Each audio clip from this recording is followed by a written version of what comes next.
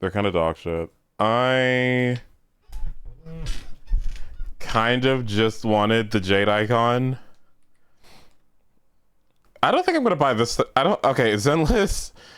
Love you, Zenless. But I seriously think like Zenless, they're all so bad.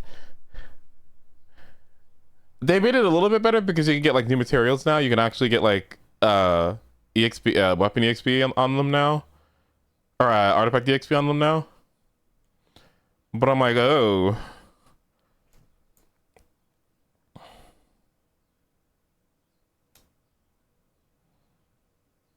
W engine is nice. Which of those W engines is nice, crew? Let's be serious.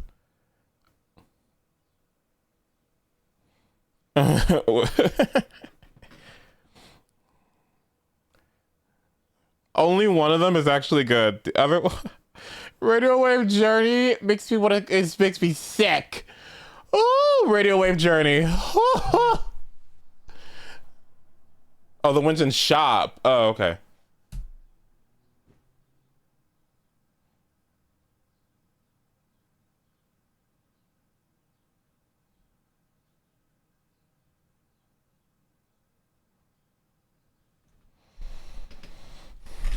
I don't know why Genshin doesn't add a new one every like 2 years or like a year or something. I don't know why the hell we're in Noctri without a new weapon in the battle pass. What the hell are we gonna do? But especially y'all old players, like shouldn't you have the like all of these? And now you're on like the doo-doo dog shit ones, like talking stick or something. It's very weird. Like what?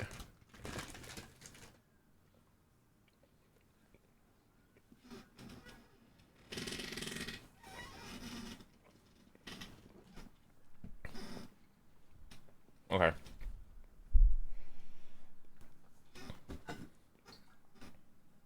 Oh no, I spilled water. No.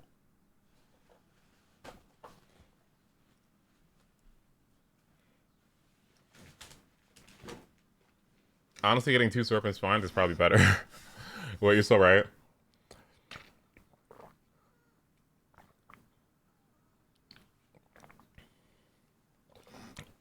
Next battle pass, I'll finish my sacrificial jade and then call it a day.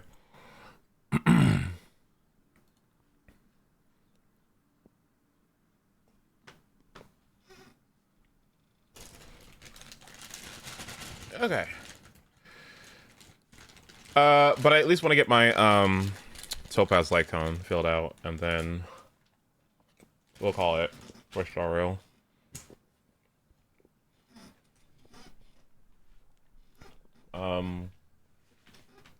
Give me my 30 crit rate Light Cone that gives you 50% follow-up attack damage and 40 crit damage. Yeah. Okay. Where's my controller? How can I control without a controller?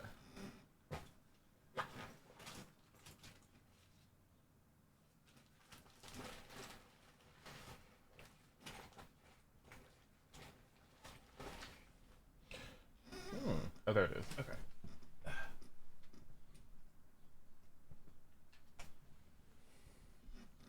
2 more and I get a free waffle cone. Ooh. Bosses! How you doing, buddy? Hello, hello, hello. Good to see ya, and thank you for the ADA. I appreciate it. Thank you. Okay. Perfect. Let's go.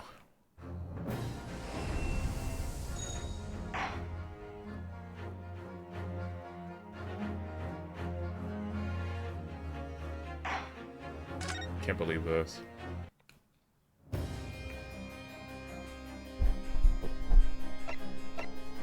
That last stream was so insane. Oh my god. That was such an insane last segment. Like, that was just bombshell after bombshell after bombshell after bombshell. Like, Jesus Christ. I don't even know what to do. I feel so, like, shocked from all the revelations. Gregson's probably a piece of shit, but I think he's getting extorted by somebody, okay? Asa Shin, Miss Asa Shin is probably working together with him in some way. But that would have meant, because she killed John H. Wilson, did Gregson order the death of Iris's father?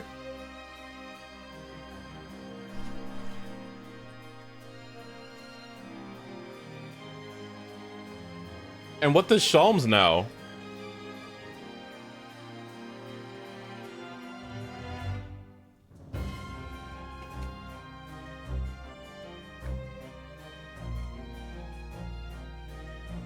She has a degree in medicine. Wait, what? Already?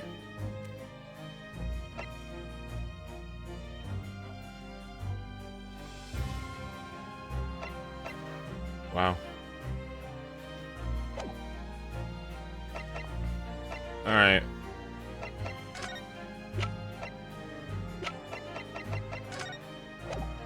Nothing to say. No. Alright, let's leave. Alright. First thing I wanted to do, we need to talk to him.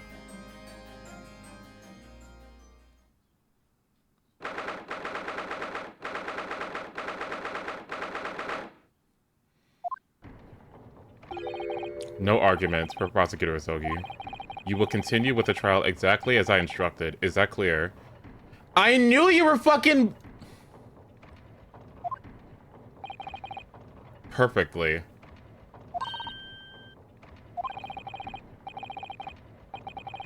Oh my god. It's Kazuma defying Lord Strongheart by the sound of it. He never did know how to back down, or when to back down. On your way now, Asogi. My lord. Hi! Kazuma? Oh my god, are you okay? He left without saying a word. Yes. What are you doing here? What are you doing here? Oh, well, I was hoping to ask you a few questions if you wouldn't mind. I wanted Van Zieks... What? I wanted Van Zieks' trial concluded today. But Prosecutor Asogi's unwelcome inquiries are going to make it take a lot longer than necessary. Unwelcome inquiries. As a result, I'm losing even more precious time. Currently 2 hours, 55 minutes, 41 seconds, 42, 43. Then we must resolve everything before 3 hours have passed, Mr. Naruto. In a miraculous, not even 5 minutes. Anyway, I can't let the man's obvious bad mood put me off. I need information. Who's this?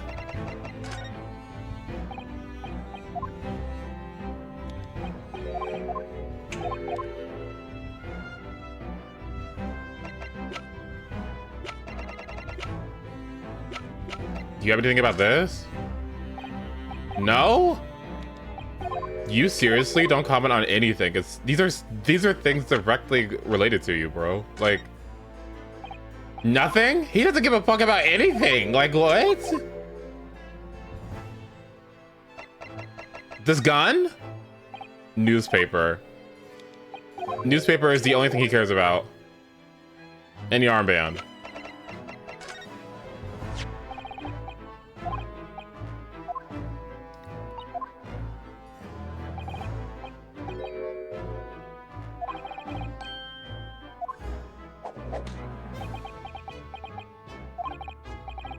Oops.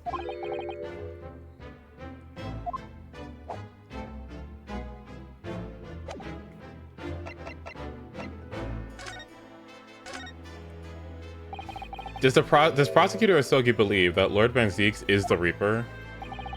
I wouldn't know. It was 10 years ago, in that faithful closed trial, that Lord Van Zieks made his name for himself among the judiciary. But the next trial he fought, he lost. It meant the ringleader of a criminal organization was acquitted, thanks to all the jurors being under duress. But that's awful. The man's freedom was short-lived. He lasted 3 days. Yes, let me see. He died in a rock slide at his place of work, I believe. Correct. That was the inauguration of the Reaper of the Bailey. And people believed Lord Van Zieks was responsible. He brought himself to trial. What? He was brought to trial himself, but it was shown that it would have been an accident. So he must have had a solid alibi then. Nevertheless, the mysterious deaths continued. In total, 16 persons perished in unusual circumstances, ostensibly at the hand of the Reaper. That's a long run of coincidences. Yeah, I agree. Well, the Reaper's true identity may well be revealed by this trial, and the impact of that revelation would have the British public on the British public cannot be understated. Is that why it's a closed trial? Precisely. This country hasn't seen a closed trial for 10 years. So the last one was the Professors? The trial of Genshin Asogi? Correct. Actually, we heard that originally you were going to prosecute that trial yourself, Lord Strongheart. Van Zieks entreated me to relinquish the prosecution to him that he might avenge his brother's death. What? Controller? That was weird.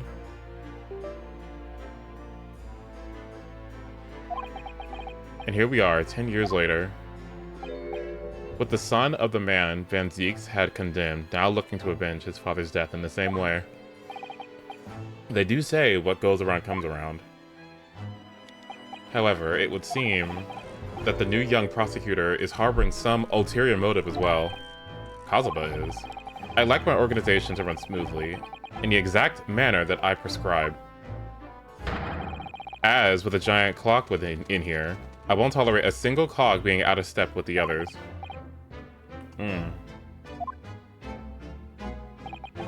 If the young band refuses to mesh with the other parts of my great machine, I will be forced to take steps. What do you mean? Not something which you need to concern with yourself. In any case, all your questions will be answered tomorrow.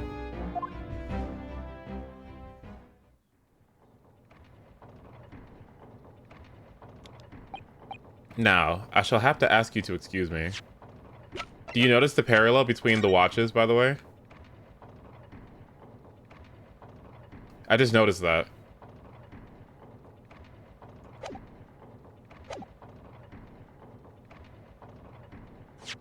They look somewhat similar, don't they?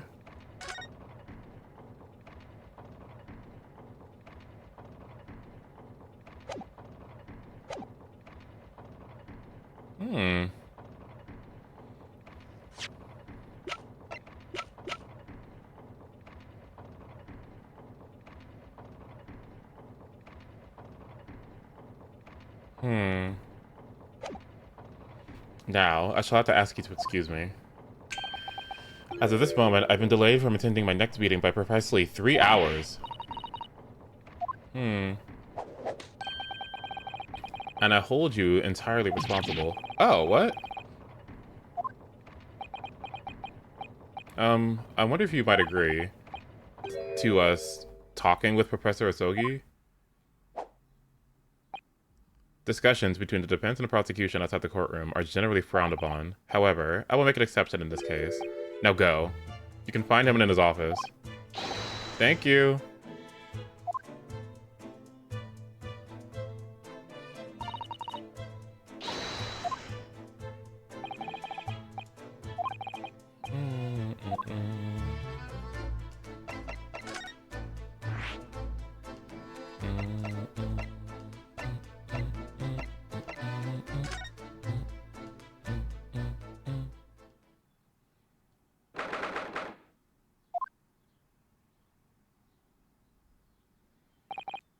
So, this is the office of Prosecutor Asogi now, is it?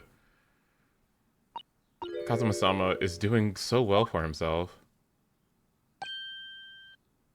Even though he's always forced to kneel on the floor, Japanese style in a dark corner, it's his habit to sit Seiza style, whatever he's working.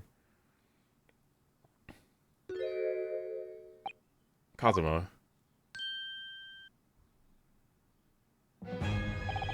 I thought it wouldn't be too long before you paid me a visit, Ryunosuke. I was right about what I said, wasn't I? Sorry? That you have all the makings of a great defense lawyer. Well, I always believed that you'd fulfill your dream of advocating in the British courts. I just never imagined for 1 second that it would be as a prosecutor. Seeing you stand in a foreign courtroom, so gallantly realizing your dream, Kazuma-sama, I'm truly happy for you. And I'm truly thankful to you, Judicial Assistant Mikitoba. Ryunosuke, I always thought it would be fun for you and I to shake up the British legal system and a little together. This isn't quite how I envisioned it, however. But I suppose that's just another twist of fate. I learned a lot of things during my time in London about how Susato-san's father was himself a visiting student here once, along with Judge Jigoku, and about what happened with your father. Then you'll have no difficulty understanding why I had no choice, why I had to find a way to get to Britain as a visiting student myself. I want to hear it from you, Kazuma. As you wish, Ryunosuke Naruhodo.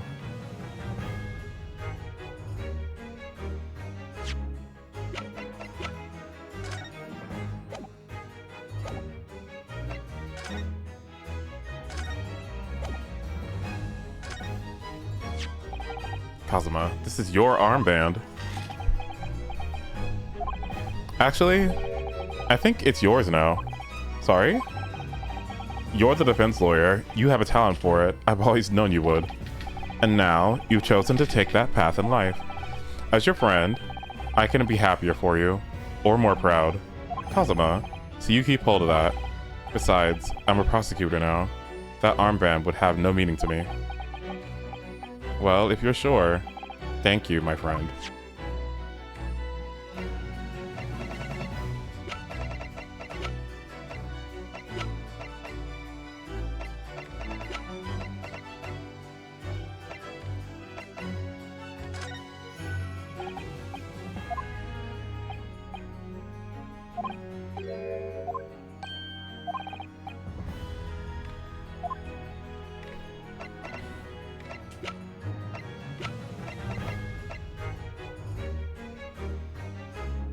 Armband, newspaper, revolver, and autopsy report. The Reaper, at last. I get to take my revenge. Kazuma. Lord Benseeks isn't responsible for your father's death, and he's not the Reaper. He's the defendant and deserving of a fair trial. You mean, like the one my father had? It's a closed trial now, too. The conditions are exactly as they were 10 years ago. And even if it ruffles some feathers, I have a plan to show that man for what he really is. Kazuma.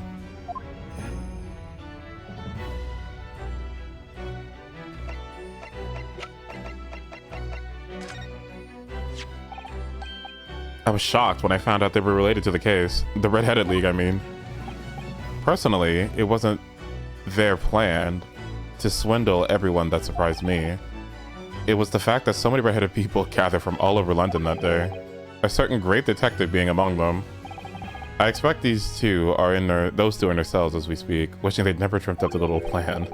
Or maybe they're busy plotting their next one.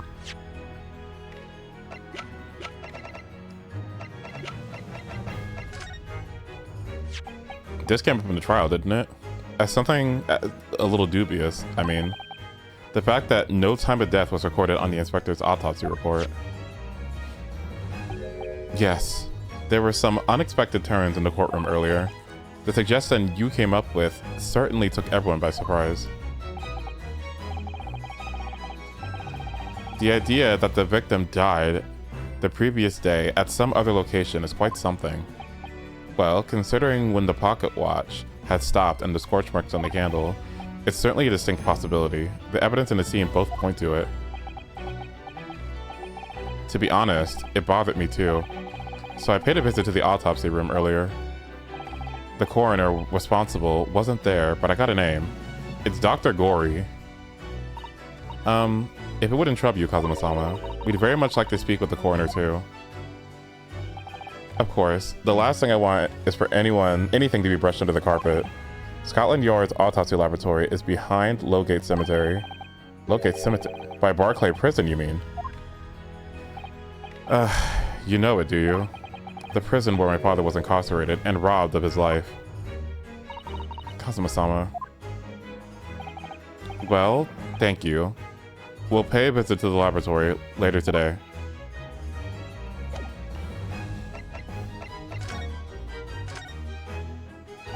It's getting on a year. It's getting on for a year now since what happened on SS Berea.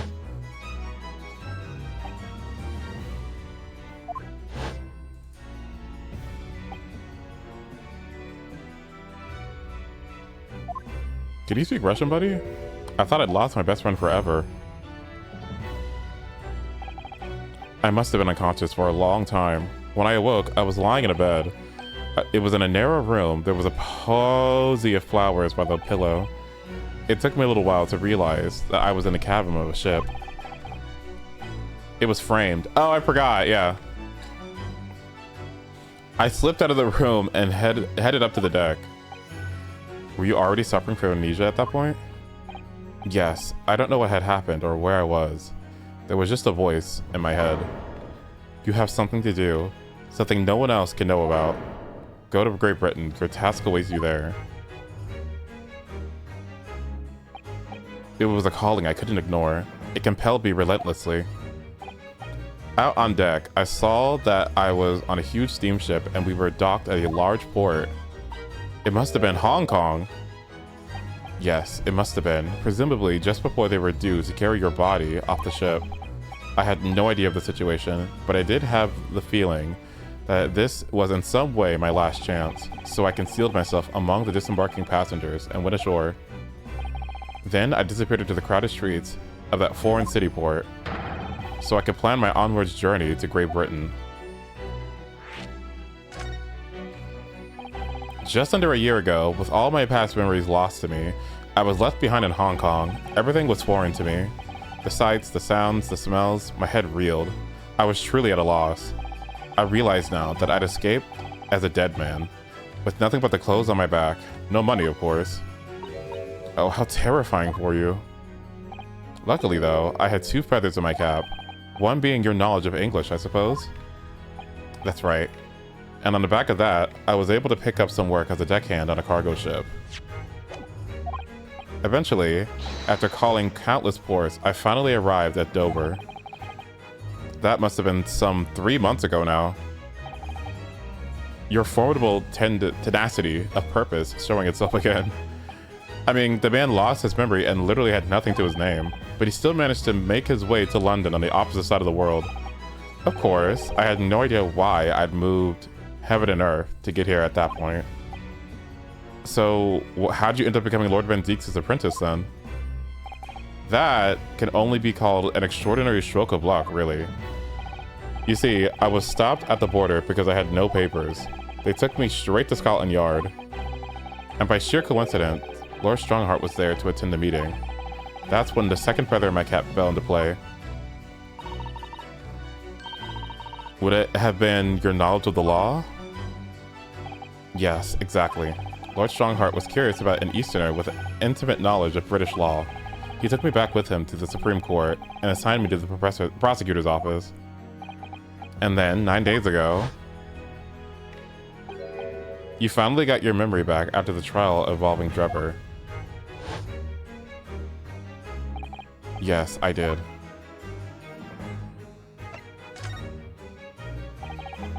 Ever since I met you at Yume, you talked about your dream.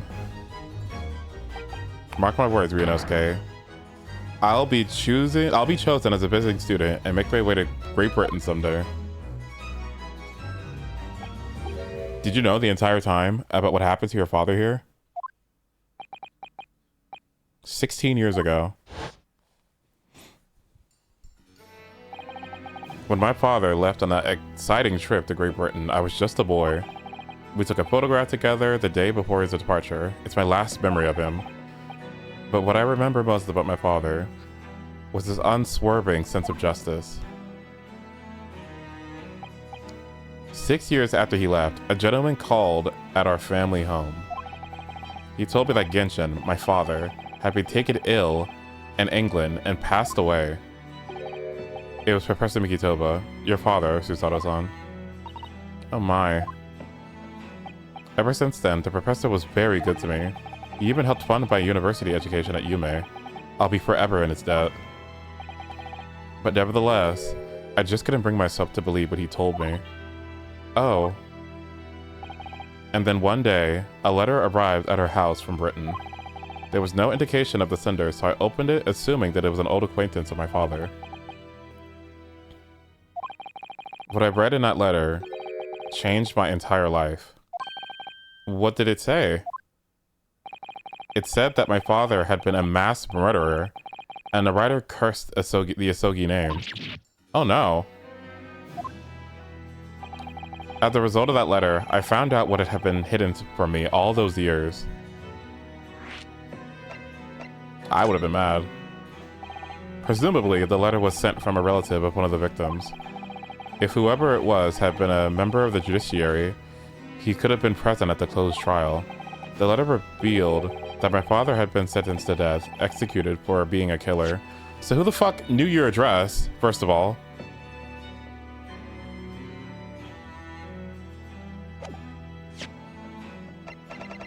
Gee, I wonder who it was.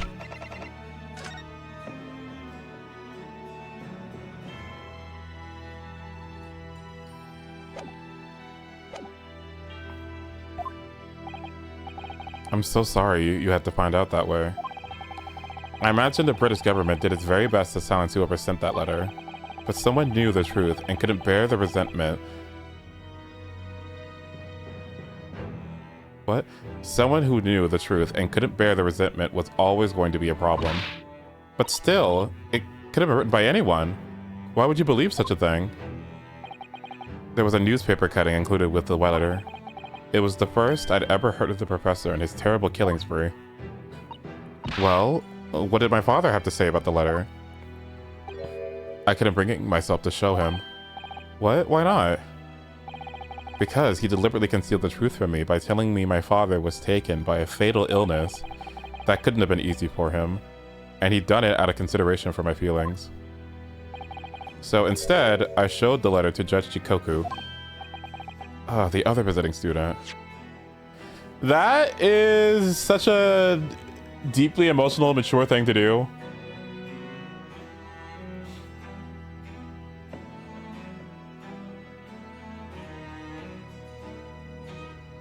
Wow. He faltered for the briefest of moments, but then he just laughed off the letter. But in that moment, I saw it on his face. He was undeniably shocked, shaken momentarily before recovering his poise. A year later, my bereaved mother succumbed to the strain of grief, and she too passed away. No. No, no, no. That's when I made up my mind that one day, without fail, I would cross the seas to Britain and seek the truth for myself. The truth about my father, Genshin Asogi, and I wouldn't let anyone stand in my way. Oh, Kazuma-sama. That's a very sound, yep, all that is sound. It's all sound.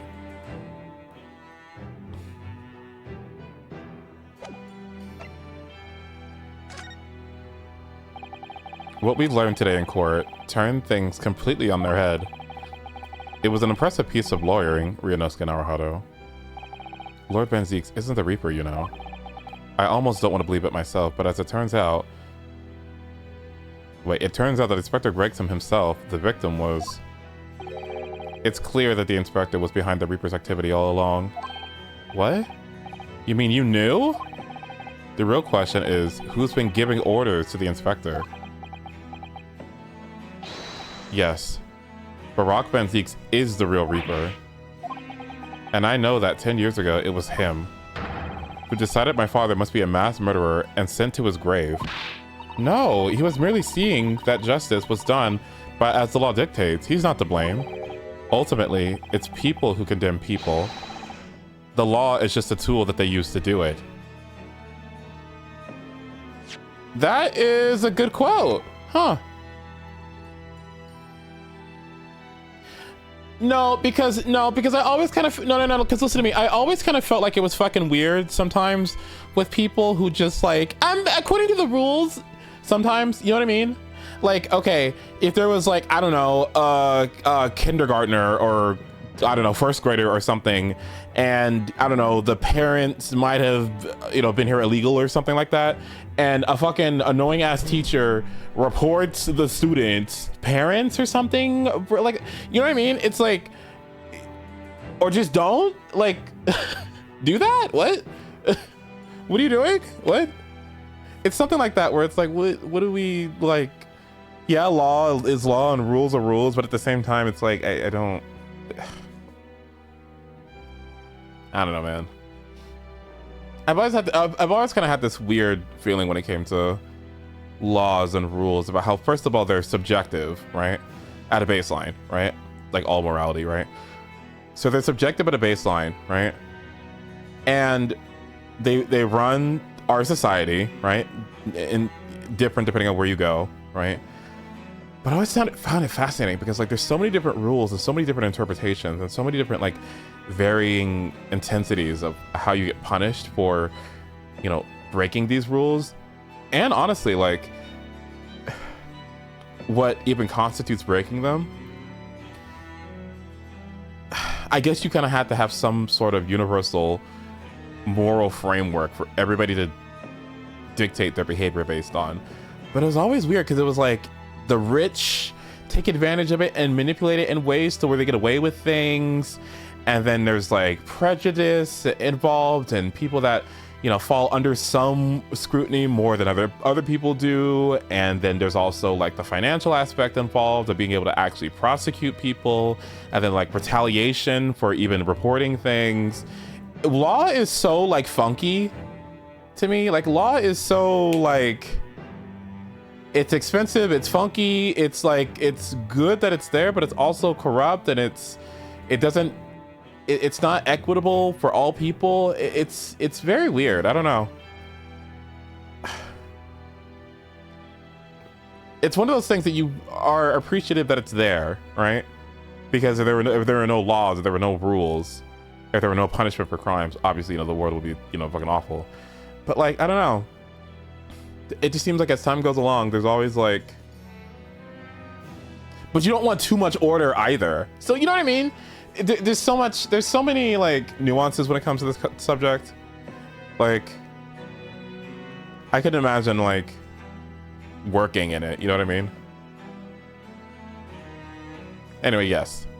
Ultimately, it's the people who condemn people. The law is just a tool they use to do it. And when a man condemns another, he must take responsibility for his actions. Of course he must. But I know for certain that my father would never have taken another man's life. Kazuma. On the contrary, my father's life was taken by the Reaper.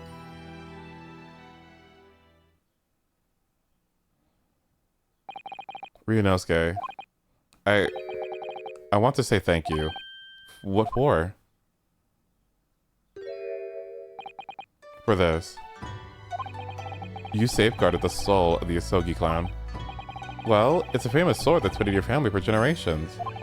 My only slight regret is I never got the chance to draw it before I returned it to you. Kaburama is said to have been forged by a master swordsmith during the Sengoku Warring States period. I come from a long lineage of warriors, many of whom were expert swordsmen. Well then, you're a chip off the old block, I'd say. This blade, Kaburama, is the symbol of the Asogi clan's honor and might. Apparently, one of my father's apprentices even took the blade's name for a surname. Kaburama. It does sound formidable, that's for sure. 16 years ago, when my father was a visiting student here in London, he had this sword forever at his side, which is why it means so much to me that I have it by my side again now, too. And that is all thanks to you. Aww. It was an honor. Von Karma? Is that supposed to be like... Is that intentional? Now, I have preparations to make for tomorrow. Perhaps I said a little too much.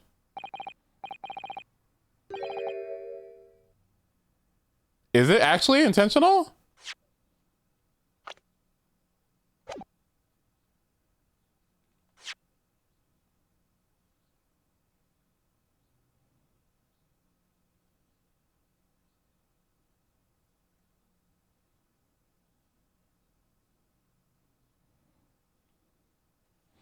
Oh my god, I remember how obsessed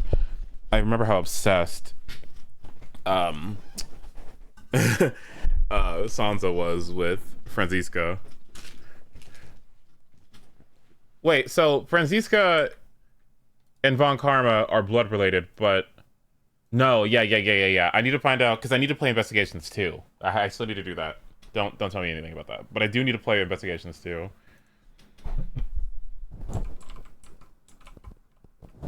Yeah.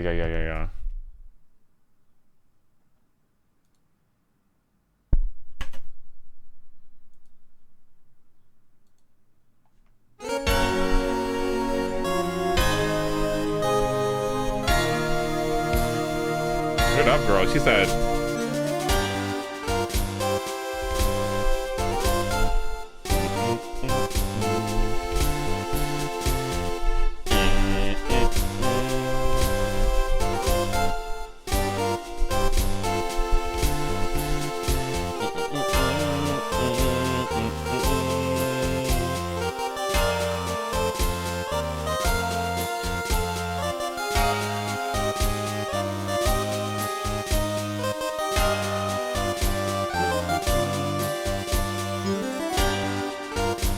She's so cool.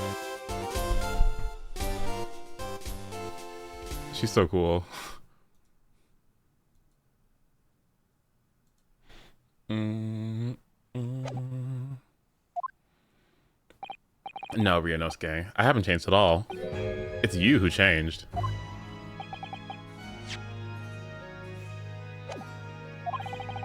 I can completely understand your resentment of Lord Van Zieks given what happened, but the fact is, those events in this case are, well, unrelated? Is that what you want to say? How can you be so sure? What do you mean? Never mind. That man is the Reaper, and it's for that reason the Inspector was killed. I'm going to prove as much in court tomorrow, by whatever means necessary. I can't let you do that, Kazuma. I know you'll do what you have to as a lawyer, but I'm sure I don't need to tell you that I won't be taking any prisoners in the courtroom. I would expect nothing less. Until tomorrow then, in the Old Bailey.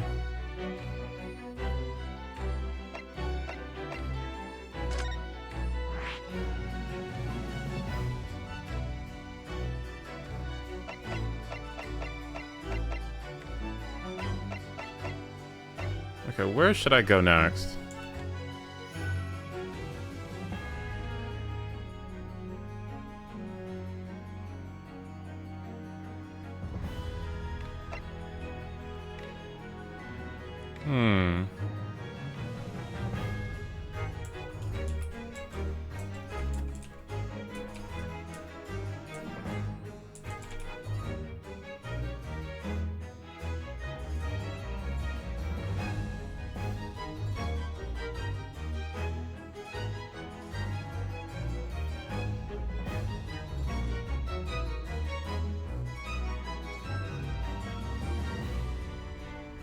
Yeah, let's visit Mikitopa, I agree.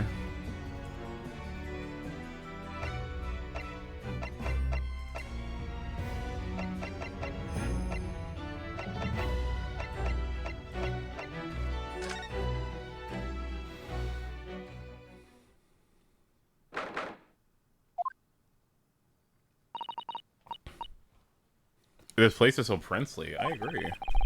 It's a wild guess, but I have a feeling you'll think the same tomorrow, too.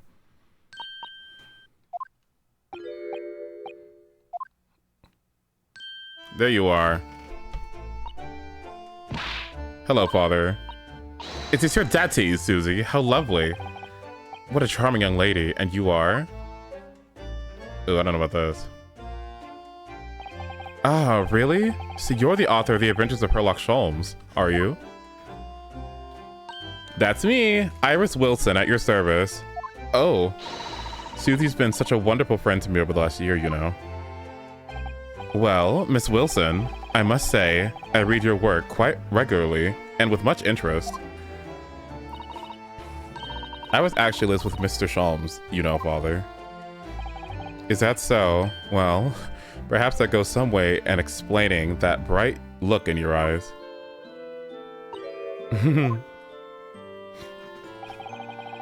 You wouldn't be smiling so airily if you knew just how bright she is, believe me. Now then, young Naruhodo, it was a pleasure seeing you in action earlier. As an invitee of the symposium, I was allowed to observe from the gallery after I twisted some arms. And I must say, it was truly an exemplary performance. Oh, well, thank you very much. Although I'm fairly sure you omitted by Cosimo. I had Bunny in there. No, please don't misunderstand. It was you who impressed me. Really?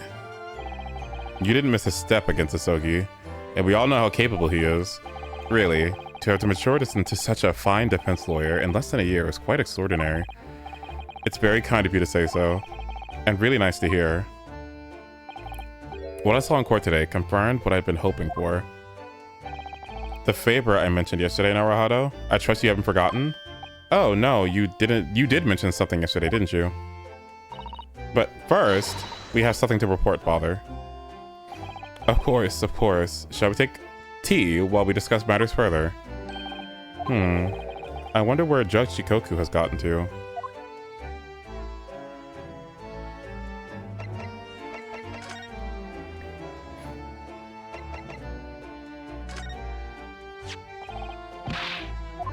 That was great, thank you.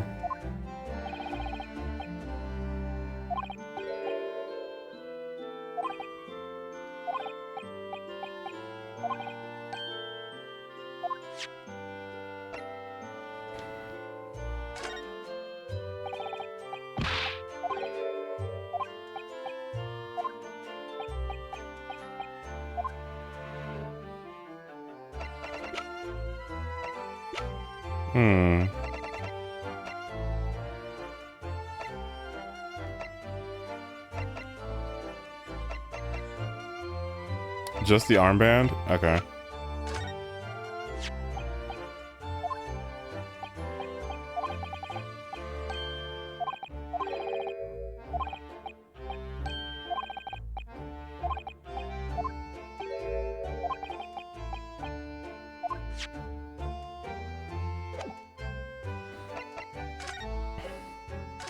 About the Reaper. Father, do you know about the so-called Reaper of the Bailey? I've heard rumors. Some members of the judiciary explained it to me yesterday. Of course, when I was a visiting student here in London, the Reaper was yet to emerge. Right, he didn't appear until after the case, when the visiting students had already returned home. Lord Van Zieks, who was in the dock today, that was Barak, the younger brother of Clint Van Zieks, I believe. That's right. And he's known throughout London as the Reaper, as you've heard. But the truth is, it wasn't him behind all this mysterious death. It was somebody else. I see. So what you're saying is, there's been a professional killer at work here. Exactly. Someone by the name of Asa Shen, in fact. I beg your pardon? Did you just say Asa Shen? You mean that Giselle Brat woman who was responsible for killing my best friend? Oh! A friend of yours was killed? Let's... Professor Mikitoba, I think perhaps we shouldn't discuss this right now. I have fantastic news. Read the HSR channel. Fantastic news. How fantastic could it be? Abi is it's a misogynist? That's not fantastic at all.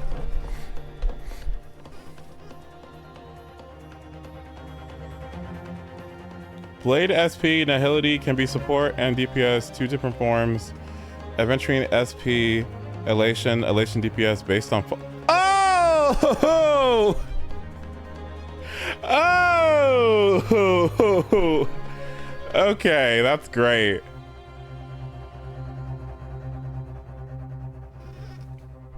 That is great news. Wow.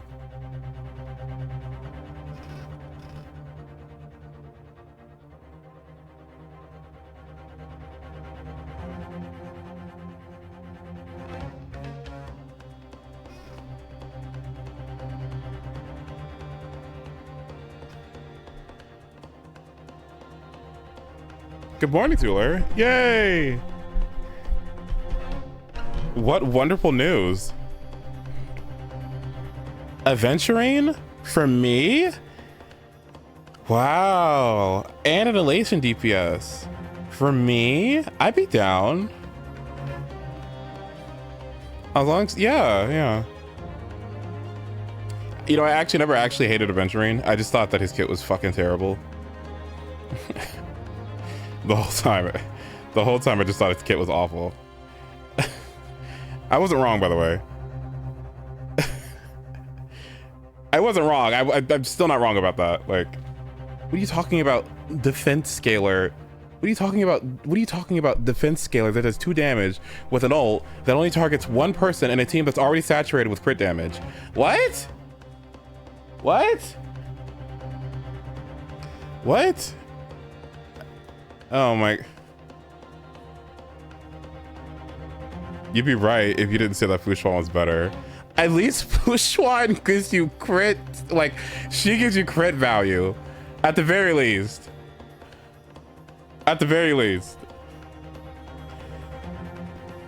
Sorry, anyway. Yes, we shouldn't be discussing this right now. Because the friend the person is talking about is Dr. John H. Wilson. And it's not something we want Iris to find out about. Not like this, anyway. Oh, then why are we talking about this? What? Ah, I've just remembered something. Biscuits. This hotel has the most delicious looking biscuits. That was rather out of the blue. I think I'll go and see if I can purchase some. I wonder, would you like to come too, Iris? Oh, yes. You just tried to leave me behind.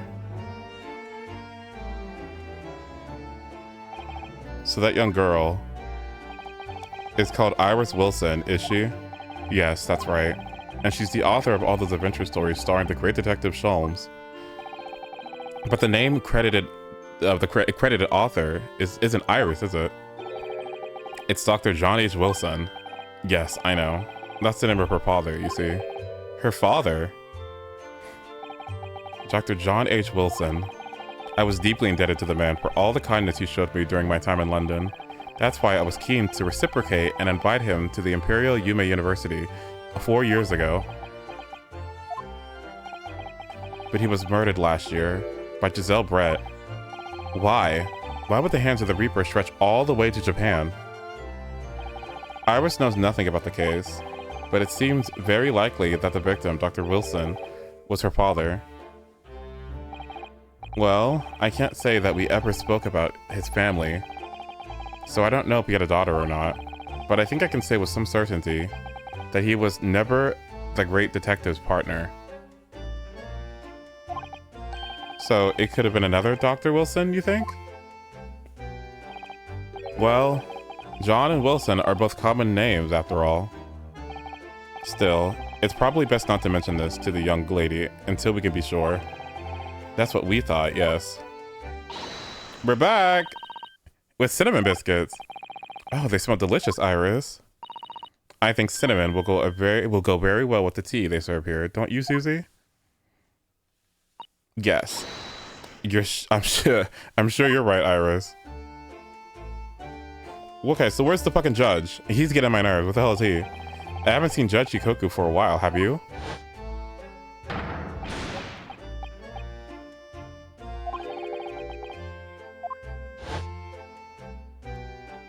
No, now that you mention it, I haven't seen him since this morning either. I suppose since the symposium's opening was postponed, he'll have gone to explore at the Great Exhibition. That reminds me of something you mentioned yesterday. About Jochikoku once having been in the dock himself? Ah, yes. It was all tied up with that accursed trial.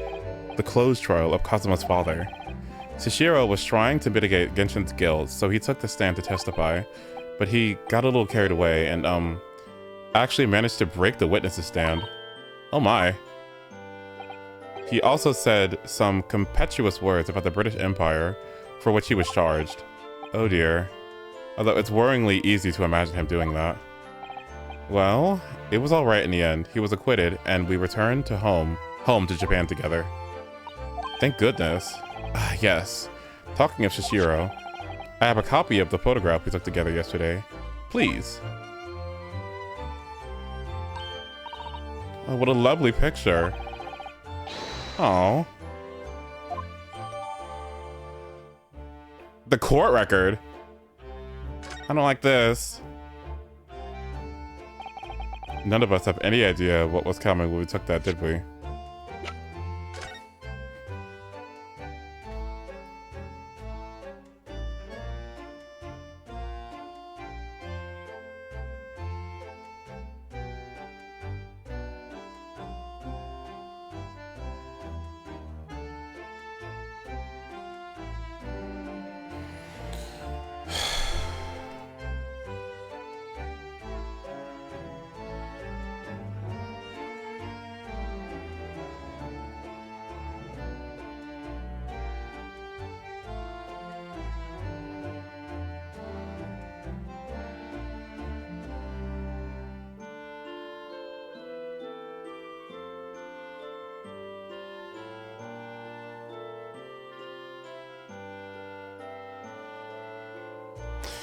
An idea just crossed my mind.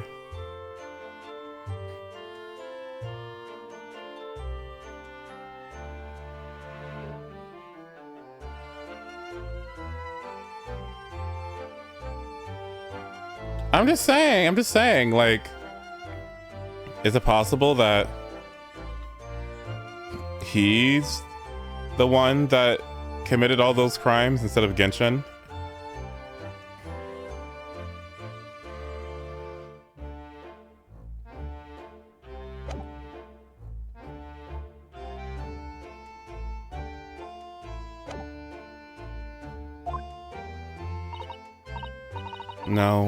No, that's so true. I don't know. It could be.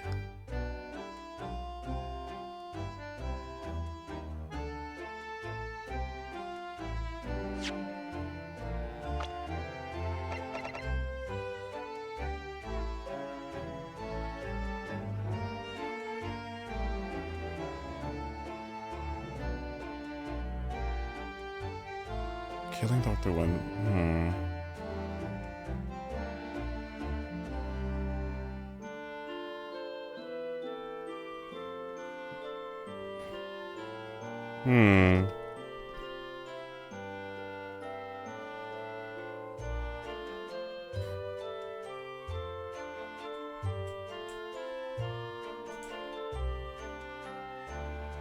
I don't know.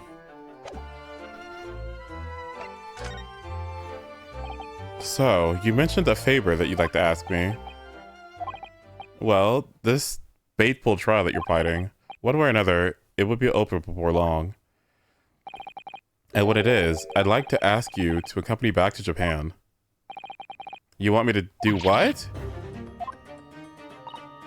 Father, what the hell is the meaning of this?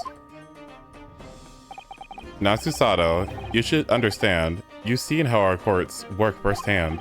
Japan's judicial system is in its infancy, especially when it comes to defense. Oh, you mean the Supreme Court of Judicature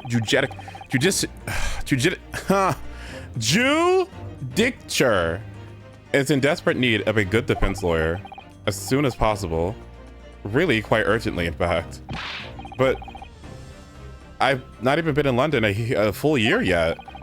I've read all of Susato's reports. I'm well aware of your extraordinary talents. I haven't seen your action with my own eyes earlier today. There is no question. You, Naruhodo, are precisely the man our country needs. So, you'll be leaving then, Bruno? But then, what am I supposed to do, Father? You came here to serve as Asoki's judicial assistant.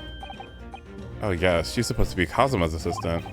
Our government is still in the process of deciding how best to deal with his situation, though.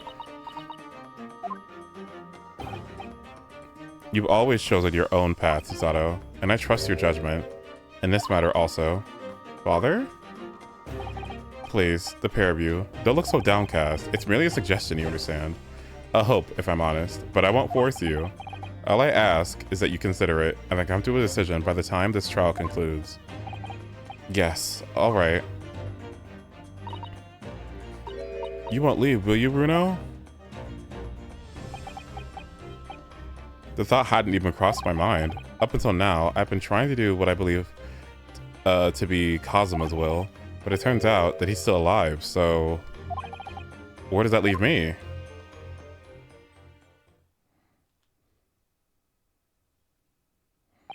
Well, if you excuse me now, I need to telegram the government ministers and the Japanese police with this information about Asa Shin. Of course, Father. Thank you. I look forward to next month's installment, Miss Wilson. Oh, good. And please, do come to Baker Street sometime, won't you? We'd love to entertain you. I would be delighted. The best of luck tomorrow, Naruhodo. And give my suggestion your full consideration, won't you? Yes, I will. Do I have anyone waiting for me back at home? You know, Kazuma-sama has always been a great deal to my father. I'm sure he'd love the chance to meet with him and talk to him about all of this. Yeah, no doubt. Asa Shin. Of course, it's so obvious. How I could have neglected to consider the possibility before now. Mr. Sholmes? Hurley, where have you been? Why, I joined you all for tea, of course. What an extraordinary question. I didn't notice you at all. No matter, no matter. Anyway, to more pressing concerns. Mr. Naruhodo. Oh, yes? I must dispatch a telegram to your country at once. It's a matter of urgency. To Japan, you mean? Tell me, to whom can I entrust the task? Quickly, who? Quickly now, who? Well... To my father just now left to send a telegram to the Imperial Police Bureau of Japan himself. I see. Well, he looks reliable enough for a bearded fellow. I don't think what father sports can be considered a beard, Mr. Sholmes. There's not a moment to lose. Kindly ask your trusty unshaven father to see this is sent. I will, but what is it? No questions at this time, if you please, Miss Susato. All we can do is pray that for once, my deduction is awry. Does that imply your deductions are normally correct, Mr. Sholmes? Which isn't exactly... Now then! You may be surprised to learn that I am a very busy man. I certainly have no time to hide behind settees and eavesdrop. Sets, and eavesdrop on other people's conversations. So that's what joining us for tea meant. I leave sending the sending of this in your hands then, my dear fellows. Wait a minute, Mr. Sholmes. He just sort of ran off, didn't he? At quite a pace. And left the unpaid bill for his tea behind, too. I must catch up with father at the telegraph office at once. And overall, I'll call it a cab straight away.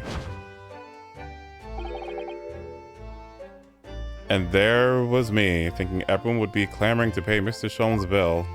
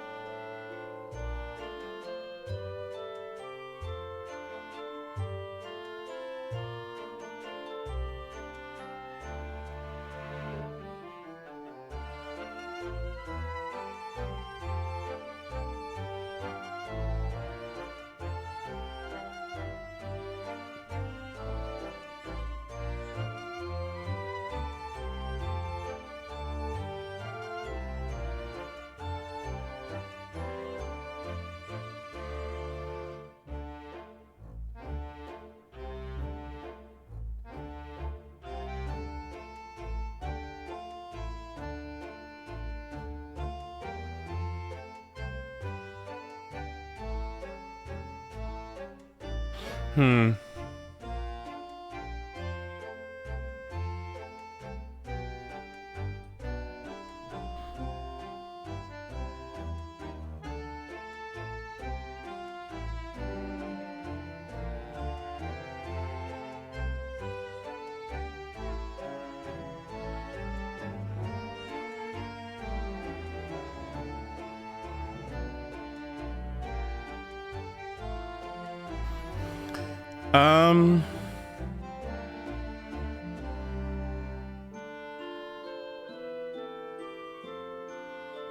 I just thought about something.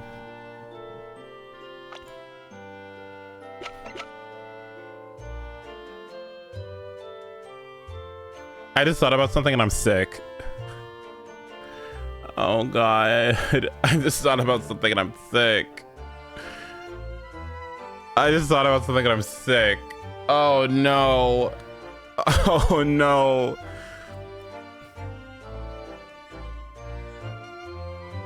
Was it the whole thing in the first game during that one case? Was that like there was a disc, right? There was the music disc, but it was like a telegram. And Gregson like took it or something, right? What did he do with that disc? I'm trying to remember what happened to it.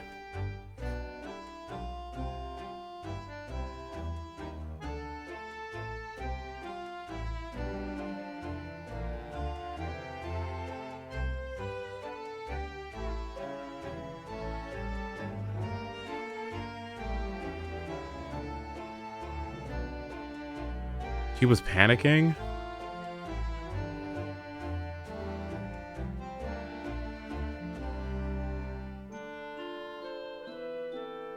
The disc belonged to the dude, the crime boss, right? Right? Right? The disc belonged to the crime boss. There was some rando dude or whatever that wanted it really badly, some rich-looking dude.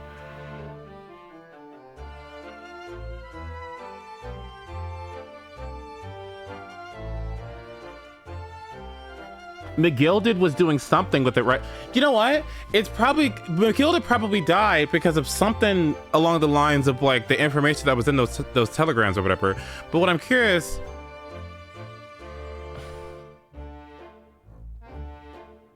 yeah, it was like top secret information that he had like encrypted, right? And that's why he had to like take it or something, right?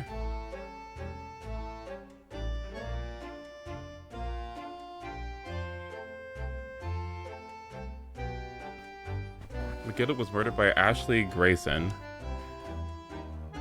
No, the explosion in the courtroom? What happened to the explosion in the courtroom?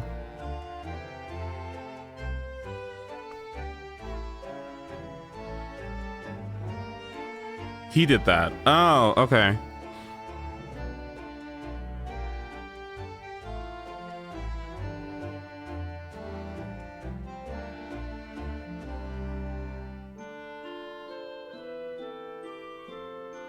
And so what was on the disc?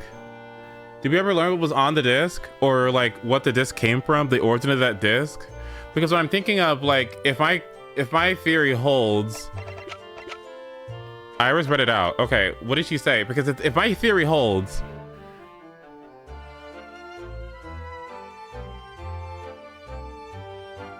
she found it was Japanese Morse code, and it was 4 names. Do we know the 4 names that were mentioned?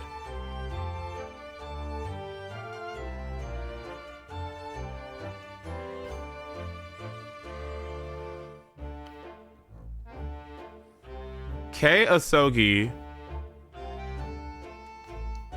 G. Gregson, Asa Shen, J. Wilson.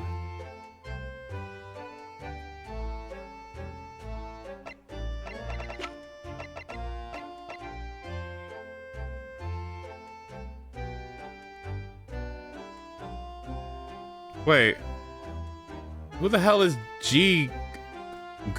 Gregson? Are you sure it was G?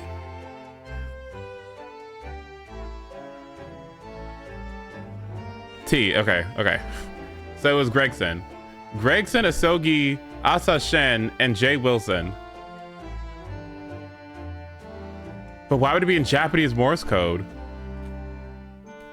Gregson, Kazuma? Kazuma, Gregson, Asa Shen, and Jay Wilson.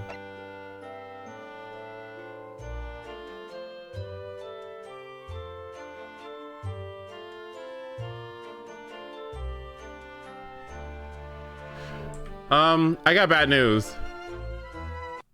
I got bad news.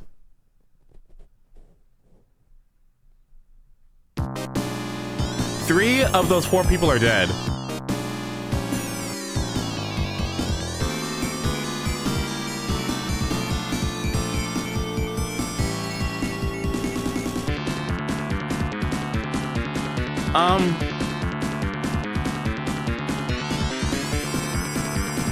That's not good. That's not good. Oh, that's not good. That's not good at all. Uh-oh. Guys, what's going on? Will my questions be answered at the end of this?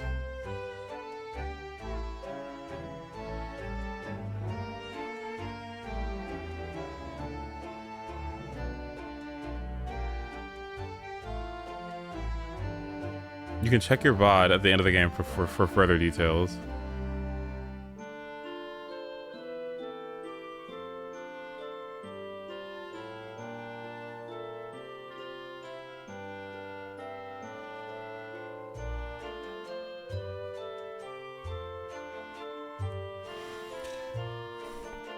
As Susato was leaving,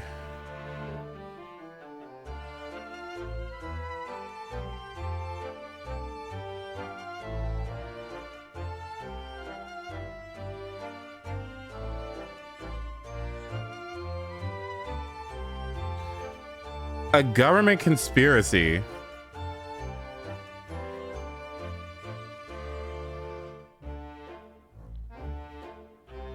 Well, Giselle wasn't supposed to die, right? She got killed by some rando dude, right?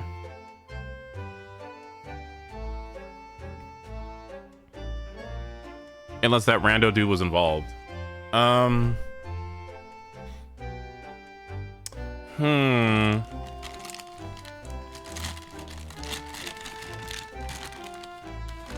But what did she do? She killed Wilson.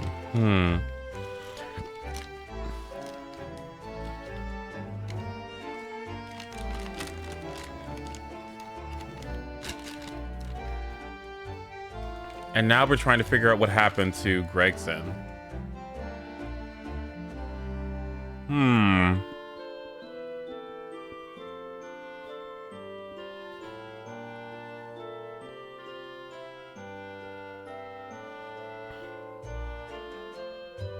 Interesting. Okay. Well, let's just keep going. I feel like I'm onto something.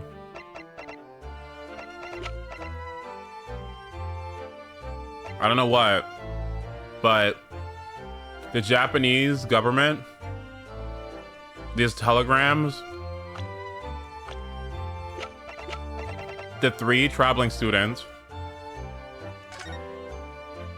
Clint dying, Gregson being associated with the Reaper along with Giselle Brett, this notice board,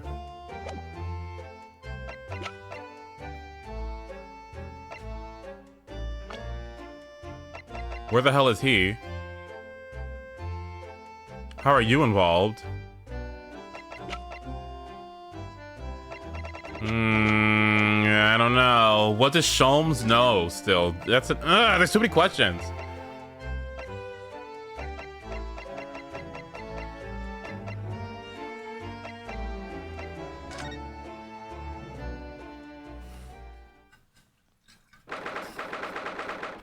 Back in this room again.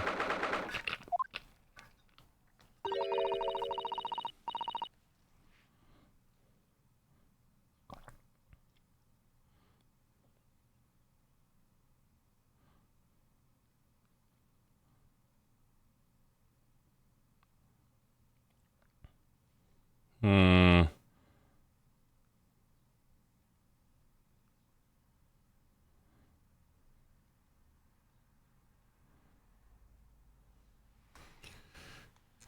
Well, the hell is he? Yeah, I'm worried about seeing him again too. The lawyer. Hello again. Yeah, you okay?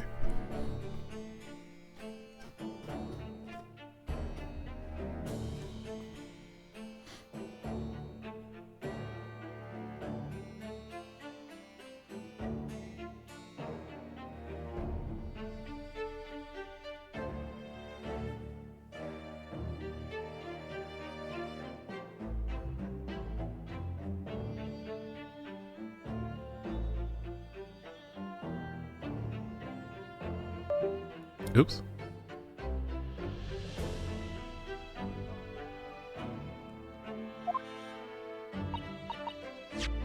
Yeah, is he feeling better now, by the way?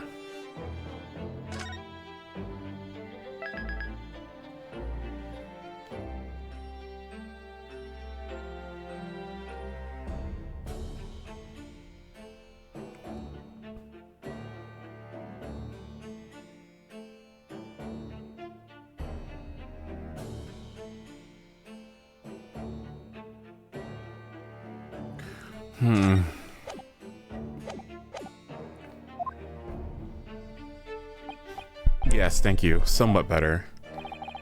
I'm sorry to have caused you to... I mean, it was because of me.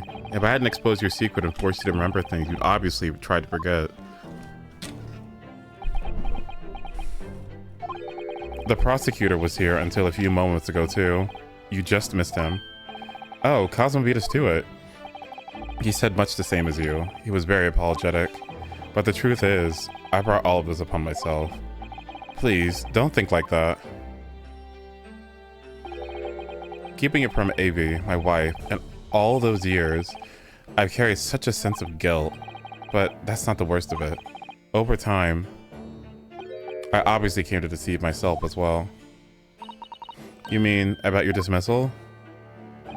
Looking back now, I'm beginning to think that perhaps Inspector Gregson didn't stumble across me by accident at all. I mean, he compensated me so generously for acting as a stand-in. He was clearly concerned for my well-being and doing what he could do to help. So perhaps Gregson knew exactly what had become of Vigil all along then.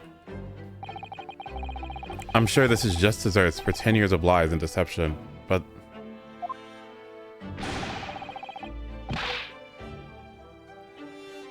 It wasn't me that helped the professor escape 10 years ago. It wasn't me.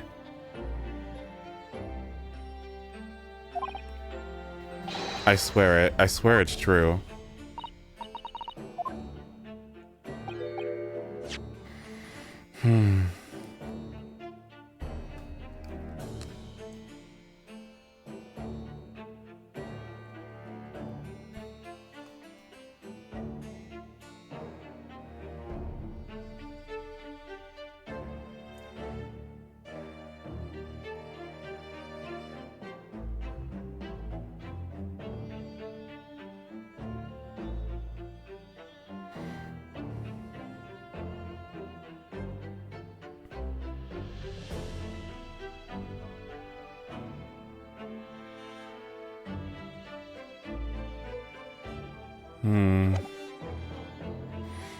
I don't know, y'all.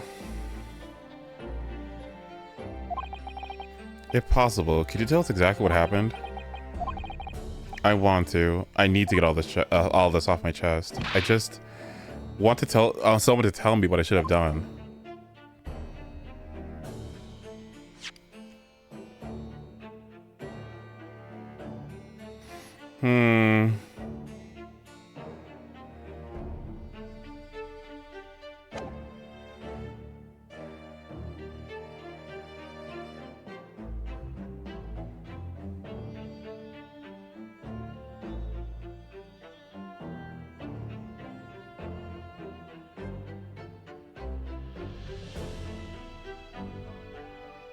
What did... I just keep thinking about it. What did Sholmes... Is it because Asa Shin was on the music box thing earlier? Is that why he was thinking about... Like, what made him send that telegram so... I guess I'll figure it out later. Whatever.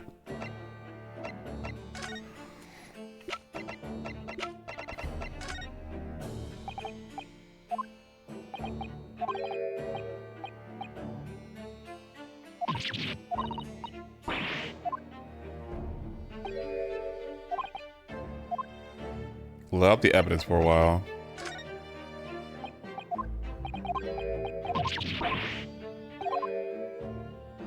Even this one? Okay, okay, sorry. I'm sorry.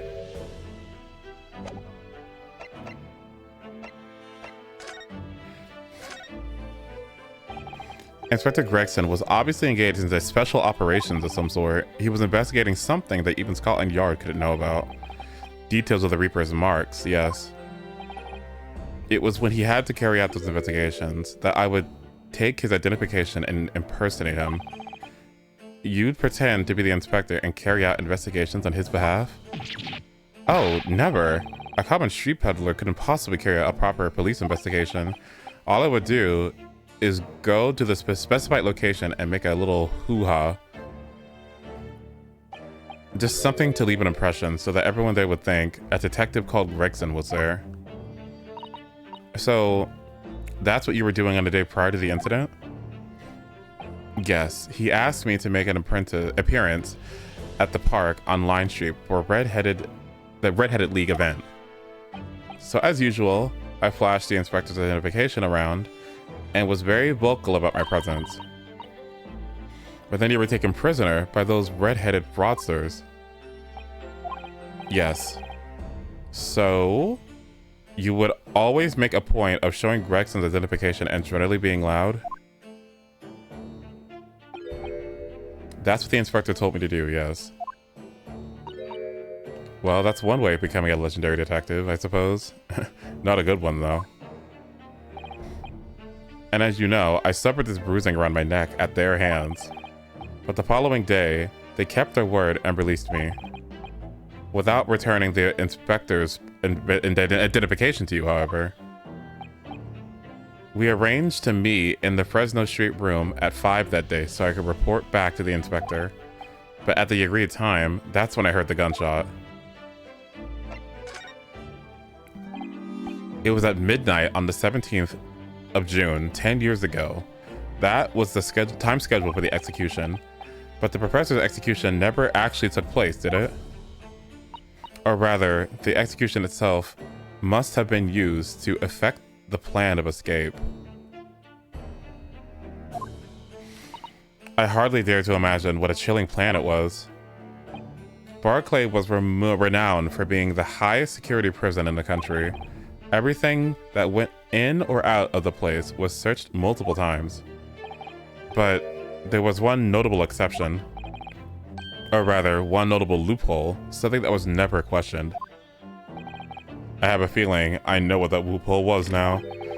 The coffins in which the bodies of the executed convicts were placed, correct? Yes. One of the coroners had confirmed the death of a condemned... Once the coroner had confirmed the death of a condemned convict, the body was taken in its coffin to immediate burial in Logate Cemetery just behind the prison.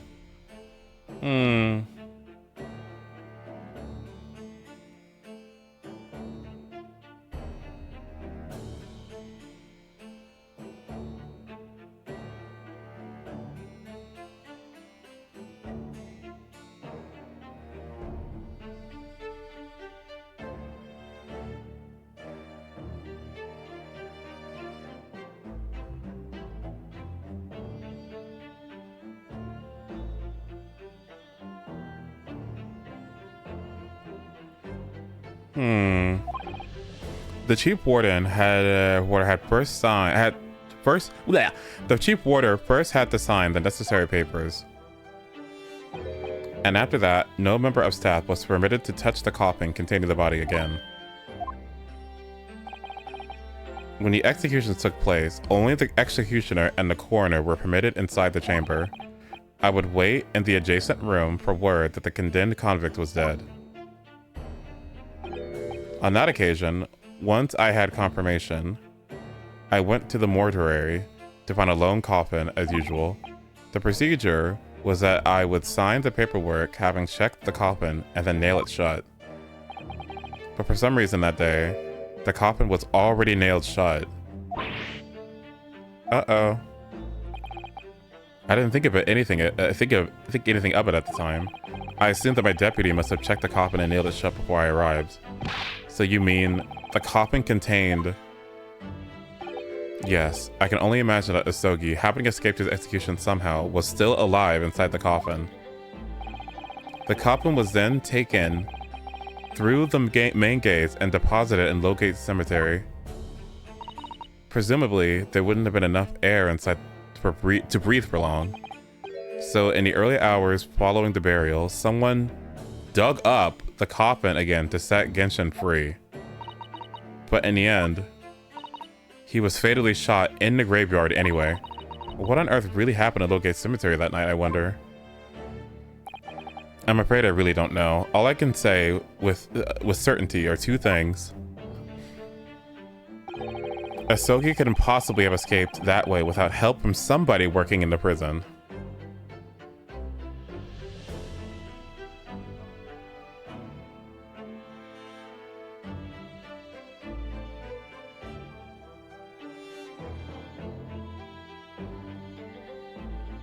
Was it Scythe?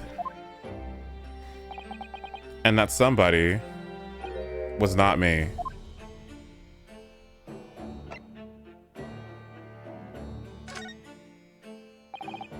Obviously, you knew the man then? The professor, I mean. Genshin Asogi.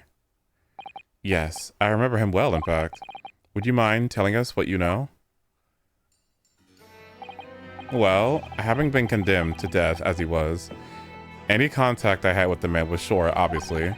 After the trial, which was carried out behind closed doors, attended by only the elite members of the judiciary, they called for his execution to be carried out at the earliest possible opportunity. The outcome of the trial was set from the beginning, wasn't it? It was at a time of delicate diplomacy when Britain and Japan were in the process of signing an important treaty. That meant that this potentially destabilizing case had to be dealt with swiftly and discreetly. That is a really important point, too.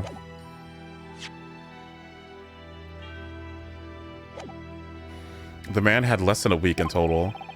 As I was the chief warder, I oversaw his short stay in the cells until his final hour. I remember being struck deeply by his noble character and incredible resilience. What do you mean exactly? He was a killer of many men, but he was always quiet and polite. He was a gentleman and a man of intellect. In fact, I couldn't bring myself to believe what he'd done, so I asked him one day, "Those 5 members of the aristocracy whose lives were taken, were you really responsible?" "I'm guilty of the unforgivable crime of ending another human's life, yes."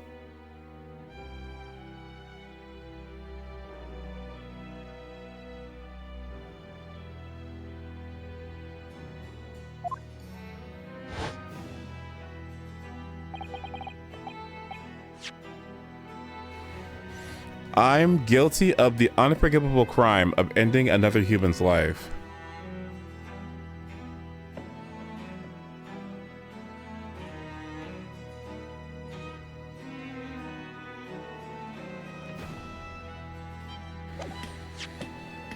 Hmm.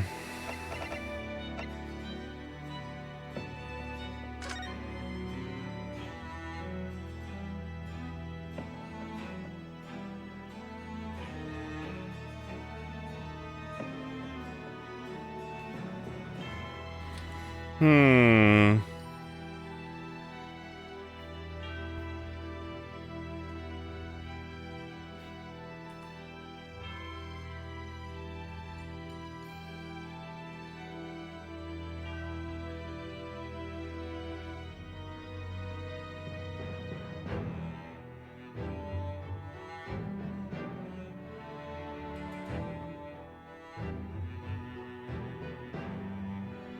Hmm.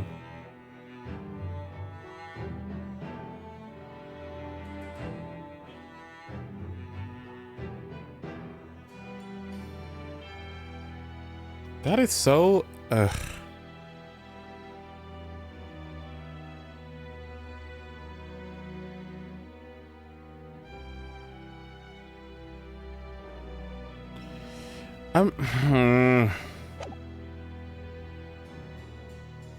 Could it be that somebody else committed the 4 other murders?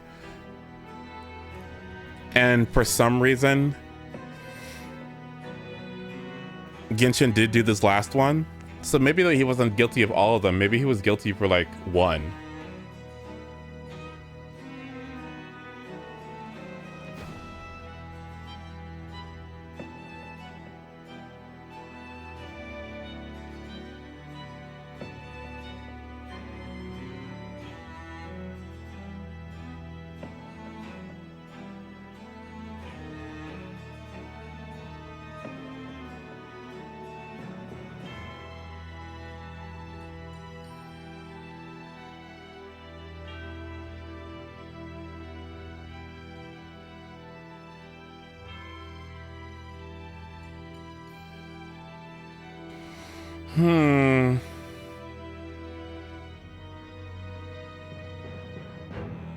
Sorry, I'm brainstorming. I'm just trying to think. I'm thinking about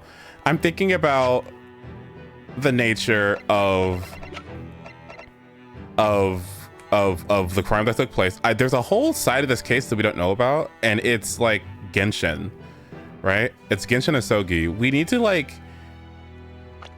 I kind of see why this is like maybe part 1 of part 2, because we need to go back in time and figure out what was going on with that case.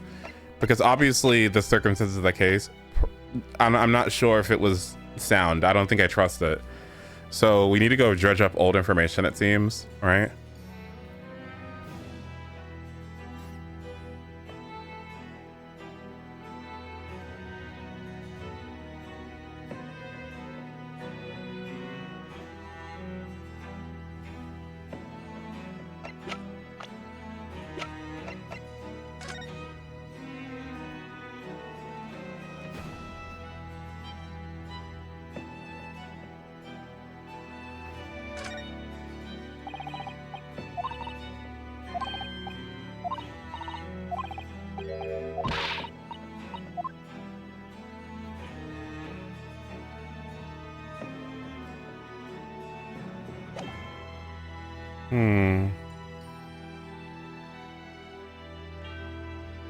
A watch that was really important to him that without fail he would wind every single day.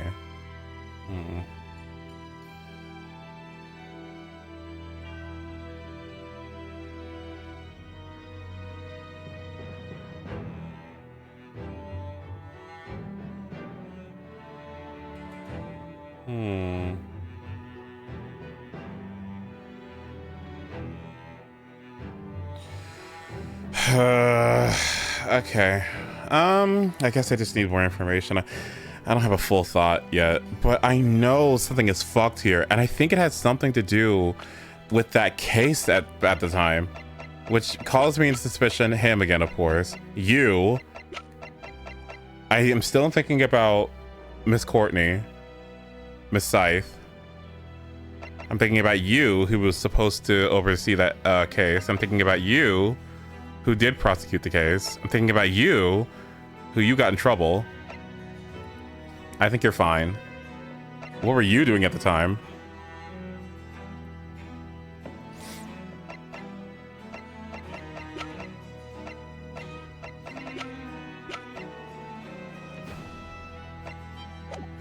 Okay. Anyway, a guilty verdict, yes. That night, when he was brought back to his cell, I saw something unusual. Something unusual? What? The last will and testament of Genshin Asogi. The last will and testament of Genshin Asogi. That's a good idea.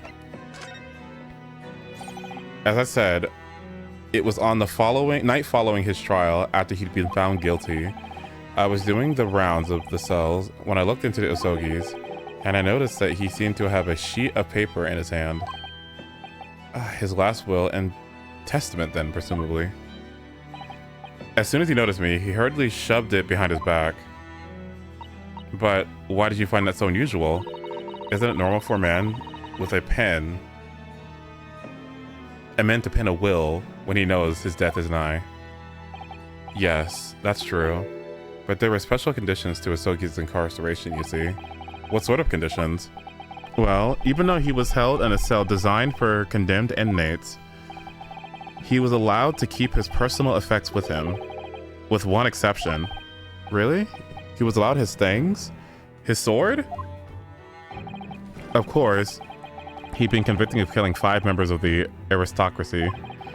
But at the same time, he was a guest in our country from the Empire of Japan. The powers that be were determined that his final days shouldn't be needlessly uncomfortable.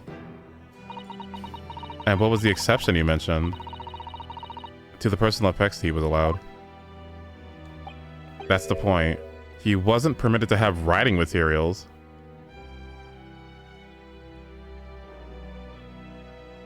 So who gave him writing materials? Specifically, no pens or paper. So he was prevented from leaving any written record of what had happened to him. Yes, that was the long and short of it. I had no idea where he obtained the paper. Any writing materials would have been confiscated from upon his incarceration. So who gave him something to write with then? As I said, he hid the paper behind his back, and then he pleaded with me. What did you just hide behind your back? Please, please turn a blind eye. This is my lifeline.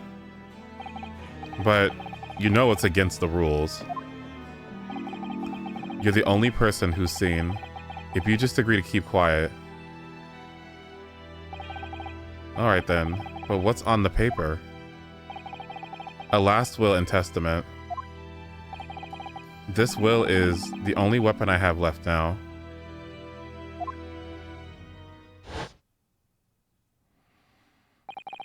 How can a will be a weapon? So I decided to pretend I'd seen nothing, and I let him keep his will. But then, later, it just seemed to vanish without a trace. What? What do you mean, it vanished? It would seem this isn't the end of the story of the mysterious will. Okay.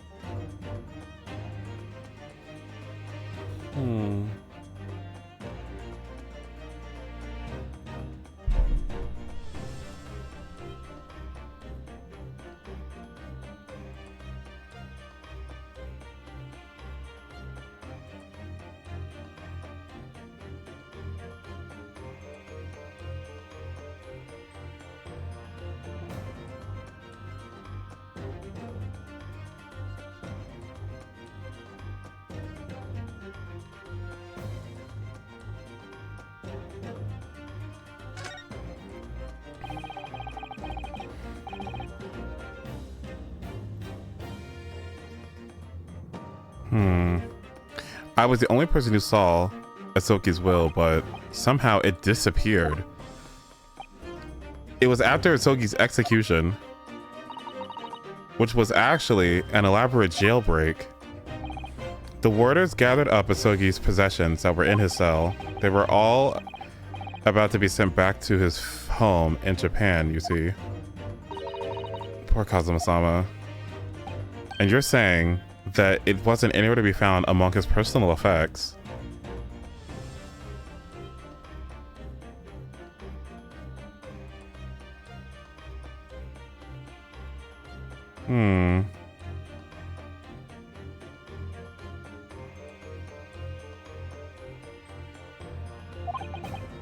The will, I mean. That's right. Though I didn't search through them myself. But Governor Caden was livid. He was screaming. It can't have disappeared completely. That doesn't quite make sense though, does it? In what way? Well, we understood that only Mr. Vigil was aware of the will's existence. In which case, how did the prison governor know to look for it? Oh yes, you're right. I really don't know how he knew. But it certainly seemed as though he knew of the will's existence from the outset. Only he didn't refer to it as a will. What he said was, the Asogi papers. The papers? I really can't tell you anything of the subsequent events.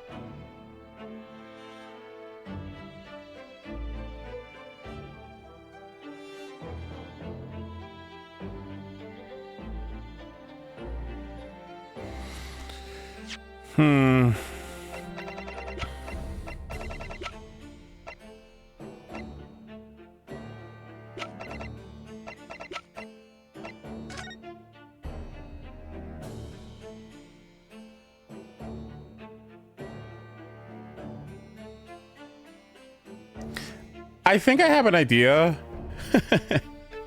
I think I have an idea. Do you want to hear it? I have another idea. Do you want to hear it? I think that part of the reason why the judge got so passionate and angry, and everyone is saying that Gichin Asogi was like this nice guy, was like this like upstanding guy, right?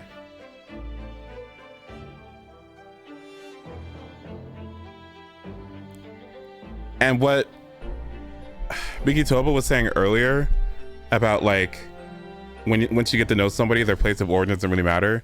One of the running themes in this game, obviously, is how people have been treating the Japanese, right? Like they've been kind of treating them like fucking shit, right? Like very disrespectful, very racist, very xenophobic, right? What I'm wondering is the motive behind Genshin doing that, right? Why would Genshin kill members of the aristocracy in Great Britain, especially during a time where they were like signing treaties or something, right? Why would he do that? Especially as a traveling student, that seems kind of like idiotic. So what I'm assuming, and you know, if we're thinking about Kazuma, right? We're not gonna let him like be an idiot and like pursue this whole dream based on like his father being like a murderer, right? So assuming we believe his father is innocent, right? And what he's doing is righteous, right? Because he still has the sword, by the way, right? Like for some reason, like the grandfather, like his dad isn't disgraced, right? Why is he still carrying the sword? So his father isn't disgraced, I guess. So what I'm trying to say was like, was Genshin framed?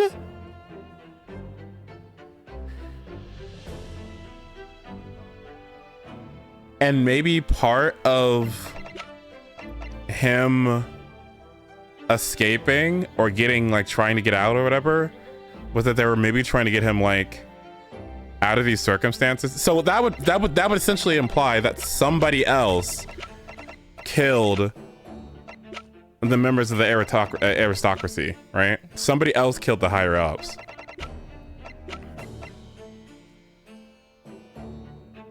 But I have no fucking idea who that could have possibly have been. And now that I think about it, if the Reaper's whole thing was like carrying out justice because like the law doesn't like, I don't know. The court system sucks, right? Sometimes people innocent get condemned and people who are guilty get away. So they take matters into their own hands. So what I'm just thinking about is like, if this is corruption, right? If this is corruption in place and the poor Japanese people were taken advantage of, right? And framed for stuff they didn't do, right? Who was the person that did those murders and why? I don't know the context of the professor case. Like, why were those members of the aristocracy killed? And when I think of Miss Asa Shen, she seems like a member of some higher authority, right? I wonder, maybe she was in a similar situation as Barack, where maybe she lost someone close to her as well, and the events that happened to whoever that was caused her to like go down like this path of murdering or whatever. And she also hated the Japanese too, right? So that could be a reason. There are loose threads here that I can't exactly tie with one another. But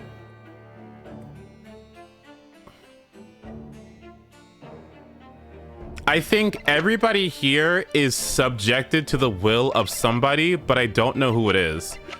I would have to say the person who is highest in power here are these two, but he's Japanese, so it would have to be Strongheart then, right? But at the time, Strongheart was just a prosecutor. So who the fuck was in charge? Okay, I have to think about this. Oh wait, anyway. Because, well, what happened? Your dismissal and the way you blocked it from your memory. I've forgotten all about this until today. I don't even know if it's relevant to the case, though. Well, anyway, thank you so much for sharing it with us, excuse me, Mr. Vigil. We're very grateful.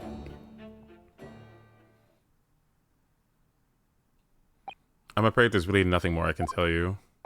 My wife Evie is going to be here shortly, so I don't want to appear rude, but... No, not at all. Thank you again. But what will become of you now? Well, impersonating a police officer is a criminal offense, of course. I imagine that once I'm fully recovered, I'll be arrested. I'm so sorry. Don't be, please. This is all my own doing. I always knew that this day would come. Well, I wish you well. Goodbye, Mr. Vigil. Oh, are you okay? Before you go, there's just one thing. Oh, yes? What is it? The Asogi papers. I'd be very grateful if you'd make no mention of the things I told you about them. Presumably for some good reason. It's my understanding that their very existence is a closely guarded secret. If it became known that I'd remembered, well, it could be rather troublesome, I think. I understand. It would cause political unrest, I'm imagining.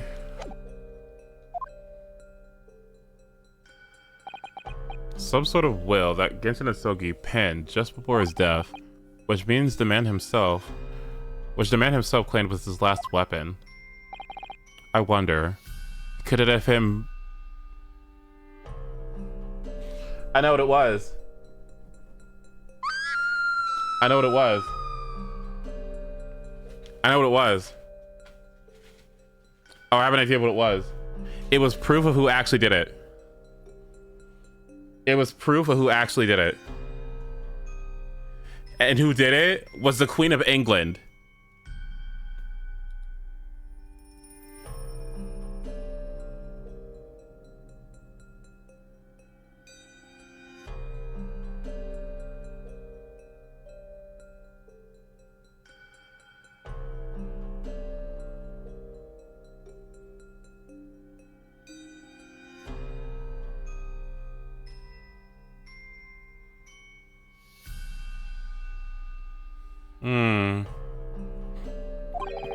Perhaps it has something to do with his plan to escape. If there's anyone who'd like to know more about a document that Kazuma's father left behind, it would be, yeah, Mr. Mitchell's governor. That's your queen. My queen is dead, thank you.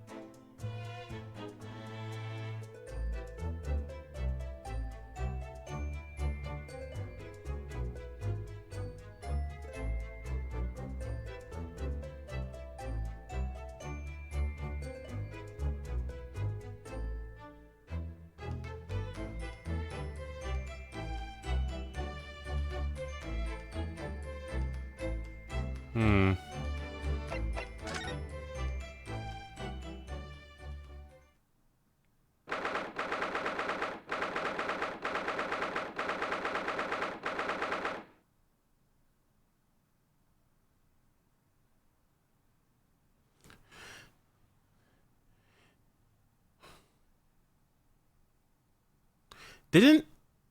Oh, God. What the fuck? What the fuck? What the fuck? What the fuck? What the fuck? Okay. Something else I just thought about, too. Didn't I say earlier about some, like, dogs or something? When I was talking to, When I was talking to... Who the fuck was I talking to? Weren't we talking to... Barack, and he had mentioned something about the way that the... Wasn't it something about dogs? Like that was the way that they took out the...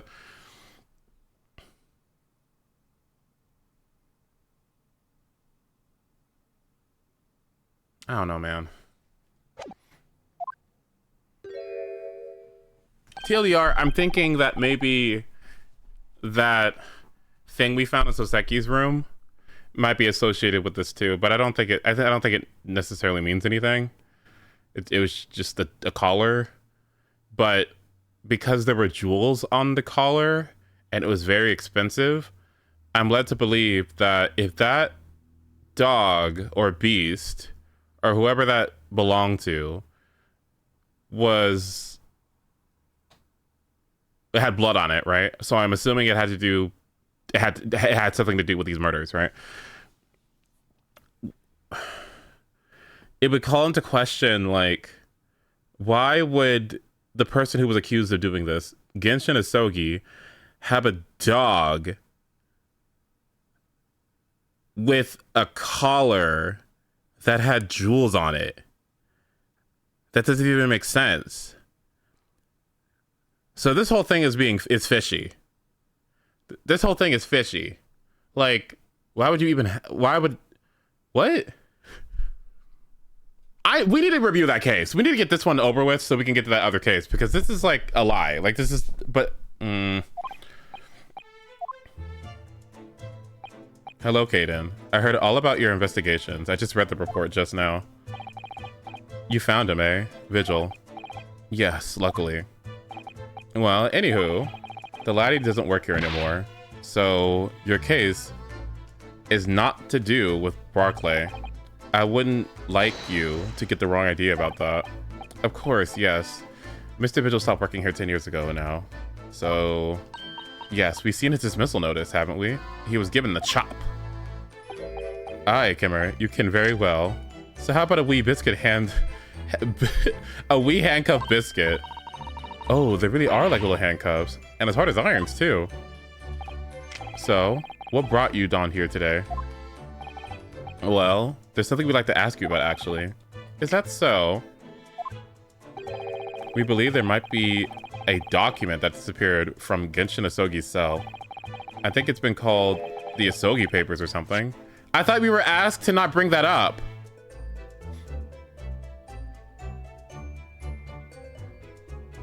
I thought he literally just asked us to...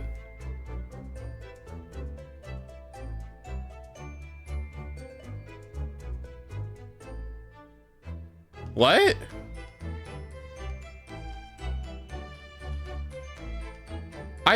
What? I understand. What? This is like me when I tell gay people any sort of confidential information. Like, I won't tell anybody 5 minutes later.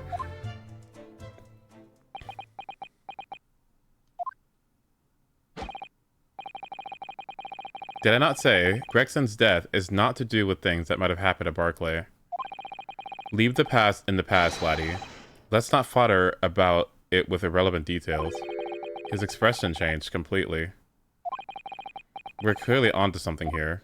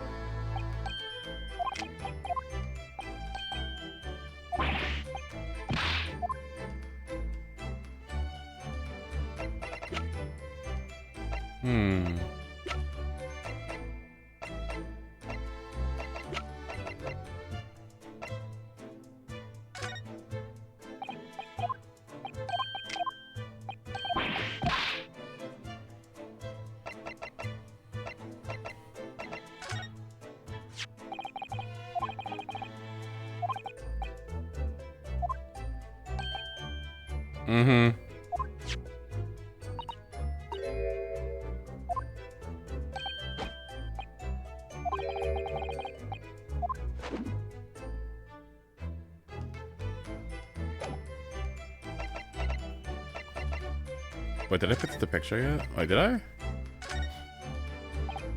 Okay, no, I didn't. Okay. Alright, let's speak. That murderer's botched execution and the whole miserable escape. They were Barclay's darkest hour, a shocking embarrassment. Because the convict had a collaborator on the prison staff, you mean? Yeah, for shame. The coroner who confirmed the death of the man after his execution, Dr. Scythe, and my chief warden at the time, Vigil, who was in charge of the whole affair. But Mr. Vigil says he didn't know anything about it. That rascal wouldn't say otherwise, eh? More handcuffs? Oh, how could I say no? You can never have too much iron in your diet. When Mr. Vigil was handed his dismissal notice as a result of what happened, he was so despairing, he jumped out of your Appa's window, didn't he?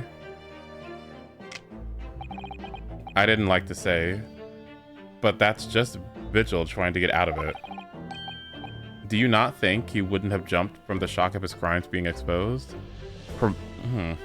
I do. You wouldn't say otherwise, though, would you? Of course, I can't shun all responsibility myself. I shouldn't have let him deceive me. Actually, there's barely anybody that knows what went on at the time. With Gregson being murdered and Dr. Scythe forbidden having any visitors. No visitors. Somebody obviously doesn't want her giving something away. Well, we're not going home empty-handed. And I wouldn't have dreamt of sending you packing with... What? Packing with not Kimmer. Here, take a handcuff or two.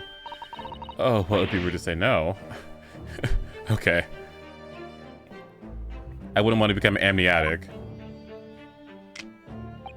I suppose if there's anyone who might still be keen about what happened back then, it'd be Strongheart. What the fuck? Mariah Gorey?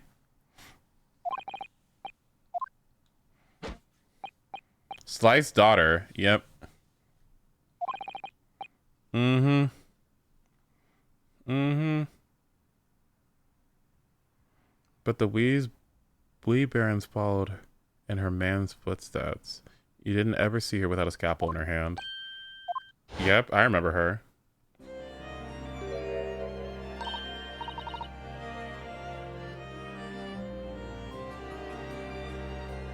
My song.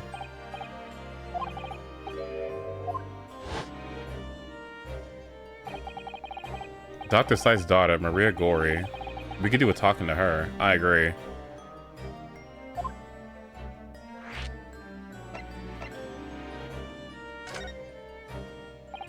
So, she's Dr. Seitz's daughter, but her surname is Gori?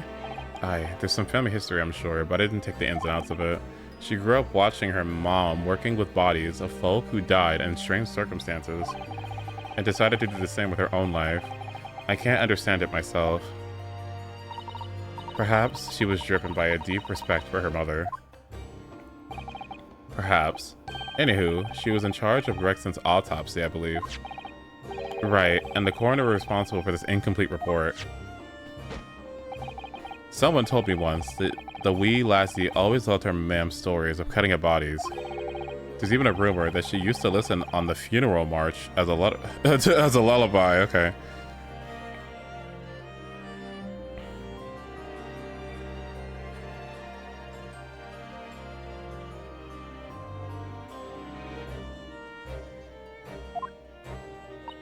Well, perhaps her mother might have told her about the autopsy case from 10 years ago.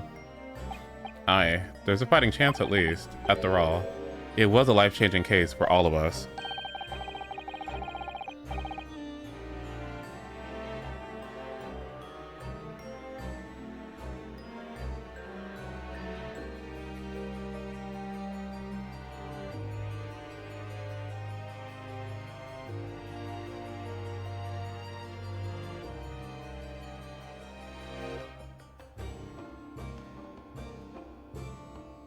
Who the fuck was in charge at the time of all this?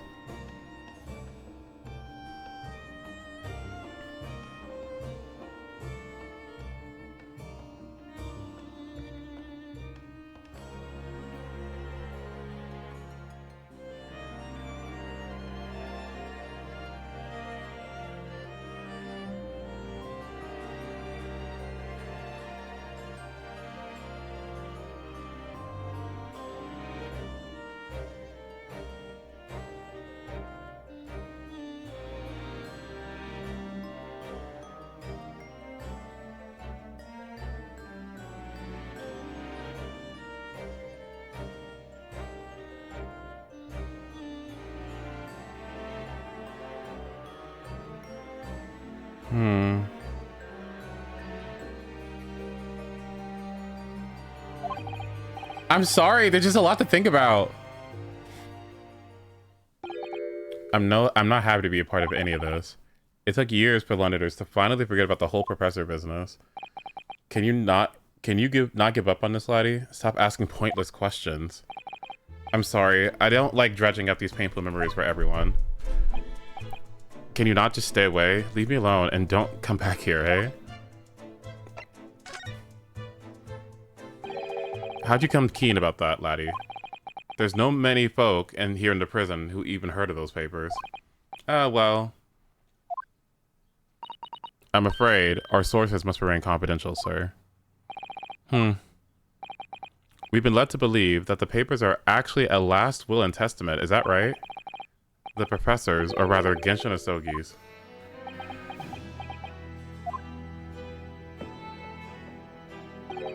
Aye, that's right. You're well informed, Jimmy. Jimmy? But after the convict's execution, it mysteriously vanished from his cell, didn't it? Heavers, no. You're off at half-cocked there. I think you didn't quite get your facts straight. It was there in the cell, exactly where it should have been. Oh, okay. Let me have a look around here, see if I can find it. Here you are. See? The last one testament of Genshin Asogi, written with a calligraphy brush. Of course, I can't read a word of these Japanese squiggles, but I Mind, it says he leaves his worldly possessions to his son back in his homeland. Yes, that's correct. That's the gist of it. So these are the Asogi papers? Aye, of course they are. Papers written by Asogi. No doubt about it. There's no mystery here, laddie. That's your lot. After all, the Stramish of that... What the fuck? The what of the what?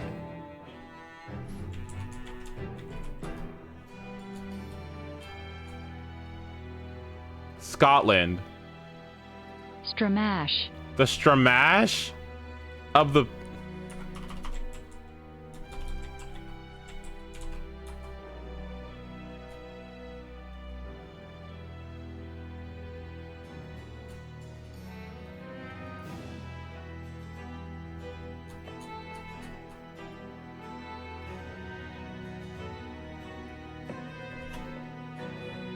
What the fuck?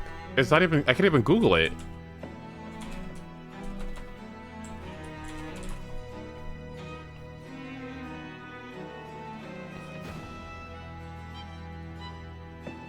There's no word for it. So what the hell is this? A mess. Okay. After that Stramash of that mess of an execution. Okay. We sent that man's possessions back to his clan in Japan, and that was the end of it. I think we ought to make a record of this, Mr. Naruhodo, just in case.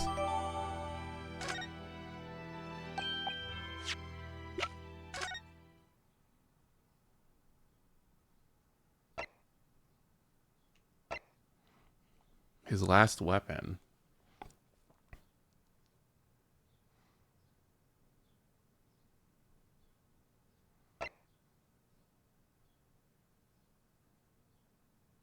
It is with deep sadness that I accept my fate in this foreign land and the knowledge that I will never see my homeland or family again, but I regret nothing about my chosen path.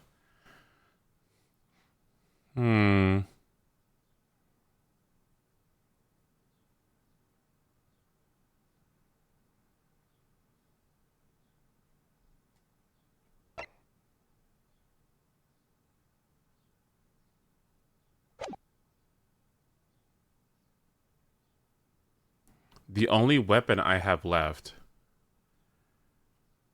Maybe his son was to find the truth?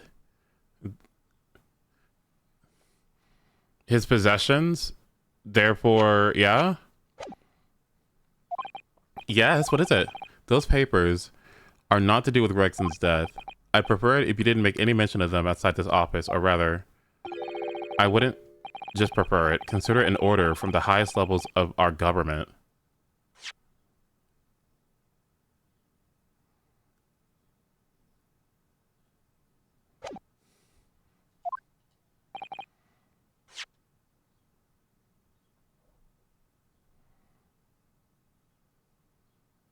Make no mention of this outside of this office. What if I just said the 10-year-old that it's with me who heard this information? What if I just said that she, like, what? Are you gonna get? Are you gonna convict the 10-year-old? What? I didn't say it. Iris did.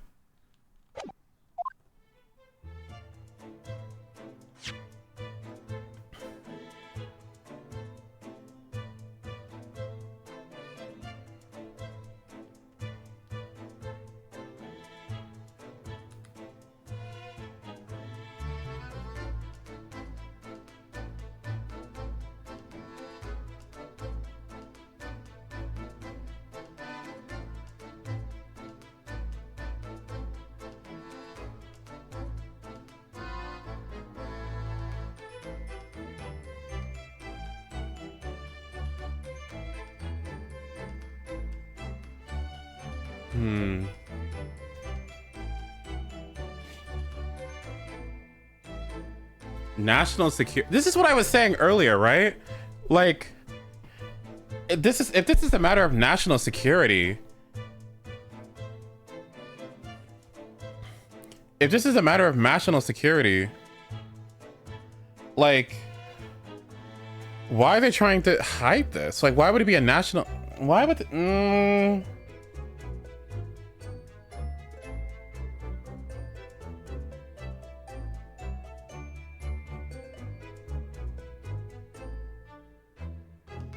If the papers don't have anything to do with Gregson's death, then why are they dangerous?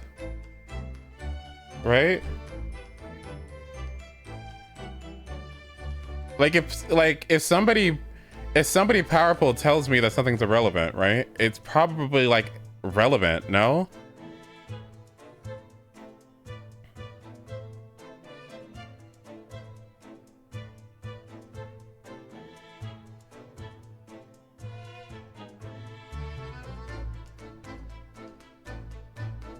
There's no way. I'm gonna keep these papers to the back of my head. I'm gonna keep that in mind.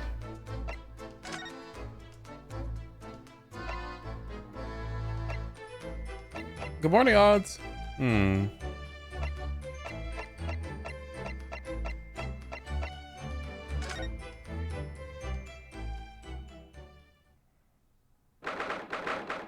Oh my.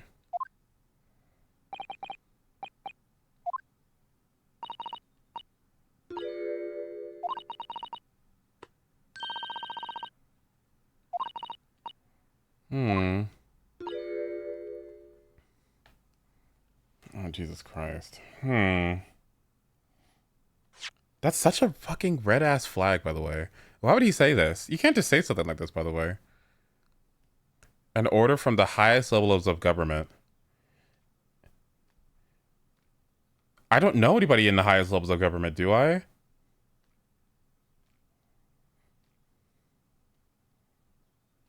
Besides...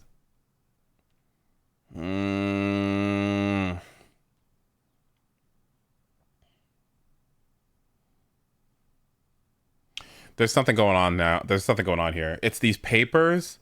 It's the papers. It's that disc. It's that dog collar. The papers, the disc, the dog collar. The Asogi papers, the disc from that one case, the dog collar. Is there anything else? There's... Who shot Asogi, right?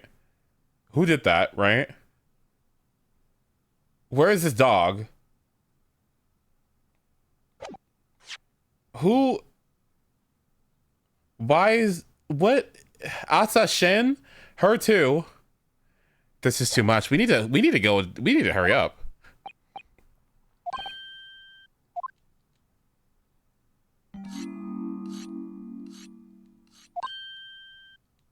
Hello?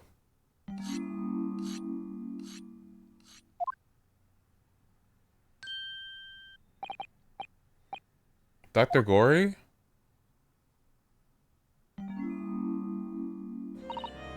What? That noise before. I was sharpening my tools. I'd be dead meat if I didn't keep a perfectly clean edge on them.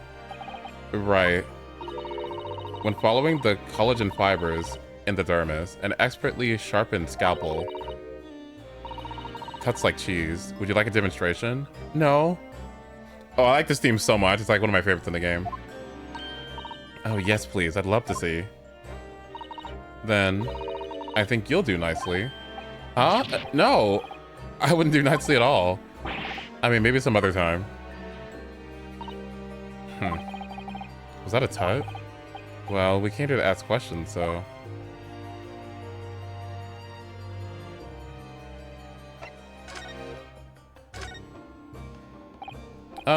We have actually met before. I'm a lawyer, if you remember. You're not dead yet. What? So Mama said I wasn't to cut you open. She's so strict about things like that. Well, good. Dr. Scythe has some scruples, at least. Oh dear. She looks like she's not interested in talking to us, for the time being anyway. For the time being? You mean until we die? Oh, I hope that's a way off.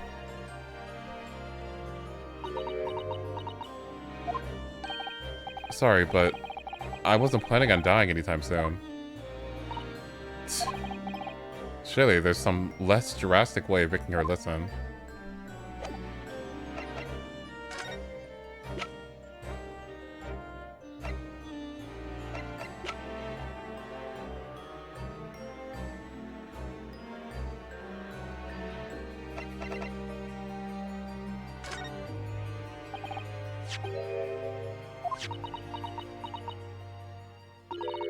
He was very good. Good? Sorry? His skin getting stalagmite blade once, and very little mess. His joints dislocated easily, and his muscle tissue was a pleasure to work with. We can skip those details, but there's one thing about the report that's caught my attention. You didn't seem to have recorded a time of death.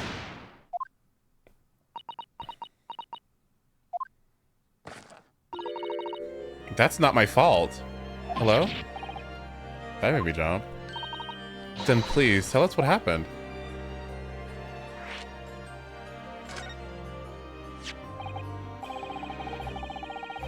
So, why doesn't this autopsy report include the victim's time of death then?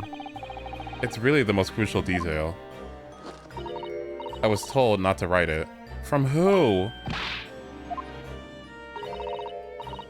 I knew it! Like, oh my god! I knew it! I knew it! Like, everybody in this fucking game's a liar. Everybody's a fucking liar in this fucking game. No, like, will anybody here tell me the truth? How many people have lied to me? You. Maybe not you. You. I don't think you've lied to me, actually. You. Everyone's lied. Everyone's a liar. I can't trust anybody in this fucking game. Sucks. Lord Strongheart came. He said that from the witness's statement about the gunshot and the other evidence, it was obvious. The man clearly died at 5 p.m. on November 1st when the gunshot was heard. But that's not the time of death you brought in the report. You didn't write anything. Was there some reason you didn't include it? Because you knew it wasn't. Dr. Gory, if you're hiding something under Lord Strongheart's instructions, then sooner or later, you're going to go the same way as your mother. Give it here, then. Or she's scribbling so furiously. There. You've written... What? She written? Tell us. Indeterminate. But... An accurate estimation of the time of death is not possible.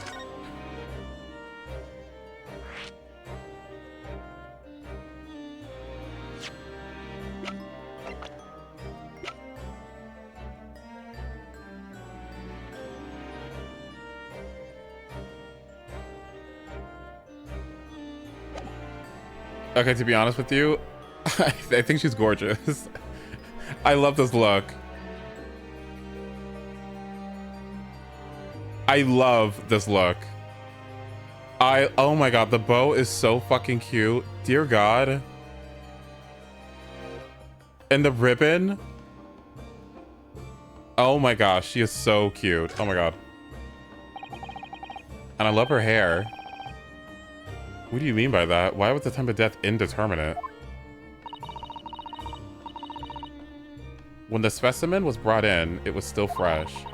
So the time of death could easily have coincided with when the gunshot was heard.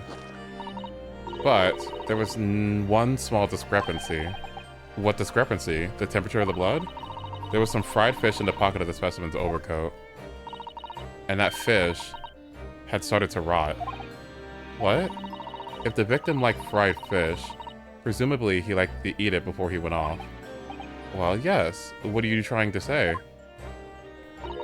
It's possible that someone tried to manipulate the apparent time of death. Manipulate the... Is that even possible to do? Theoretically, if you were to chill the body in ice, you could delay the onset of petrification.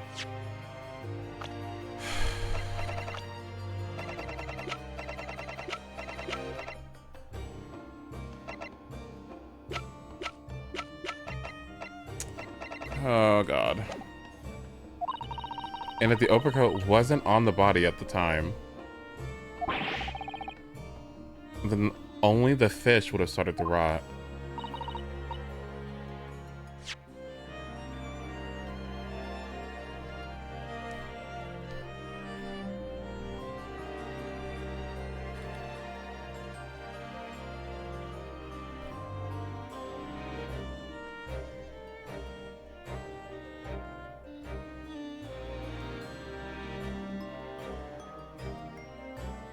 Mm-hmm.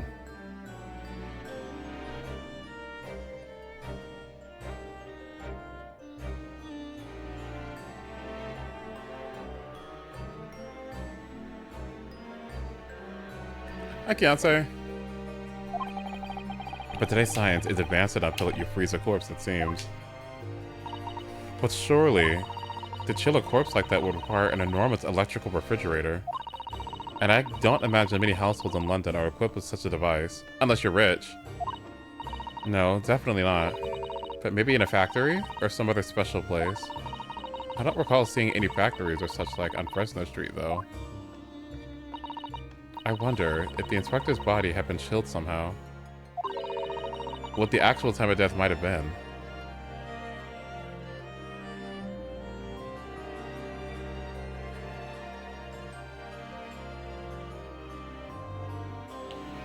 Well, how long does it take for fish to spoil?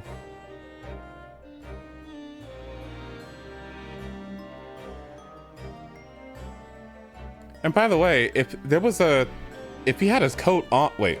So if the coat wasn't on while the body was being chilled, where was the coat?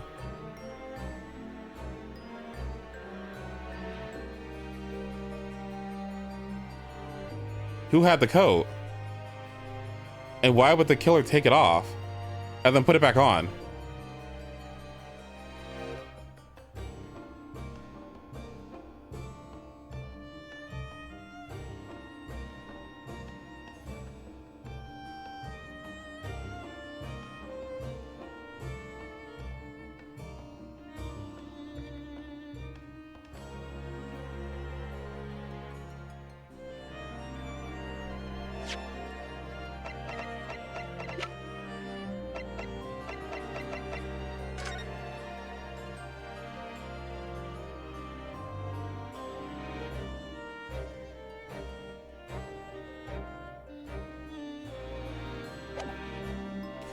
Let me think of, like...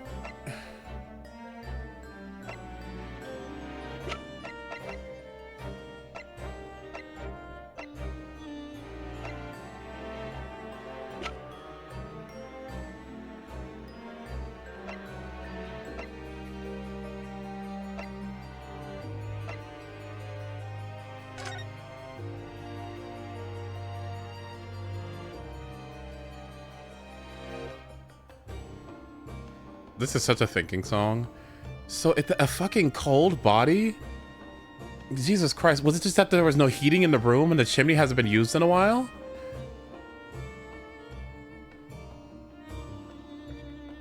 Was the room just cold? No.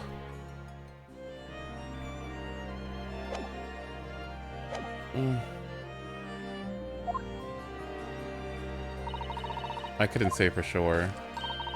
But at most, it might have been a day earlier. Uh-oh. In other words, it would corroborate with your previous deduction, Mr. Naruhodo.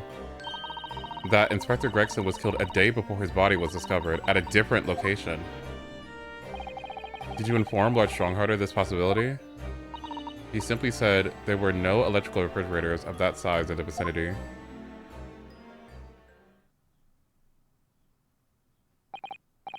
Oh yes, one other thing. It's something the governor of Barclay Prison told us. He said that your mother, Dr. Scythe, was responsible for confirming the death of the professor after its execution. The professor. Apparently, you always enjoyed listening to your mother's stories about her work, so we were wondering if you might know something about what happened 10 years ago. That's not all Mama did. Sorry? My mama carried out the autopsy of Clint Van Zieks as well. Really?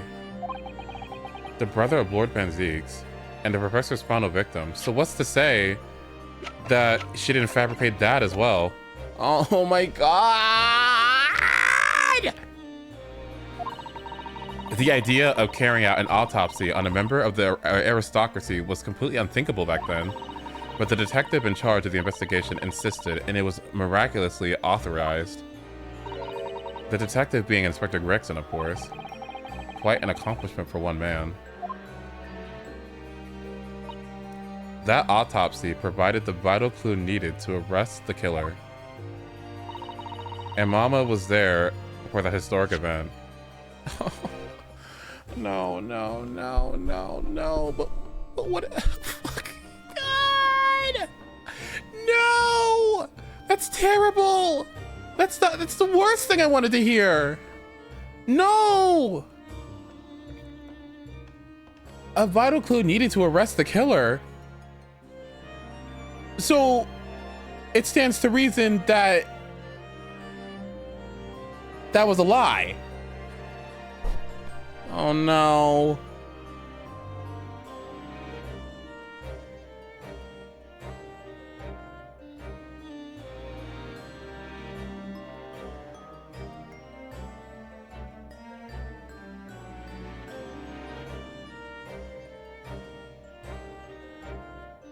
Oh no.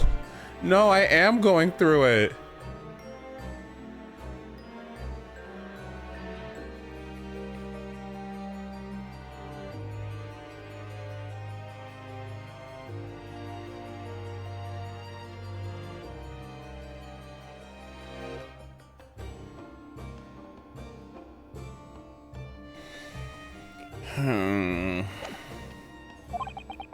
What does all this mean? You know, that amazing autopsy happened right here in this very room. The professor and Clint Benzies. They both spent their final moments before their burial on that desecration table there. But this lab, Mama's lab, was instrumental in some of the country's most important events.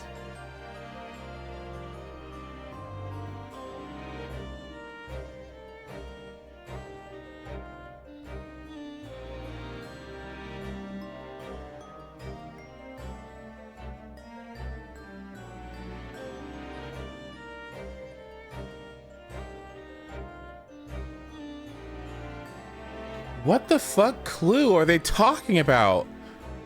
Like, seriously, like Blue's Clues. You needed to find 3 clues to find out what Blue was like thinking about that day, right? But what if fucking Steve planted the clues, right?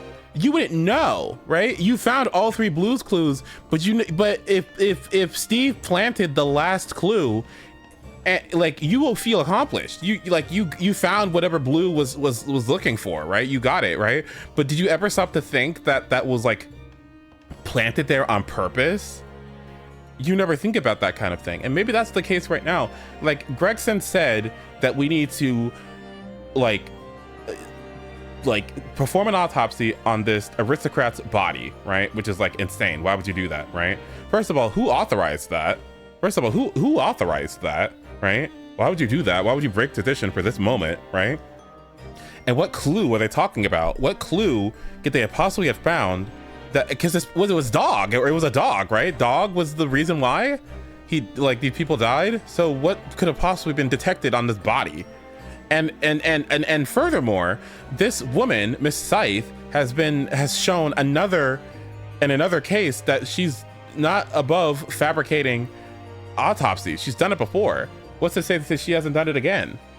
So, and plus, wasn't her whole thing that like somebody was extorting her or something, and she was like trying to hide this shit for like the longest time?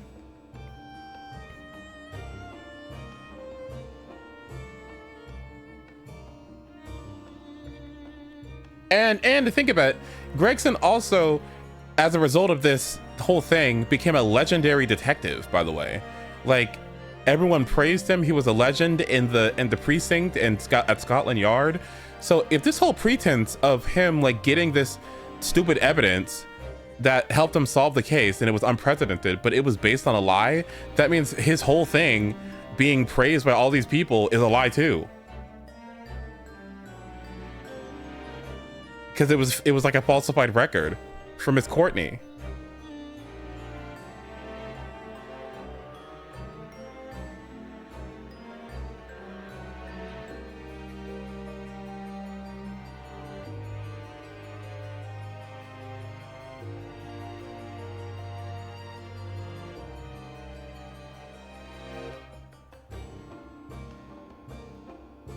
So again, if the autopsy was a lie, assuming it's a lie, then the entire basis of Kazuma's father being the professor just doesn't hold up anymore. It's like it's illogical. It doesn't make any sense.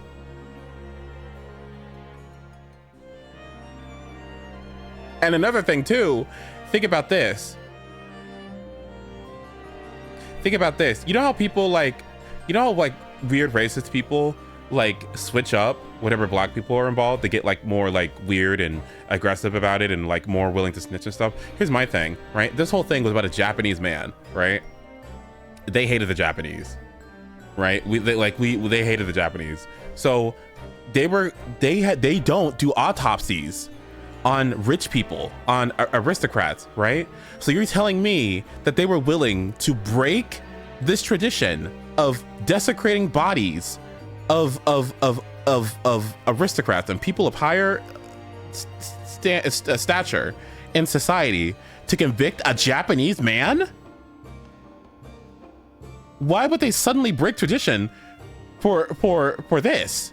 Because it was, you know what it is? Because I fucking knew it. Because the only reason why they would be willing to do this kind of thing is because somebody up top was doing some bullshit. Okay, somebody up top and the British government, who had a lot of power and influence, did some heinous shit, and they tried to pin it on fucking Kazuma's dad, which is why they were willing to go through all these fucking changes just to get his ass arrested and convicted of this crime. And maybe his will that we're talking about here, maybe his final weapon here is his son finally getting the context required to like get him to visit Japan and find the truth of what happened, because that's exactly what he's doing, right? If his son is a weapon, right, to you know, finally like uproot this whole thing and find like the truth, right? Like, it's working out perfectly. Do you see what I'm saying? Does what I'm saying make sense? It's like a long line of logic, right? But like, if we are to assume that, again, like this whole like thing is a lie, right? So like, but what I don't understand, the thing that like is ambiguous to me, is that like, what were they going through at the time, right? Why would they want to pin it on the Japanese? Did the Japanese just have to sit over and just like bend over backwards and let them like get fucked? Wasn't that and that was the whole thing about what's his name at the start of this game? The dude, what was his name? The reporter that killed Giselle Brett, Assassin, I guess. He was like, I'm so sick of you guys and this Japanese government bending over backwards and getting butt fucked by other countries. Why are you not taking action? You're not taking action. Let me take action. So what is it? That was his whole thing too. And maybe their hands were tied.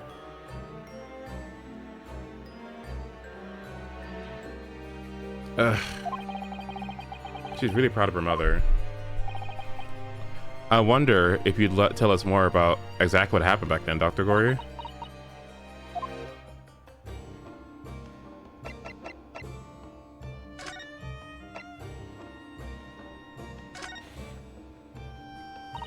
The professor's execution was Mama's first big case. She had to be in attendance at Barclays prison execution chamber and signed a certificate to confirm the convict's death. Mama's the best coroner in the world, you know. I was so proud of her. But the execution didn't actually take place. No. And worse still, Mama actually helped with the jailbreak. I didn't want to know. Oh dear, you found out recently, you mean? I believed in her and Mama, but now I wonder if I'm starting down the same path as her. You mean because you omitted the time of death on this autopsy report? But that's because Lord Strongheart forbade you from including it. Just like Mama. I'm sure she was coerced by somebody too. That's what I'm fucking saying! Yes, that's my feeling as well. There's no doubt that there were some powerful forces that played 10 years ago. That's what everyone keeps alluding to. The government, that's what everyone keeps, that's what I'm saying. The execution couldn't have been staged without a lot of people at the prison knowing about it. Exactly. Obviously, the prison governor must have been in on it as well. The big man with the little handcuffs? According to what he told us, he was tricked by the chief warder. He says he knew nothing about it. That's a lie. Of course he said that. I'd say the same thing. Just who was behind the jailbreak all those years ago?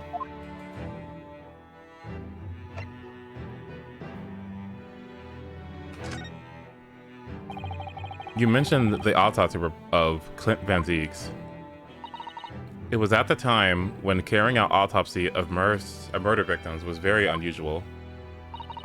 It's still not a practice that's observed in our country even now. It turned out that he was the professor's final victim, and when the autopsy was performed, Mama was present, although only as a secondary assistant. The person leading the procedure was Dr. John H. Wilson. Oh my god.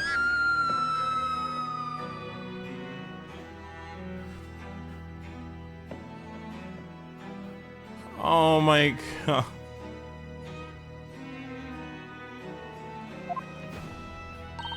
That's right, my daddy. And there was one other person present, the primary assistant. He was a visiting student from the Far East. It was Miki Toba, right?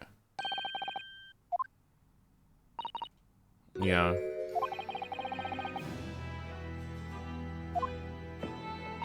But the outcome of the historic autopsy was the discovery of a vital piece of evidence that led to the capture of the professor.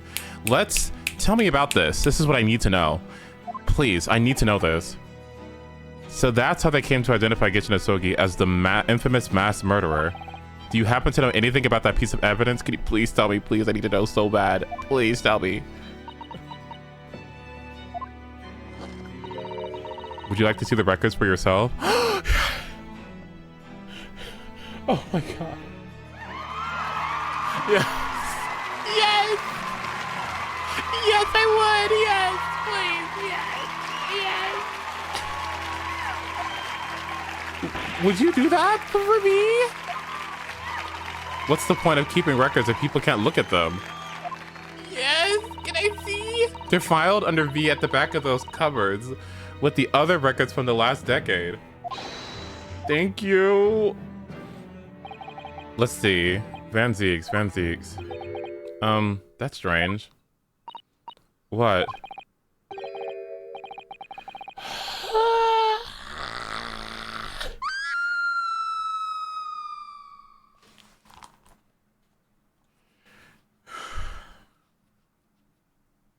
That was my clue.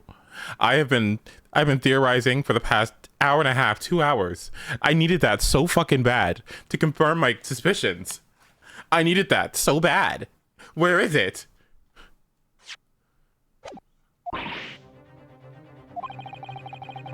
But somebody took them away?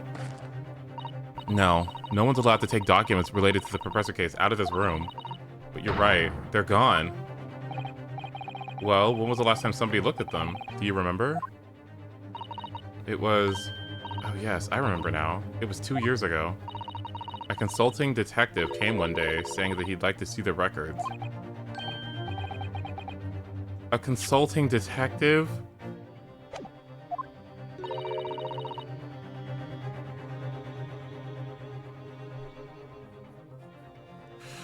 Where is he?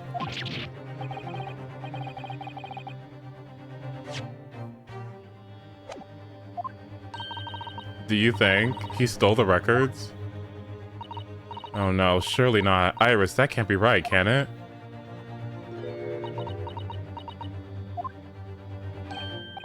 Iris?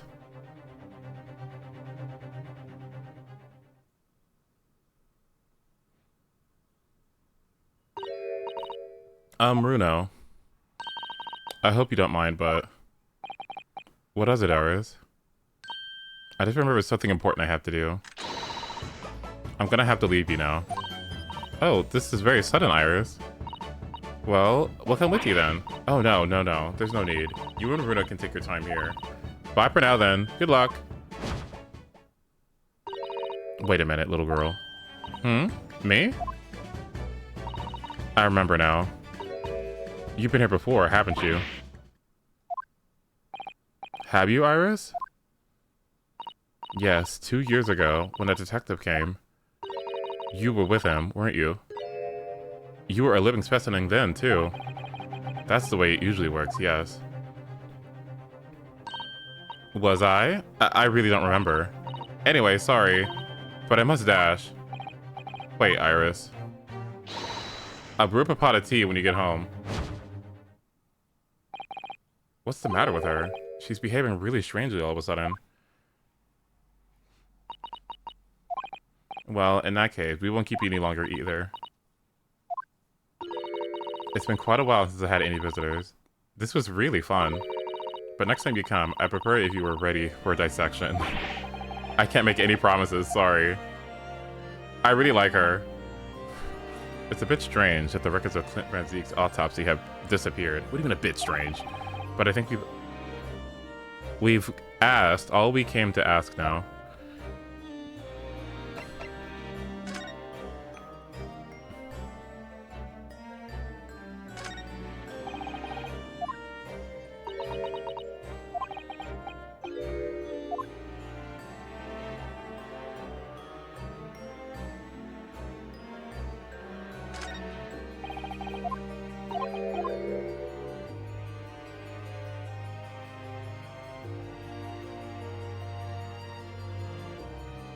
I love this song so fucking much.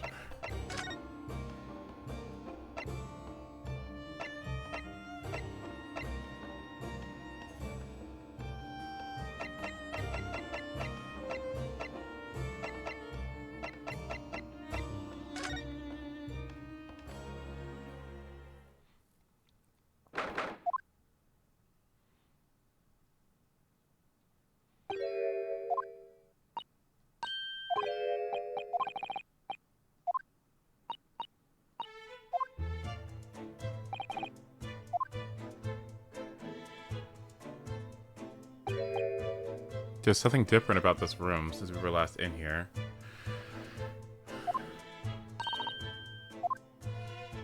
Well, that's new. This is new.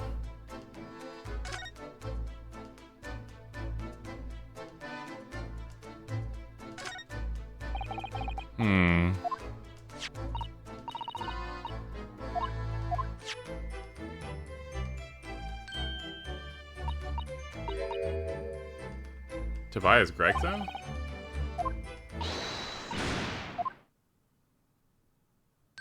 Hello? That's my trunk. Oh, okay. Where were you hiding? I don't know. You leave something unattended for a few seconds, and every Tom, Dick, and Aries got some greedy eyes on it. A wild guess, Gina, but what? Spit it out, Otto. Is it fair to say that you've only owned that trunk since this morning's trial? Mm-hmm.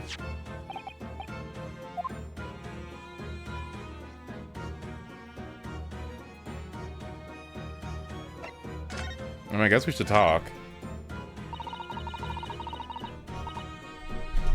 You should hear them talking at the yard now. They should be ashamed of themselves. They're saying it was the boss who killed all them bluggers.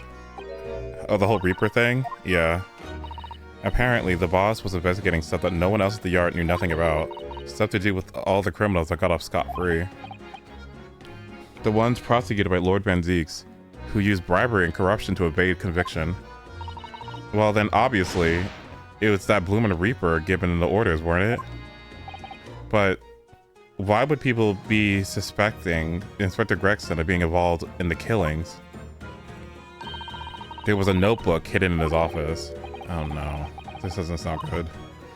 It had details about all the crimes that have been pegged as the Reaper's work. Did you see that notebook? They wouldn't flamin' let me because I'm an apprentice apparently. But it was me who found it, and he was my boss. Then why didn't you just fucking take it? I was pretty miffed about it, so I sneaked a peek at what it said anyway. Oh. What did it say? So, you managed to see what was written in Gregson's secret notebook anyway, did you? Wait, I see it. It's his right to read what he wrote. It's my right to read what he wrote. And what was it that he had written, Gina? Dates, times, places, names. a whole long list of them. All the details about the bludgers supposed to have been done in by the Reaper. But there could be an explanation for that. Perhaps it was a record of the inspector's investigations into the Reaper's activities. Exactly, that's what I said. That's the first thing you'd think, right? As it happened, it was full of names I recognized anyway. Well, the Reaper's targets were almost exclusively known as leaders of London's criminal underworld. Well, yeah, but there was one name right at the end that was a bit odd. Yours, Gina? The date against it was October 31st. The day before the inspector was found dead. So what was the odd name?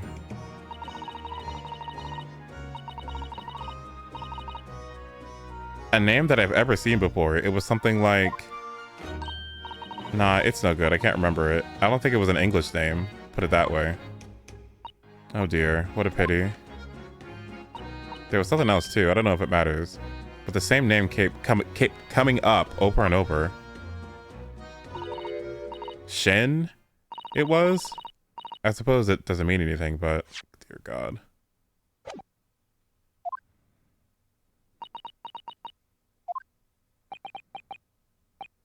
Did you say Shen? Does it mean something?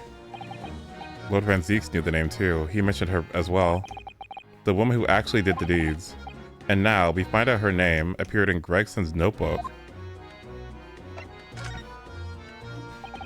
We haven't seen you for a while. Have we, Gina? Oh, of course not. I've been busy, ain't I? Investigating. The lads at the yard are trying to trace the boss's movements the day before it happened. The day before? That would be the undercover investigation into the Red-Headed League, then. Only the boss didn't go, did he? You found some... cove, what was pretending to be him, didn't you?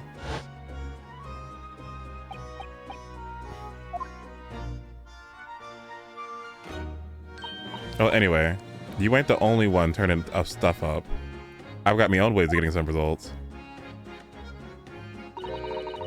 With me and my partner here, there's nothing we can't track down.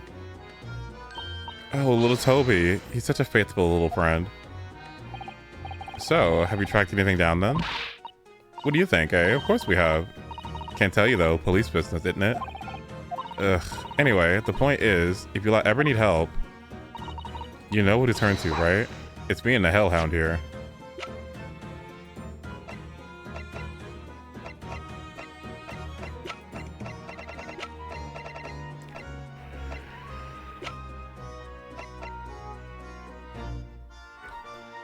Hmm.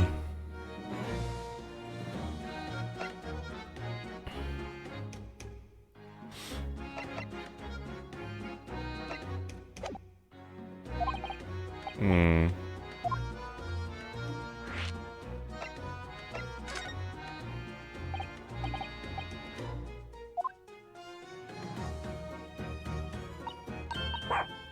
Chief Inspector Toby. Uh-huh.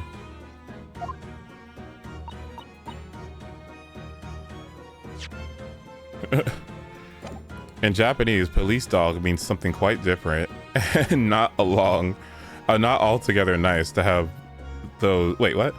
In Japanese, police dog means something quite different and not altogether nice to hear and nice to those involved in crime. But here in Britain, it's a wonderful compliment, it seems. For a canine, at least. It should be, after all. In the great exhibition case the other day, it was Toby here who managed to locate Drever's workshop. Maybe it's time for another demonstration of what this super dog can do, eh? Do we have something the Chief Inspector could catch the scent of, I wonder?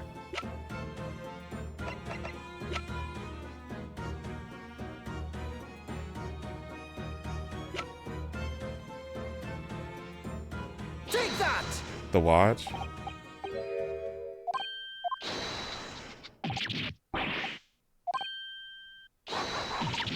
Oh my god.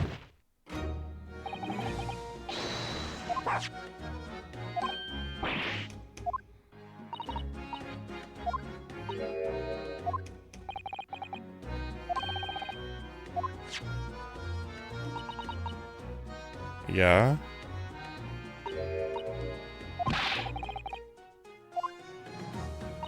Mm-hmm.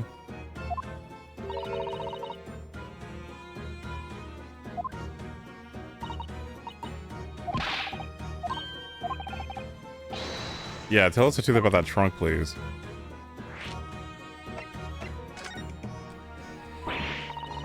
It weren't like that. It just weren't. What are you talking about? I know what's going through that head of yours, but that's not what happened. Alright then, what did happen? Well, like I said before, we were trying to trace the boss's movements. So I let Toby have a whiff of the boss's overcoat. And as soon as I'd done that, he went up like a shot. Straight to that sandwich. To sandwich.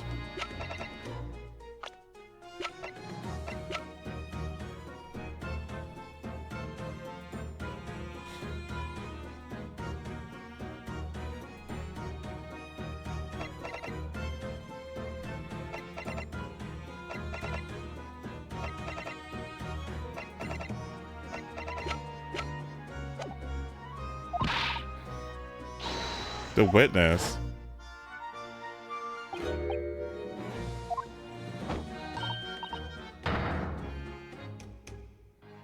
He had to hit it between those wooden boards of his.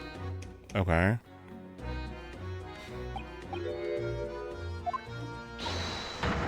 Mm-hmm. That's not good. Stealing evidence from the crime scene.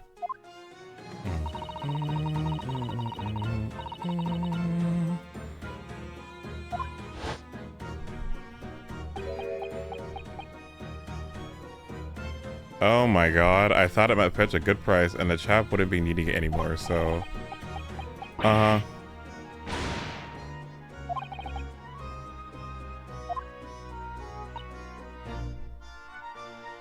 All these witnesses should die, pretty much.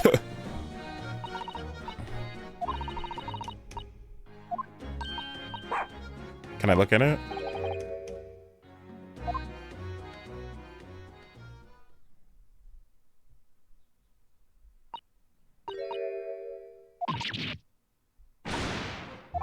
I am the police.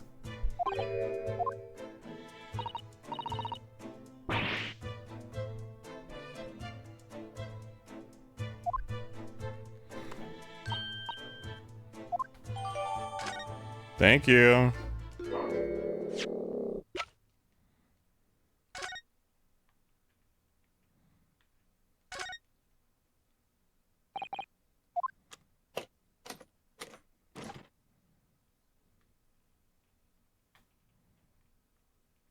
Oh, that's not good.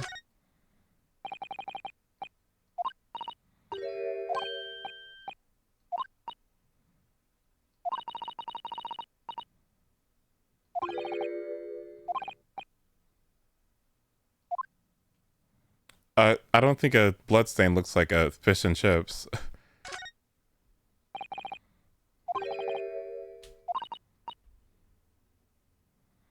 A metal chest to be damaged this badly.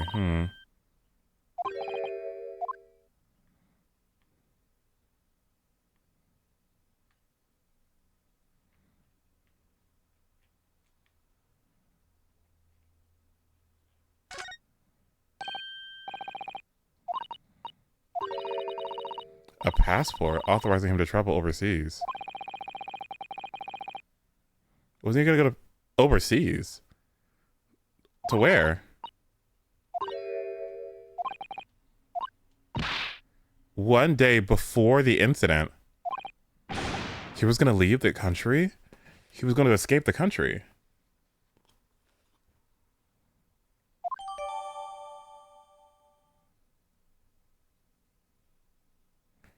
To France.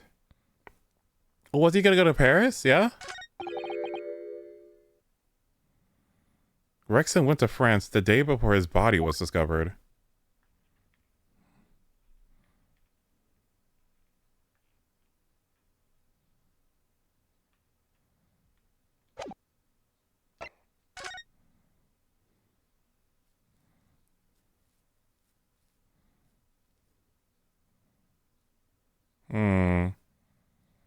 Permission for the applicant and one additional person to travel. Gee, I wonder who that would have been.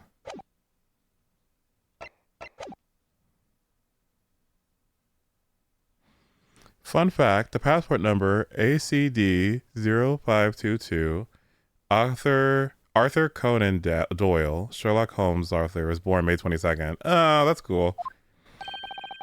What's the matter with Toby? Why is he acting so aggressively towards me all of a sudden?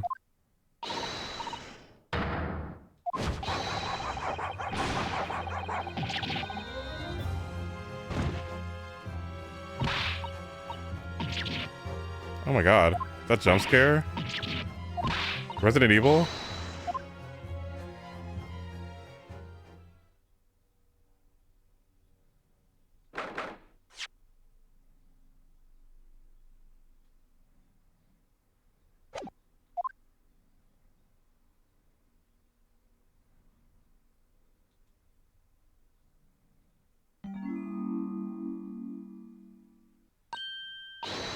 Am I alright? I don't know.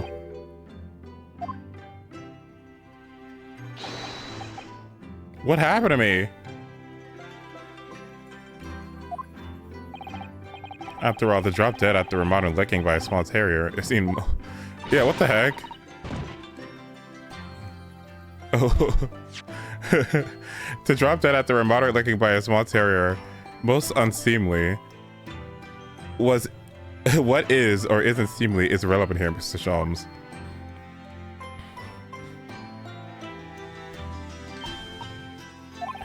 I'm fine, I guess.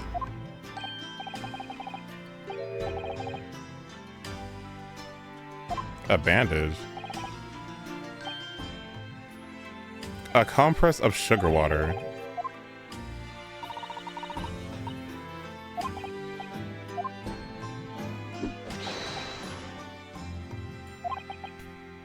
Where's Iris?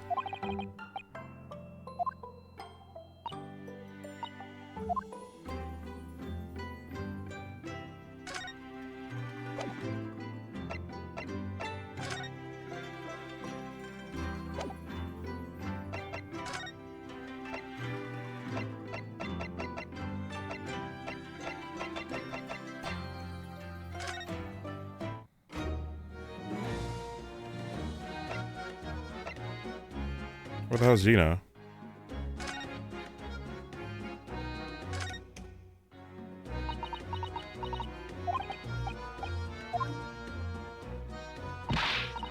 It's daft, isn't it? If you asked me a year ago, the cops should go hang for all I care. But we gotta have police, ain't we? To catch burglars. So us divers can go about our business in peace. Wait, sorry? I don't think I heard you properly. He said he was going to teach me everything I needed to know about being a detective. But all he got around to showing me was where the best flaming fish and chip stores are. That reminds me. Rexon said he was supposed to be going to Paris in the near future, didn't he? Is something wrong? Oh no. I'm sure I'm reading too much into things. It's just that the timing seems very coincidental. You know, the boss was acting strangely recently. Like he was always in a rush.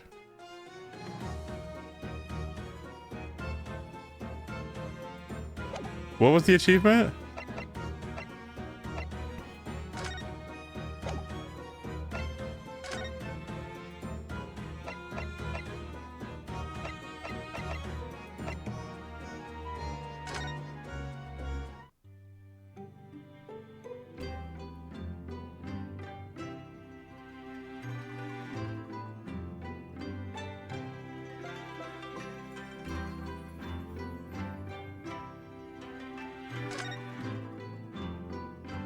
Oh, it's miserable dialogue. I see.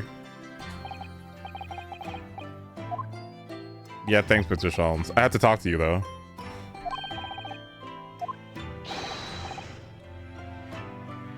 For a moment, I feared that infamous murderer of so many had come back from the dead. Yeah, that's what I was saying. The professor. Fortunately, I see your prize sword is unscathed.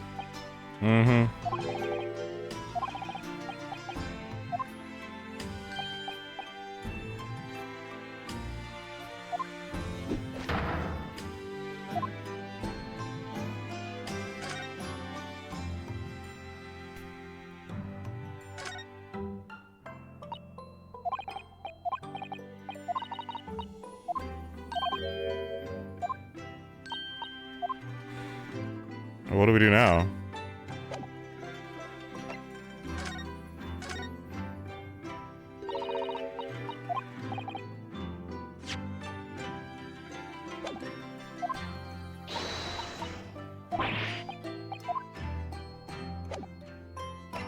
Go find Iris.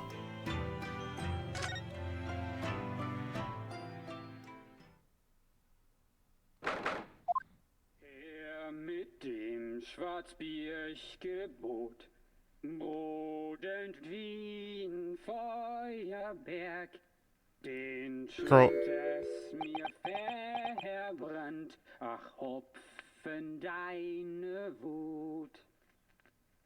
Herr mit dem Knacker ich befahl, hat wie ein Is that Diamant Mickey Toba? den Zahnen Is he okay? es brach, o über deine Wut. Dem Scheit hold ich What on earth is going on here? Am I having a bad dream? auf den ersten Ah, no. It's a German old folk song. A rather fine rendition, I think. That's the least of my concerns. Is Iris? Iris, what's the matter? Who's that sprawling? I mean, that relaxed gentleman over there. Iris, did your tea kill Mikitoba's dad? Excuse me, sir. I do apologize for troubling you while you're singing merrily, but would you please be kind enough to explain the situation? Well, that worked. Uh-huh.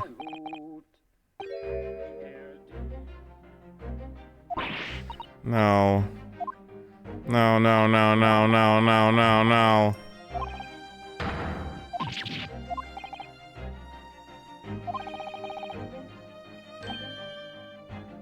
Oh my fucking god.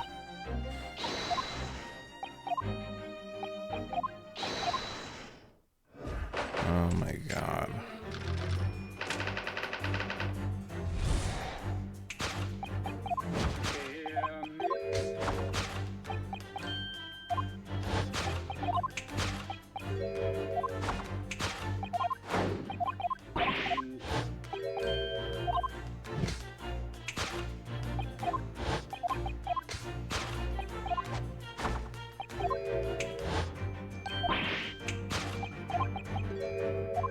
King of Germany, girl.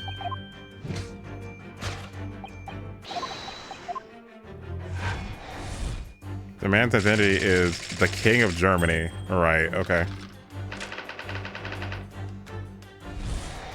Mm-hmm.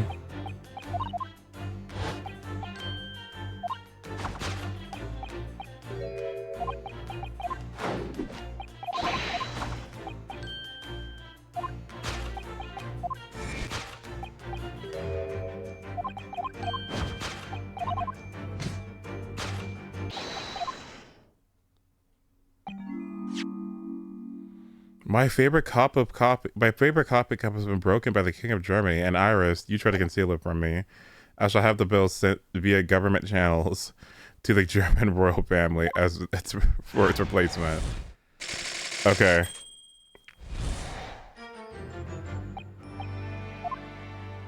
Okay, anyway.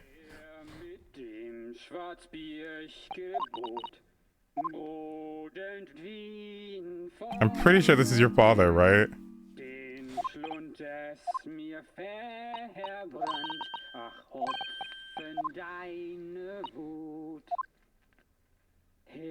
Where's the guard? Is he alive?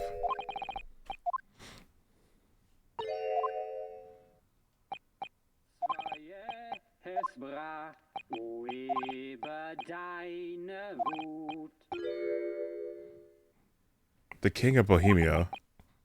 Yeah, let's just do this.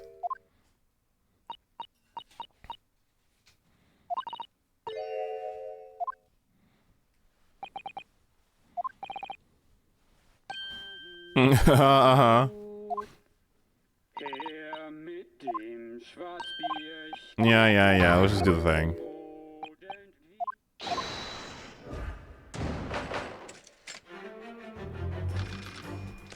Okay, here we go. Firstly, we consider the gentleman's nationality. Clearly, he's a German with no grasp of the English language, as evidenced by the Germanic song he sings, and his apparent inability to understand when asked to desist. So why is this man here at all, and apparently in such high spirits? I thought he said he was coming over later. I thought Mikitopa's dad said he was coming over and he'd be delighted for tea.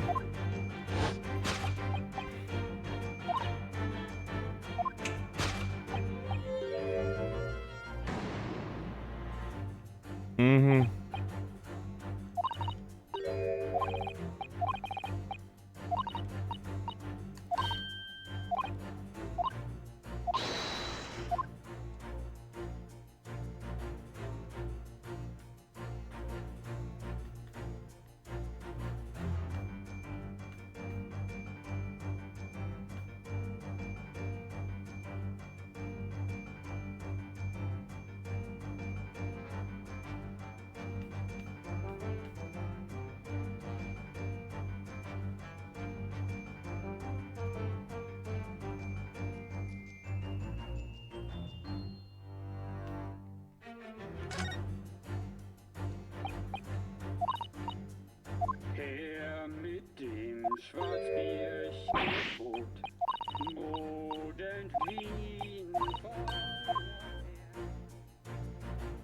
Take that!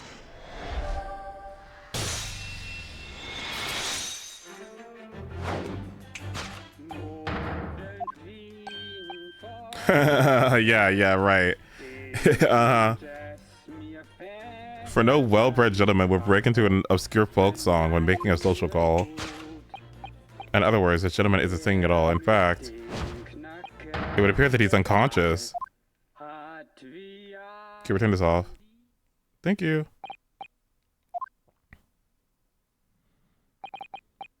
I ask you, Mr. Naruhito. Yes? Why would I have purchased a recording of that gibberish? How should I know? Well, never mind. On with the deduction. Who exactly is the gentleman availing himself so thoroughly of the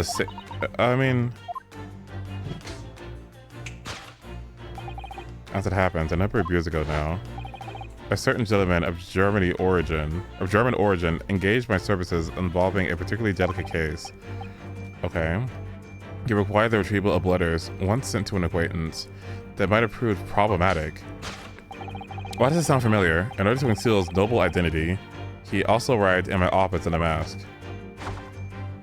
The gentleman's name was Wilhelm Gottschalk Sigismund von Ormstein?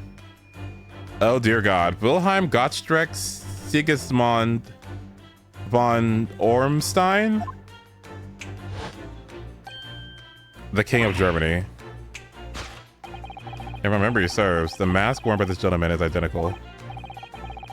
Yes, there can be no question that this mask belongs to the King of Germany. Isn't this Kazuma's mask?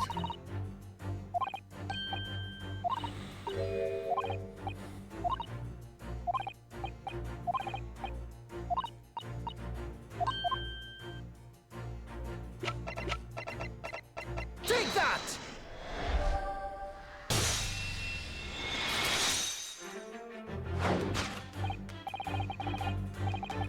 I think it's pronounced Wilhelm Gottschalk Sigismund.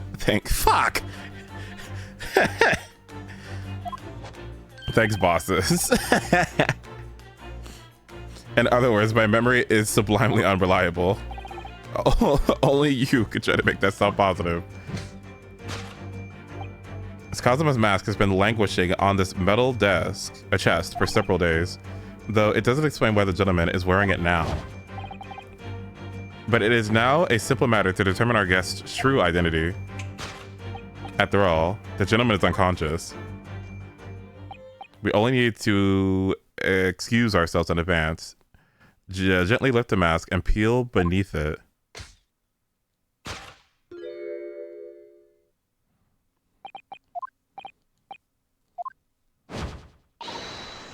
Did you put sleeping medication in its tea? I'm afraid, Mr. Sada, you must be mistaken. No, I think not, Mr. Sholmes. Then it would appear our logic and reasoning has once again revealed the truth. This mysterious visitor is my unconscious father, Eugen Mikitoba. What is she doing? Logic and reasoning, or just looking and saying?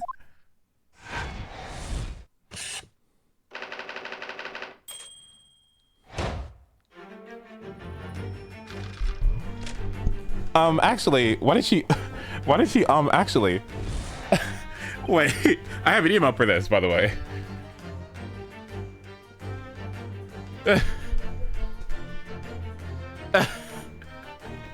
Which leaves us with one remaining embassy. Imponderable. Yes, you, young Iris.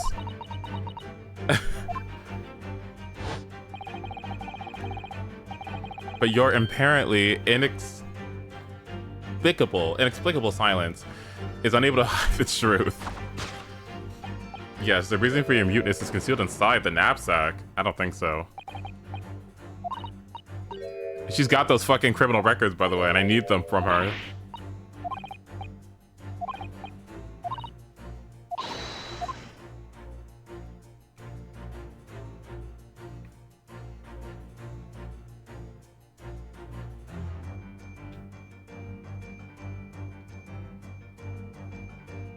Would it? The knapsack.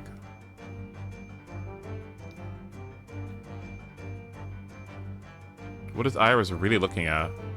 I can't see. The metal chest? Oh my god. This better contain the fucking records I was looking for.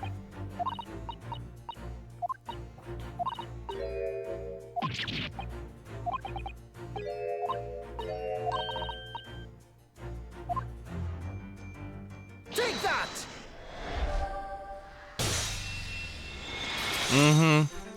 What's in this chest? Let me look. Yes, the reason for your muteness is concealed inside that metal chest. An excellent observation, for upon a closer inspection, there is something different about the chest's appearance. It's kept locked at all times, and yet now, the catch is open. Evidently, this has something to do with your refusal to speak, Iris. But it's a simple enough matter to incite you to speak, I'm sure. I really need to open this chest.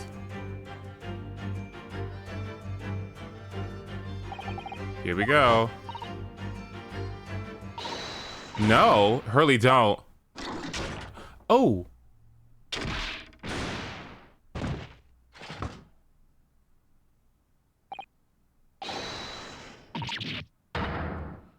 Oh.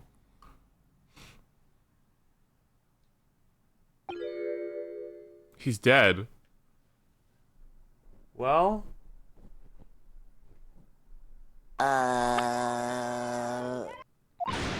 Never. Oh, Hurley, I told you not to open it. Oh, so you found your voice now, Iris. In other words, what just happened clearly reveals the truth here. Yes, the real reason for your silence until now is... This is somewhat different to the usual dance of deduction you perform with Mr. Sholmes now, isn't it? Well, he's left to be alone on the ball floor, so I'm going to have to dance his part solo. Anyway, I need to get to the bottom of this for my own peace of mind. Now then, Iris usually isn't a silent type, so... You don't mean you don't actually know the answer yet? Despite knowing the... Wait, what? You mean you don't actually know the answer yet, despite that knowing point of the finger before? Miss Losato, sometimes a man needs to point his finger first and think later. Oh, well, if you say so.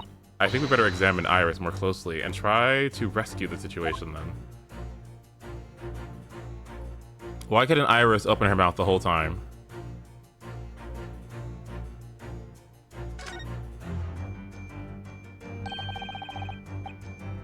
A key? It was in her mouth. Take that!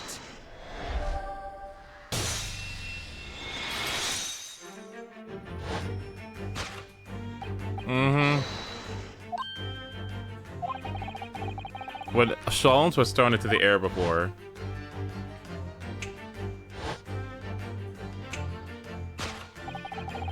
Just before you called out to try to stop him, you slipped something out of your mouth. That something is the key you now hold in your hands, no doubt, the key to the chest. You're so clever, Runo. So now it becomes clear. Thanks to Mr. Sholmes' graphic demonstration, we can now well imagine what happened here. But Professor Mikitoba also opened that metal chest only to be punched into the air and landed sprawled on the seat. But wait, that doesn't explain all the facts.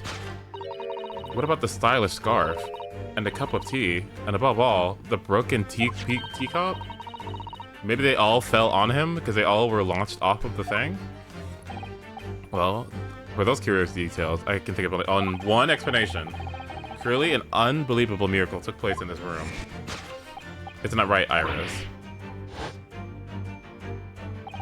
Consider how the room was arranged before this whole painful experience took place.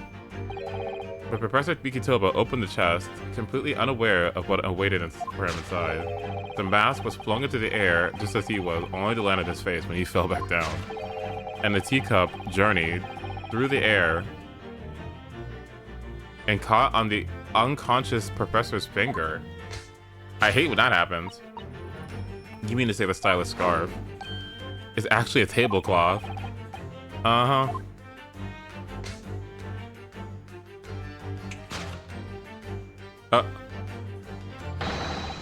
Would you expect anything less? Okay, this one was good.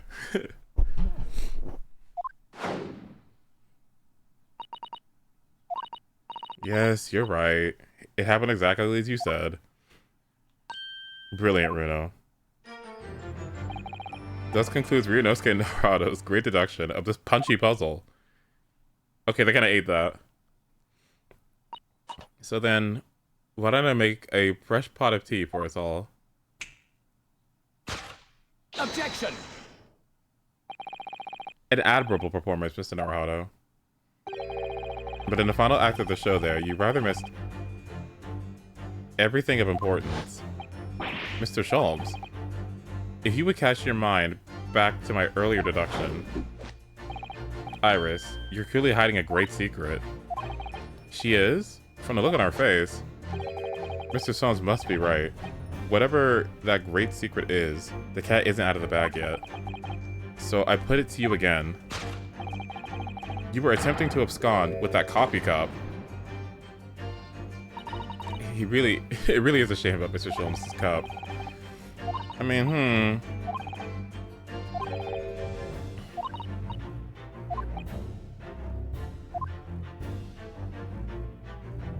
What is Iris trying to hide?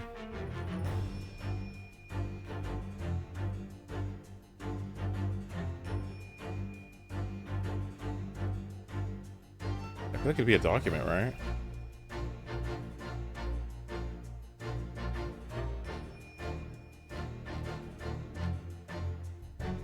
Just got back from IHOP and there was a dude with a laptop with a "We Are Charlie Kirk" sticker, and I coughed in front of him. Oh, they must have been just kidding. Nah, I mean, but good. The knapsack. No, what is she hiding? Is it this?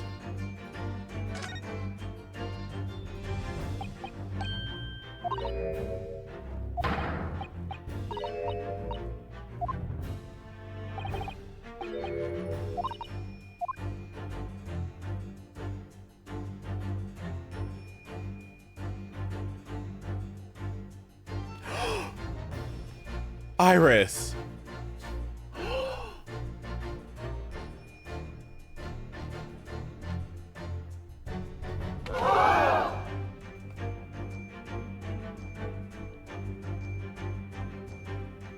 that!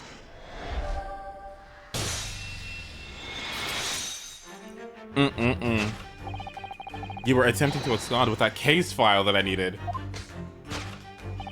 Iris, as you know very well, nothing escapes the attention of a great detective. Oh no.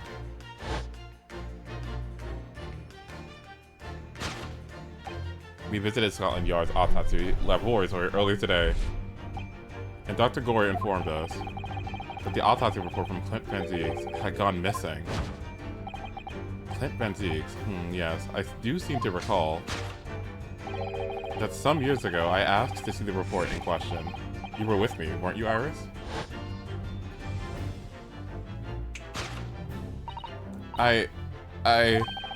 You mean it was you, Iris? So those papers you have there are... I'm sorry. Forgive me.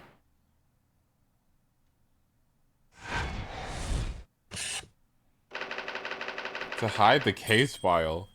Girl, I need that. Did you use it for your case?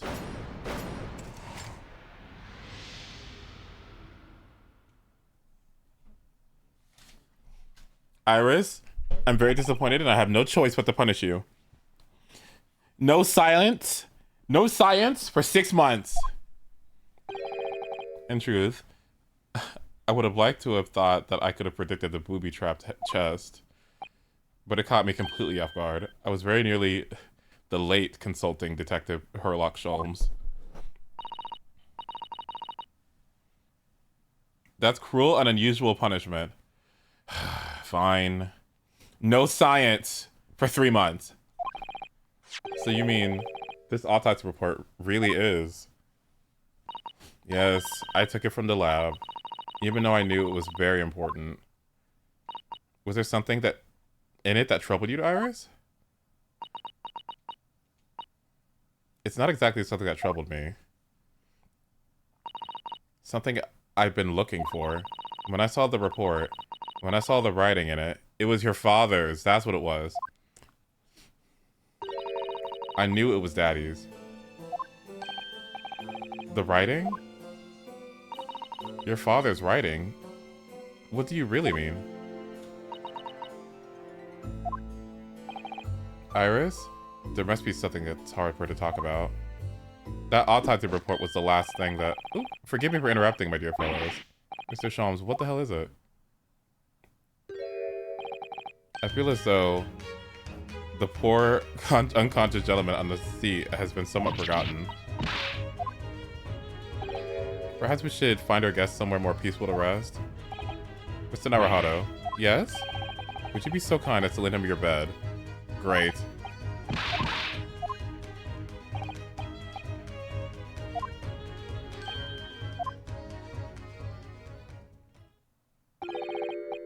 Mm-hmm.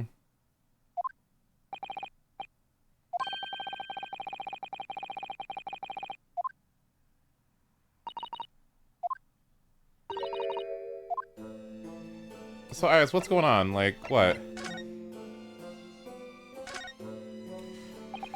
Would you like to tell us about it, Iris? About your father? I'm sure I told you before, didn't I?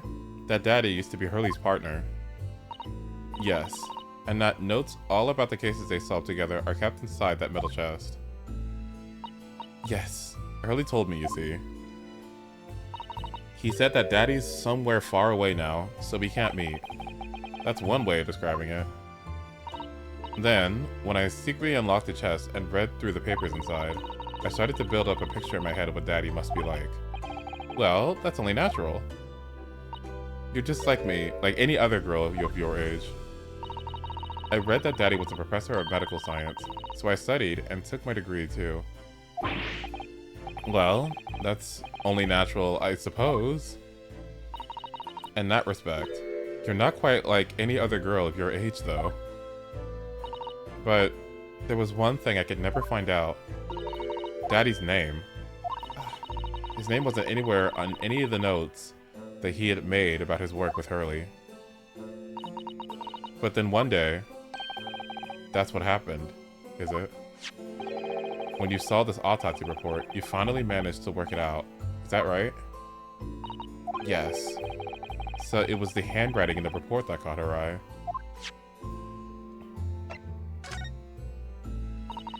When I saw the writing on that report, I could hardly believe it. I know that handwriting, I thought to myself, because it was the same as the handwriting you'd seen in your father's case notes. Exactly. I was desperate to compare the two properly. I needed to see them side by side. I asked the doctor in the laboratory, but I was told I couldn't take the report away. And even worse, I was told that the first and last name we'd be allowed to... What? Even worse, I was told that was the first and last time we'd be allowed to even look at it there. So you decided to steal it. When I compared the autopsy report with the case notes I'd had here, there was no doubt. The handwriting looks exactly the same. It was Daddy's. And the signature of the coroner at the bottom of the autopsy report read, Dr. John H. Wilson. So that's how I finally found out. I learned Daddy's name at last. I see. Ever since then, I called myself Iris Wilson. And that's when I had the brilliant idea of writing stories all about Daddy's exciting times with Hurley. I decided there and then that I'd write the adventures of Herlock Sholmes. Oh, Iris, I had no idea the stories had such a deep personal significance for you. I can see why the autopsy report was so important to her now. And why she was, excuse me, prepared to break the law to get her hands on it.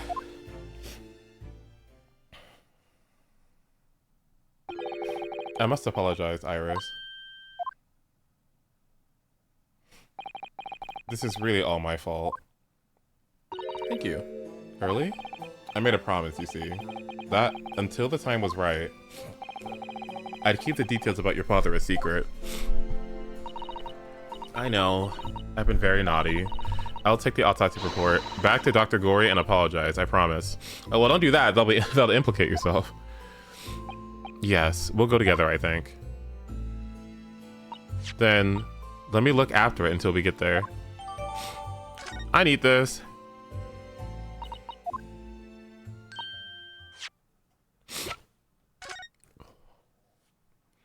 Yep, 33, yeah.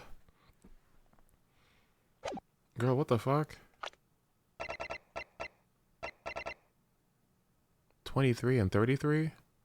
Okay, not gonna lie, me and my sisters have like a huge age gap too, but like, what the hell? Okay. Okay.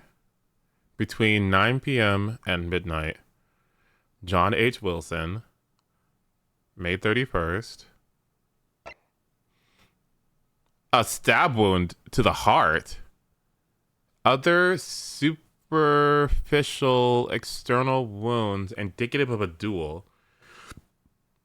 Death from a single stab wound to the heart. Recent scarlet ink stains visible on the little and ring fingers of the right hand, but no document and corresponding ink was found. Scarlet ink stains.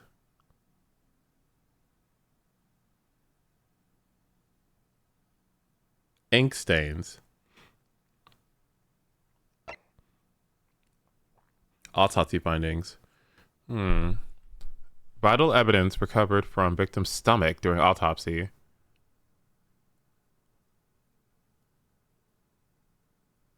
Victim's stomach? What was What was in it?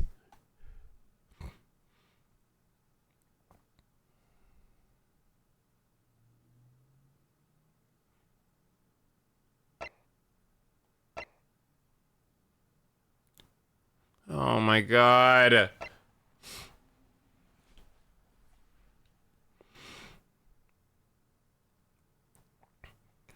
What? Recent soil ink stains have been... Right hand, no document with corresponding... This is just a setup. This is just like a setup for later evidence, isn't it? God damn it. It's so fucking annoying. What are you talking about? Put that in the autopsy report. What are you talking about? Vital evidence was recovered. Why don't you note that in the autopsy? Because this autopsy is unprecedented because this person was a noble. So why wouldn't you log that in the fucking autopsy report? I'm gonna... You have an autopsy report on a fucking noble that never happens in this country, and you decide to not fill it up with full information. These people are so useless. I hate them all. That's why he's dead. Can't do anything right. Anyway. I'll see you all later. Bye, Iris.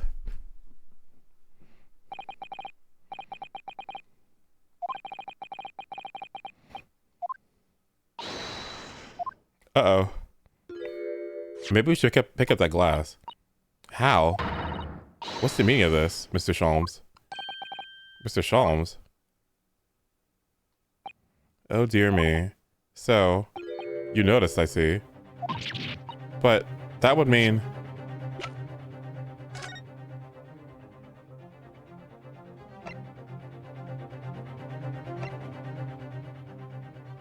What? No internal trauma noted anywhere in the body.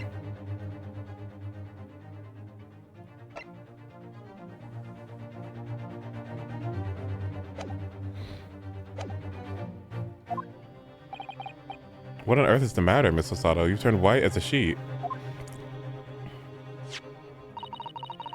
If this autopsy report... Wait, it's this autopsy report, Mr. Naruhito. The one from 10 years ago. The writing. Isn't Dr. Wilson's at all.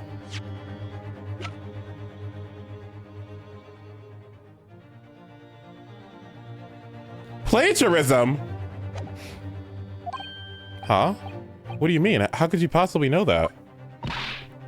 Because I know this writing very well. Oh no.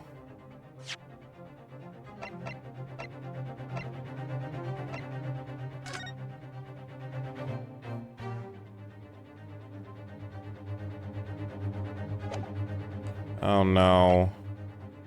Oh no. This writing is my father's.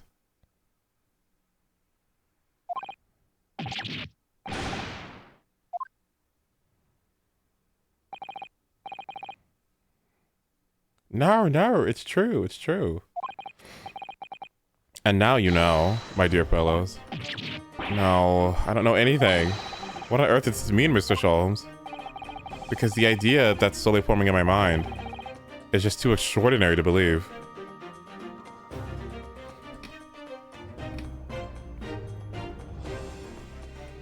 Miki Toba forged Dr. John H. Wilson's autopsy report.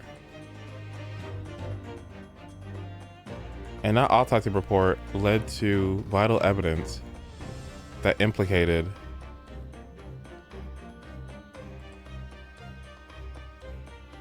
Genshin is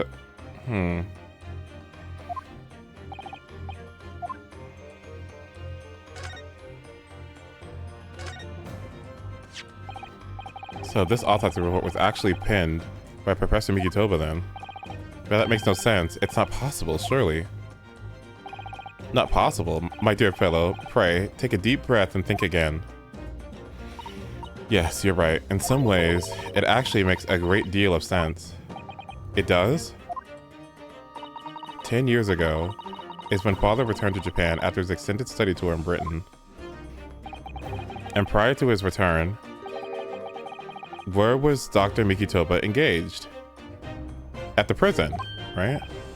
Of course, he was an assistant in Dr. Wilson's laboratory, learning about forensic science.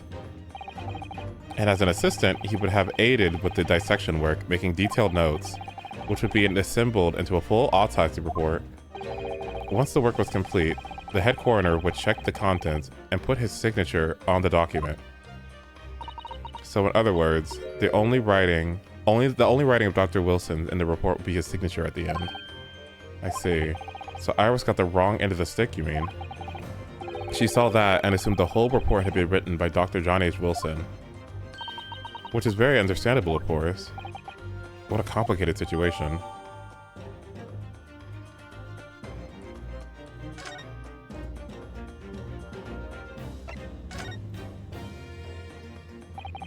Thinking about it, most of what we know about you, Mr. Sholmes, comes from the published stories of your exploits.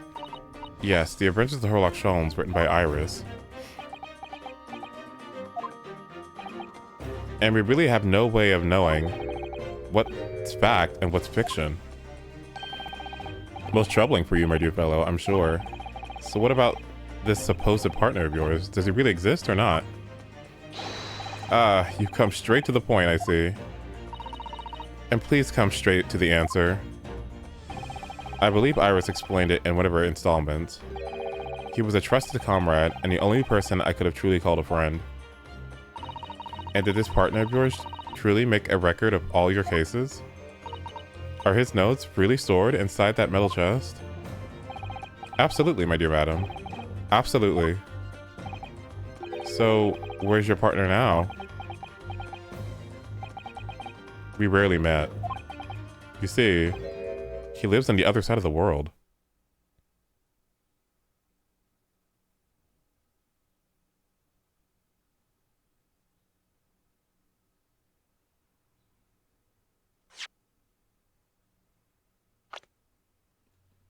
What?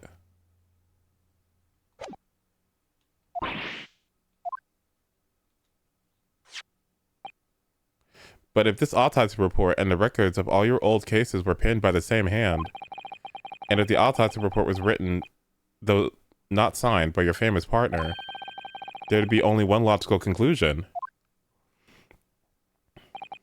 Pray, impress me. Your partner would have to be Yujin Mikitoba. In other words, Miss Susato's father. Upon my word, Mr. Naruhodo. Yes? You are coming along wonderfully. You have hit upon the method at last. You finally grasped the art of deduction. You mean to say... Allow me to introduce you to my great friend and partner, Mikitoba.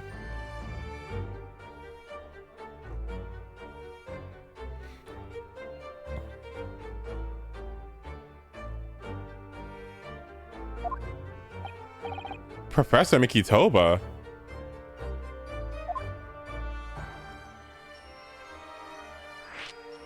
Okay.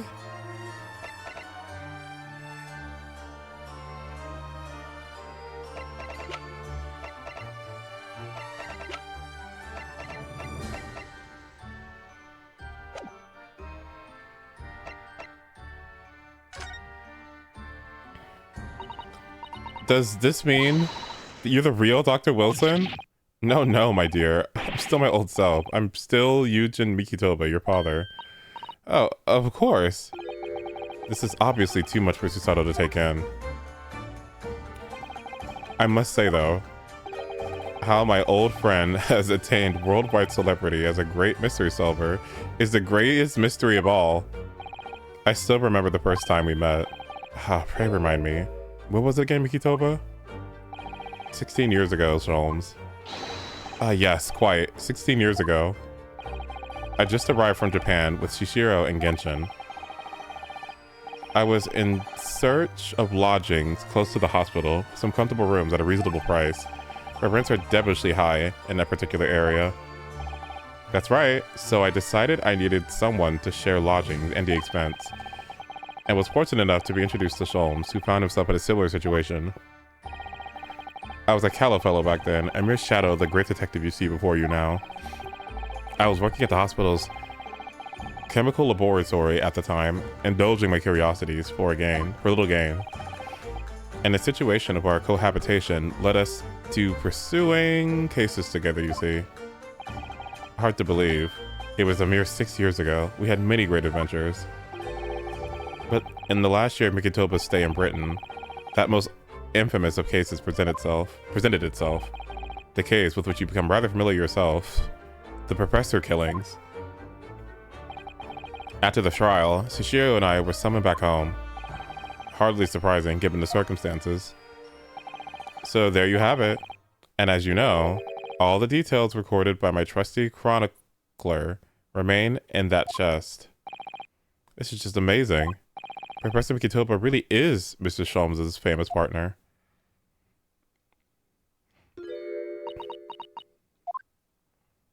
Father.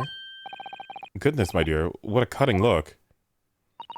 As your daughter, I'm very proud to learn that you were the great detective's great partner. But nevertheless, there's another mystery that I really must ask you to explain now. And that is... You know very well what it is. The unresolved matter of Iris's father. Yeah, what?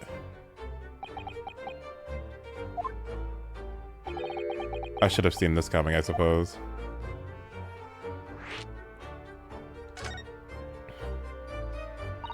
Iris told us that all the notes about the great detective's adventures are in that metal chest. Were written by her father. Isn't that correct, Mr. Sholmes? That is indeed what I told you, young Iris. But if you're Mr. Sholmes' partner, father, and you wrote those case notes, then Iris's father must be you. Upon my words, Miss Osato. You are coming along wonderfully as well. You too have hit upon the method at last. You finally grasped the art of deduction. What? What you've always told me, father, is that my mother died when I was born 16 years ago, and you left me in grandmother's care whilst you embarked on your study tour of Great Britain. And I've always accepted that, but all this about Iris... Oh, there it is. There's Susato-san's ice-cold stare. What the fuck is going on? The ages line up.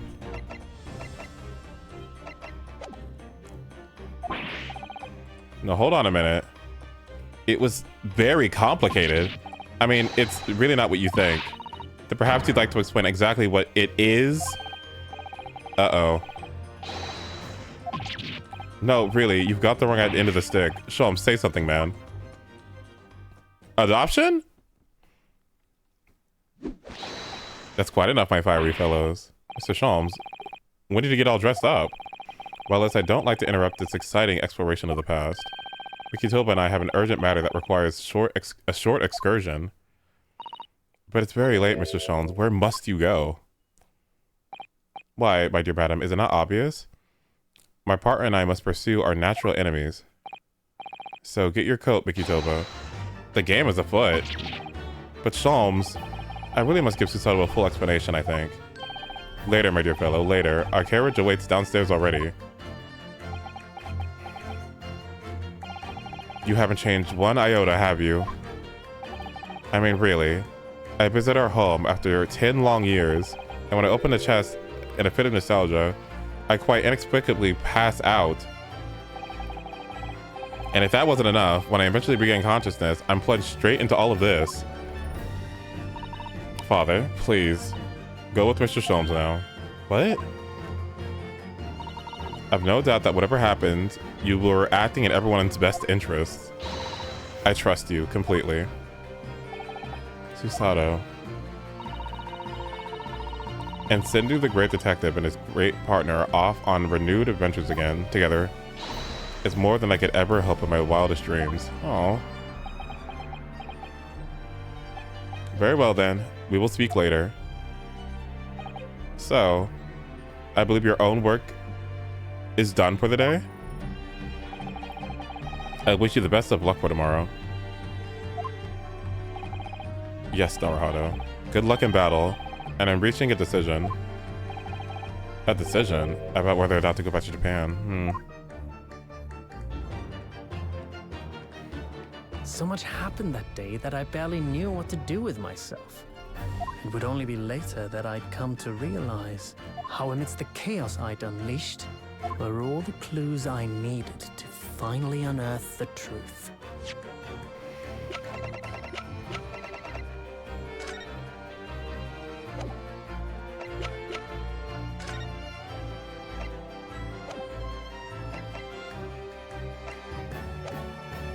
And that all the turmoil was necessary. to give me the resolve to see everything through. Yep, I was not expecting this.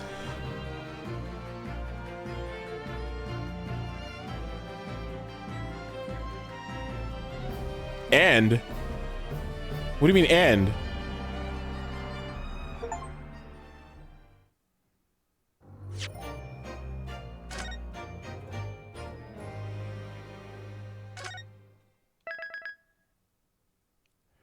That took so long.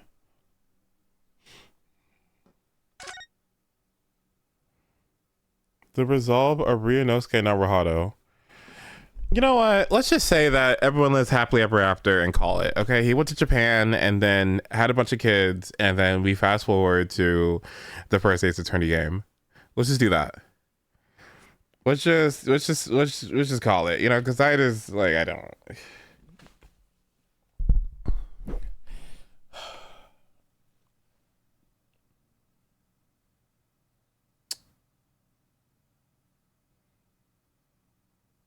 I think that was supposed to be a bombshell, but I don't feel it being like as much as a bombshell that I feel like it should be. Is that weird?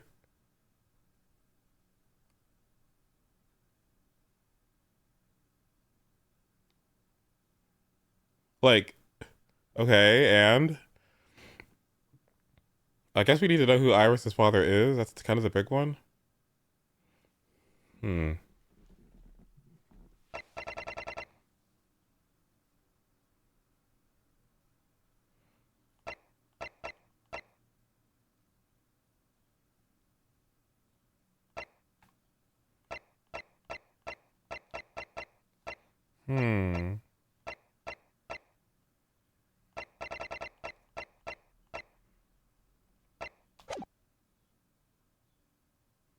So that's it, huh?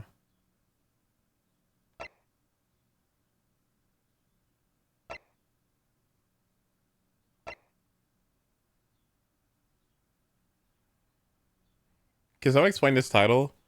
Twisted Karma and His Last Bow.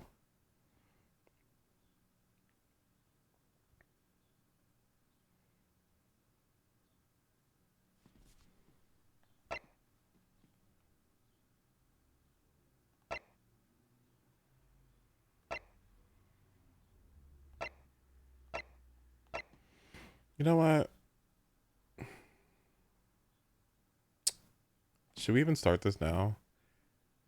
All the titles of this game are titles from stories of the Sherlock Holmes books. Oh, okay. Wow, the resolve of Ryunosuke Naruhodo? I didn't know that was a Sherlock Holmes reference. What the fuck? Cool.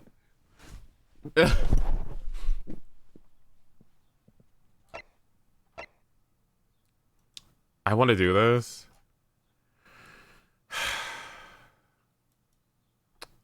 I want to do this. But do I want to do it now?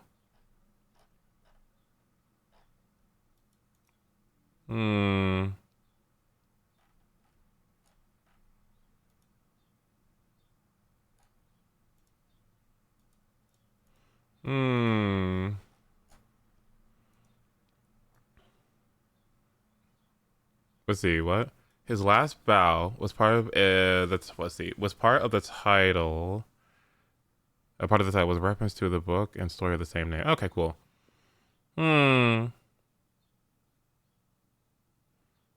I will open it up.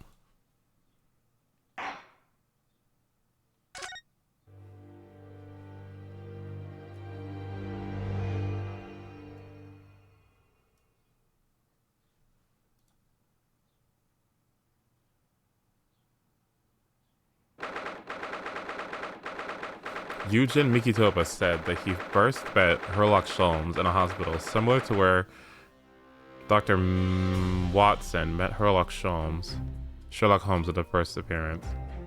A study in Scarlet. Additionally, Wilson introducing Eugen to Holmes would make him based on Stampert, a friend of Watson's, who introduced him to Holmes, not to Watson. Oh.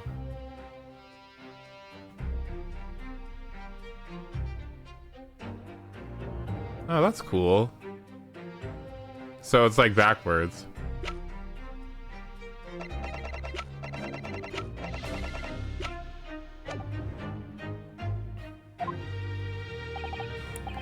So the time has finally come. Today, we unravel everything. I'll be counting on your support more than ever today, Miss Osato.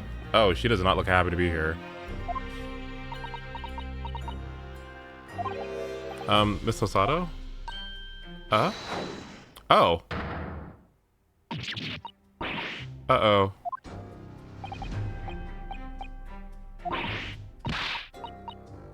Mm-hmm.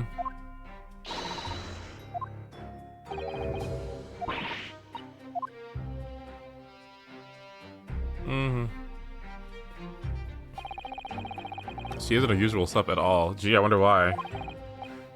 Given the news she learned.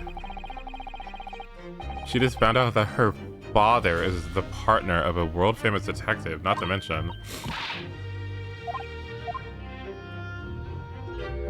Oh, Lord Banziques, it's you. Thank you for all your efforts yesterday. What? Did I hear that correctly? What? Oh, no, nothing. Just, I hope we can clear things up today. I really can't make this man out. His face says I hate you, but his words are almost jovial today. In fact, he hasn't been very Reaper-like at all since all this began yesterday. Lord Banziques isn't the Reaper, Mr. Naruhodo. Good point. The Reaper? I suppose in hindsight, I shouldn't have allowed that misconception to go unchallenged. Huh? It was my tacit acceptance of that pseudonym.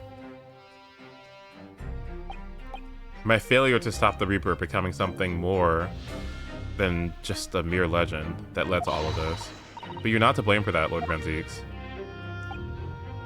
It's only because serious crime in the capital dropped off so sharply when the public started calling you that. That's why you didn't say anything, isn't it? To be frank, I'm not sure what that was the sole reason. What do you mean? There was a rumor at the time that the Reaper was really the ghost of my late brother. That having been slain by that evil killer, Clint's restless spirit returned as some sort of demigod to wield a deadly blade of justice where I, by dint of the law, could not. Yes, we heard that story too. When I lost him, I felt as though I lost my guiding light. I didn't know where to go or what to do. And so, in some small way, I wonder if perhaps those rumors made me feel his absence a little less keenly.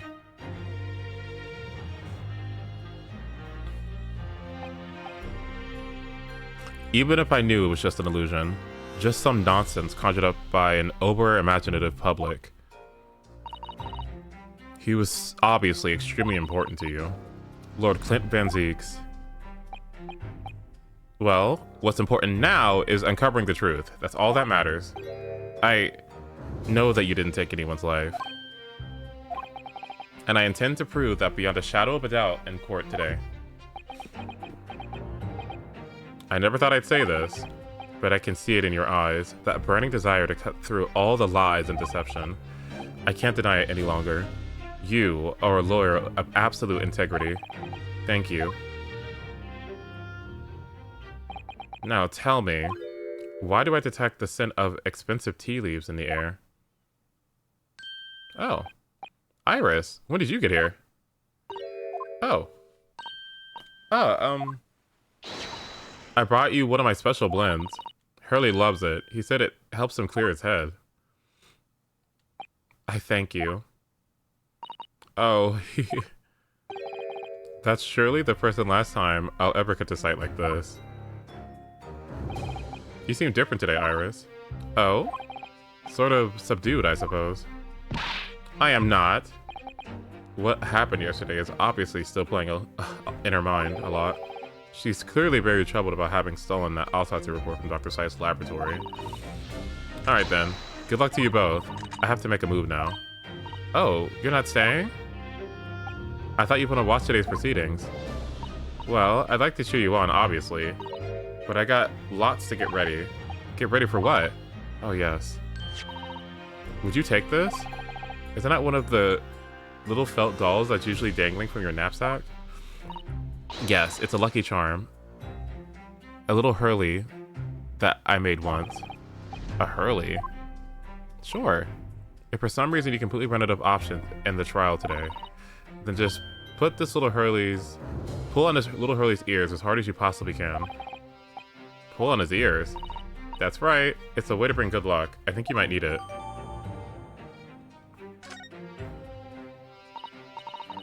You think what we'll need is luck? I just sneaked a peek inside the courtroom, and it seemed very different than normal. Yes, it would seem that a certain someone has decided to pull out all the stops. What does that mean? What about Mr. Sholmes, Iris? I don't know. He left. He was all night and hasn't come home by the time I left this morning. Oh, I see. Was Professor Bigatopa all night too, do you think, Mr. Sato? Yes, it would seem so. I telegrammed the hotel this morning, and apparently they didn't come back to their rooms last night at all. They? Father and Judge Jigoku, I mean. Judge Jigoku, too. That's right. Nobody appears to have seen either of them since yesterday. Uh-oh.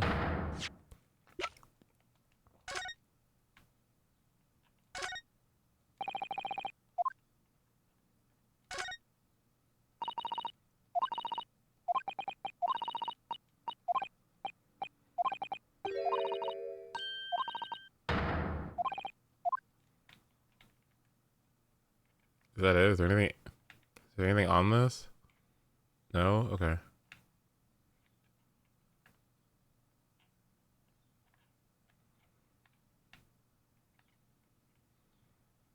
That insignia. I feel like I've seen it somewhere.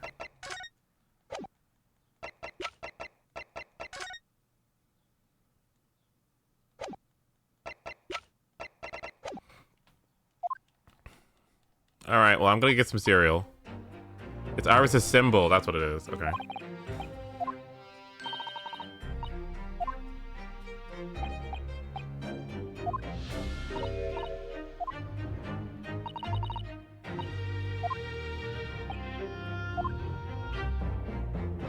Is right.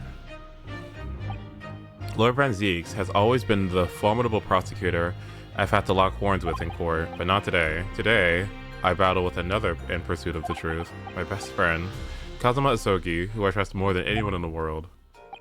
Now I understand what it was that drew me here to Britain all those months ago. Now I know exactly what destiny had in store for me.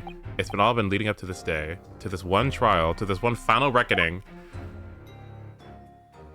Alright, well, I'm gonna get some cereal. Okay, so you're gonna have to sit here and wait. Okay, well, I'll be right back. Sorry. Yep, you're gonna have to wait. You're gonna have to wait. Sorry.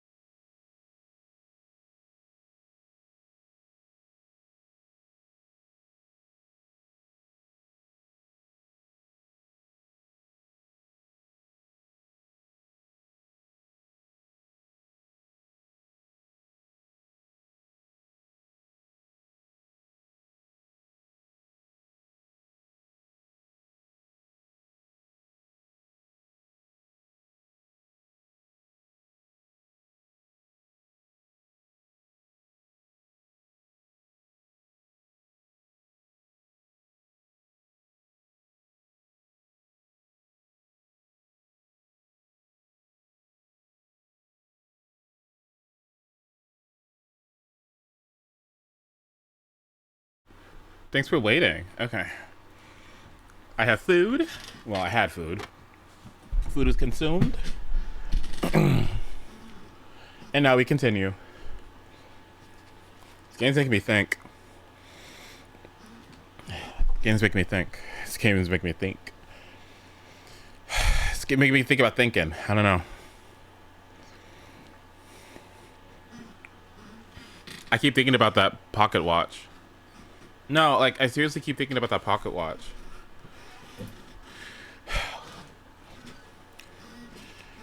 I don't know. I don't know, man.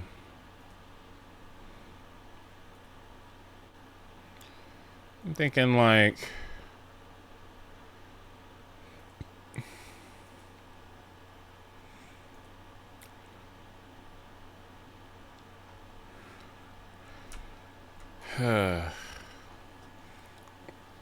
I'm thinking about like...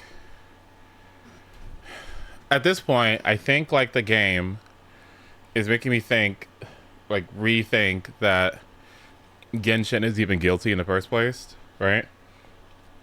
But what I'm not sure of is like how Strongheart plays into this.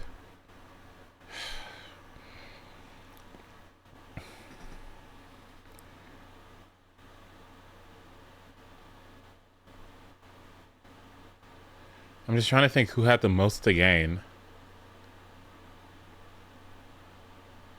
for framing him, you know what I mean? And who had the power to do it?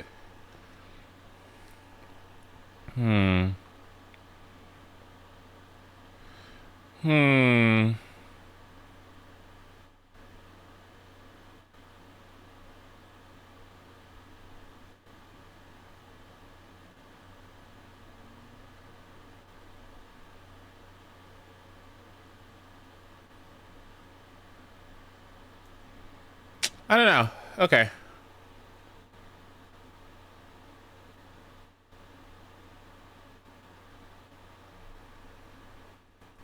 Let's do it. What I'm interested to see in this case is I'm interested to see how this intersects with the higher ups. I need to see the government, like, because what I don't understand is like, why are they even allowing us to like even touch this case at all if the highest powers of government like seemingly don't want it to be messed with.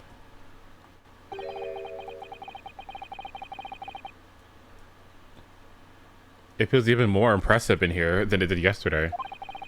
There are cold stares piercing me like knives from all sides today. Mr. Naruhodo, look. Okay. Okay, this is not what I wanted at all. This is the worst thing that could have possibly happened. This is the worst news.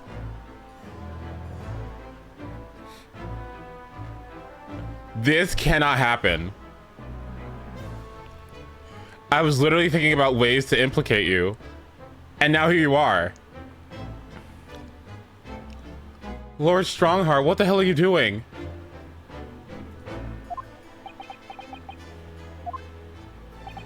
Cosmo must have known beforehand.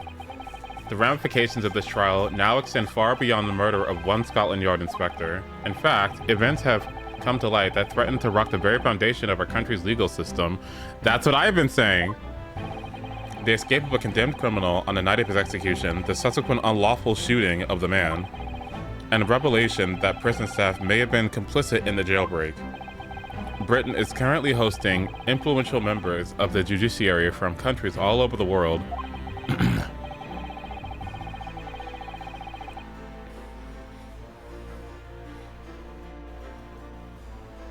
You just see Crystal's reaction.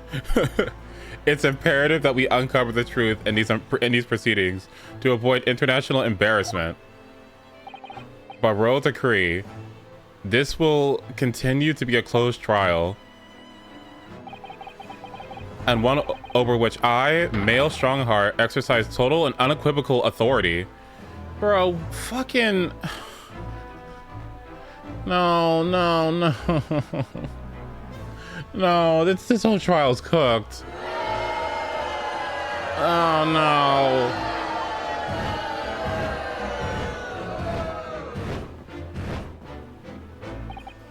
The 6 jurors' flames just... As was the case in yesterday's proceedings, those here present in the public gallery are distinguished members of the judiciary, assembled to bear witness to a fair judicial process. In other words, a collection of your acolytes, Lord Strongheart. On a personal note, I find this most distressing, Lord Van Zieks. You were a prosecutor of exceptional talent. Much like your brother, Clint, in fact. In the name of Her Majesty the Queen, I hereby declare this court to be in session. For the trial of Barack Van Zieks, who officially stands accused of murder.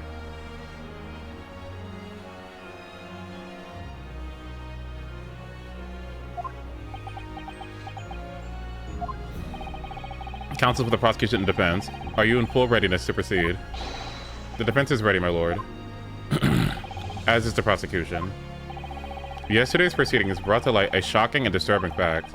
There was a side of the victim, Inspector Tobias Gregson, that was unknown to his superiors at Scotland Yard. Yes, he was carrying out operations in secret, which Scotland Yard knew nothing about. And in those clandestine operations, he had an accomplice, Mr. Daily Vigil, who would be given the inspector's identification and present himself around the capital in order to establish credible alibis for Gregson. In that way, Gregson appeared to be carrying out his regular Scotland Yard work, even when in fact he wasn't. At the end of yesterday's session, Mr. Vigil, who had been suffering from amnesia, regained his memory. It would appear he buried his memories of the time deep inside himself as a means of self-preservation, because whilst he was engaged as chief warder at Barclay Prison, he abetted the convict's escape. Mr. Vigil is currently recuperating at St. Sinners. He recovered enough to give a signed statement about his movements on the day prior to the incident. He's formally admitted to posing as Gregson while it's investigating the Red-Headed League. Which brings us to the crucial issue of the victim's time of death. The defense yesterday proposed a suggestion that the victim may have been killed 1 day earlier. This was based largely on the discovery that the victim's pocket watch had not been wound. The prosecution has something to report on that, my subject. A subject, my lord. My subject. Really? Go ahead, Prosecutor Osogi. I met once again with the coroner yesterday to discuss the issue. She confirmed that the defense's suggestion could not be ruled out. It is entirely possible that Inspector Gregson was killed on October 31st, the day before his body was discovered. I have here an updated autopsy report that includes the omitted details. But the official opinion of the investigation team was made clear yesterday. That time of death was 5 p.m. on November 1st. There are indications of an attempt to disguise the real time of death, however. It seems that the natural decaying process of the victim's body may have been slowed by keeping it chilled. That is out of the question. There are no refrigeration devices in that part of London large enough to accommodate a human corpse. My lord, this is more than just conjecture. There is evidence to support the idea. We must investigate it thoroughly. Very well. The court will accept the new report as evidence. However, if the updated report is deemed to be accurate, it would give renewed significance to the movement of the victim the day before the Fresno Street incident. It would, yes, especially on that day. Inspector Gregson was using Mr. Vigil to cover up his real movements. It's conceivable that he was killed in the course of his secret activities. Do I sense that the prosecution has some information regarding those activities? Scotland Yard put an enormous effort into investigating that precise matter yesterday. I think we should begin by presenting the results of that investigation work. So the prosecution calls its first witness now.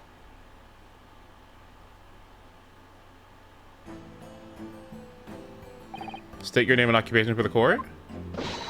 Inspector Gina Lestrade reporting. Representative of Scotland Yard.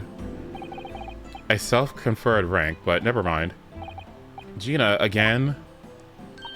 What's your problem, Otto? What's with that Gina again look, eh?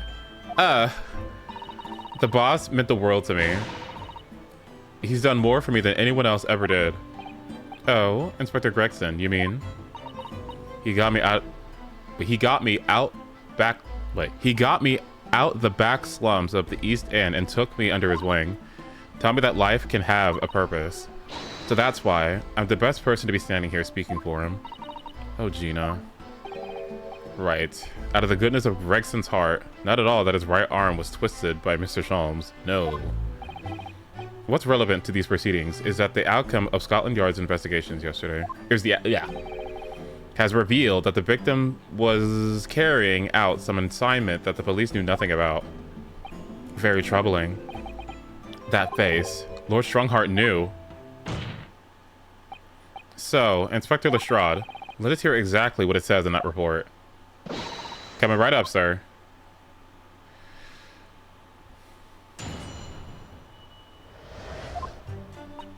All Yard detectives are supposed to follow orders and investigate what they're told. But a little search in the boss's office turned up a notebook that had a load of secret meetings in it. According to that, the boss was looking into some smuggled goods dealings that day. Okay. Looked like it was a big job and all, but the coppers weren't onto it yet. What matters most is there's witnesses what saw the Reaper at the place too. Smuggled goods? I don't know, do I? I'm just telling you what was written in the book. Tobacco, tea, spices, medicine, goods of all sorts flown into London by illegal channels from across the globe. It's well known that they're disposed of at regular black markets that take place in the capital. But the police are rarely able to locate them in time. So Inspector Gregson was investigating one of those black markets. It's been suggested that high-ranking government officials may be involved in black market activity. No doubt Gregson was trying to avoid details of his investigation being leaked to the involved parties. That would explain why he was operating on his own authority without the Yard's knowledge.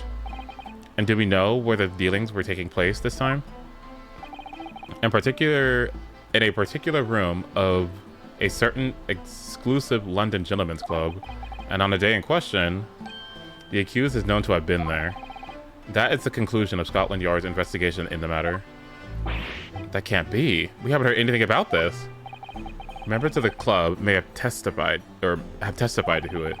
There's no question. The accused, Barak Van Zieks, was present. That would be very significant testimony then. Oh my. But Lord Van Zieks has made no mention of this at all. In short, Lord Van Zieks had ample opportunity to murder the victim. Very well then. Counsel of the defense, begin your cross-examination.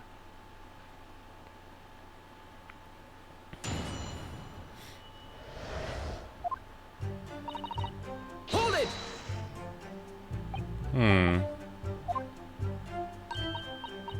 I'm above following orders. Okay.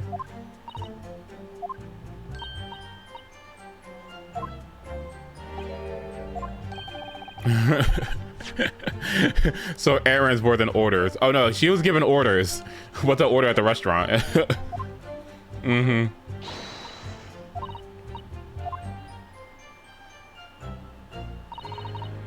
Hold it! Can I see this? He went through his things. Yeah.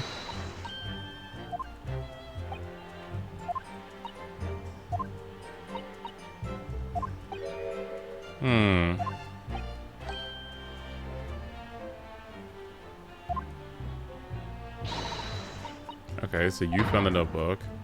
Okay, we found it hidden in one of his desk drawers that had a false bottom. Oh, wow.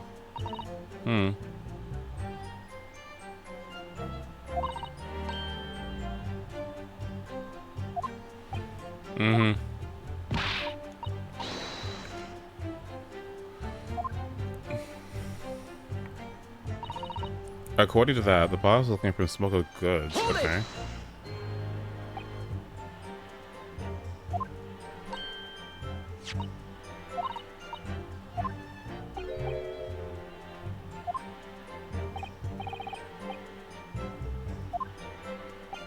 That won't be necessary. Why not?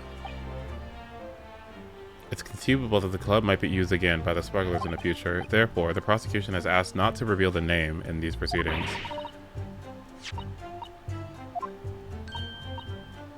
Uh-huh.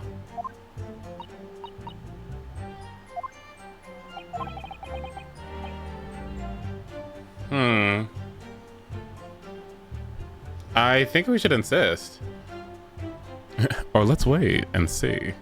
Hmm.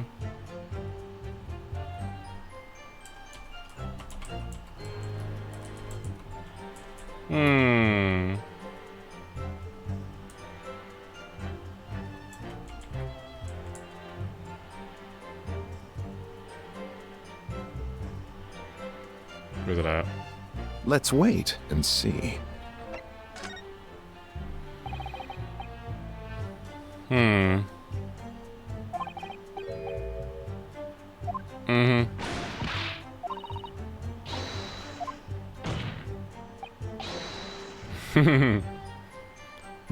Just to err on the side of caution, the defense will wait until the witness can read all the way up to the letter Z.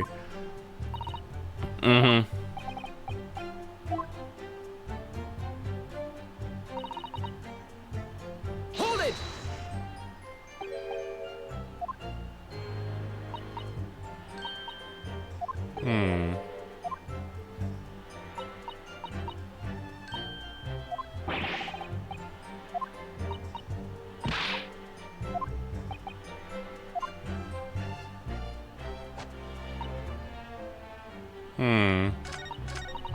Hold it!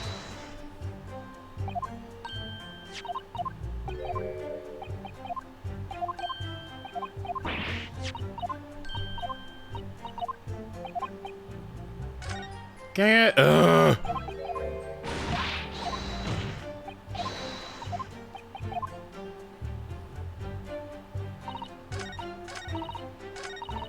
Hold it!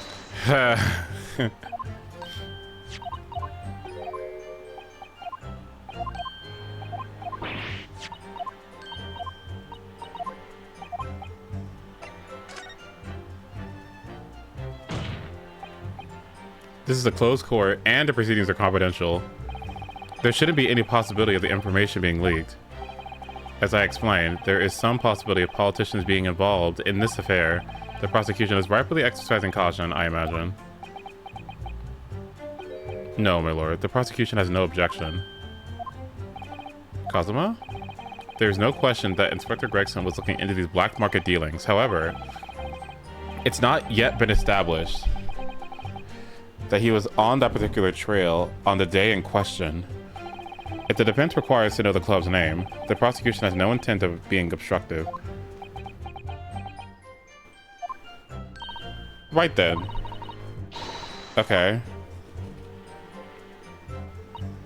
Apparently, the smoke of goods was to happen at a gentleman's club called the Groose. Hold it! The Groose.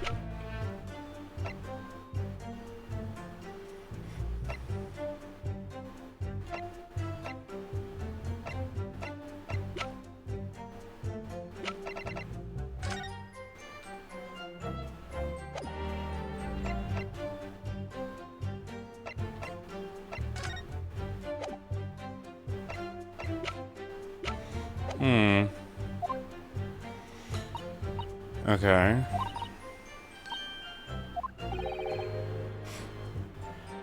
Oh my god. They're not places where a foreign student like you would be readily admitted. Have you looked into the mirror recently? I'll tell you what, me and Chief Inspector Toby could go in undercover. Could you though? I could pick out a few good marks and see what else I could find when I was there. Anyway, that's where these black market dealings were going to take place, is it? Yeah, it's gotta be. That's what the lower ranking detectives at the yard reckon.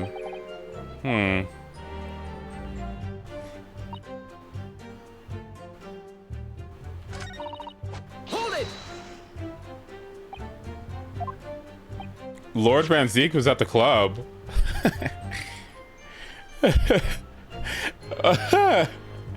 Lord Van Zeeks was at. I'm gonna screenshot that. Lord Van Zeeks was at the club. I'm saving that one. That's good. Like, yeah, what was he dancing to? Was he shaking his ass? Wait. What was he doing? He was. Detectives who visited the club yesterday. Detectives who visited the club yesterday to make inquiries haven't confirmed it. Subboard members report having seen the accused being admitted to the room in question as a guest.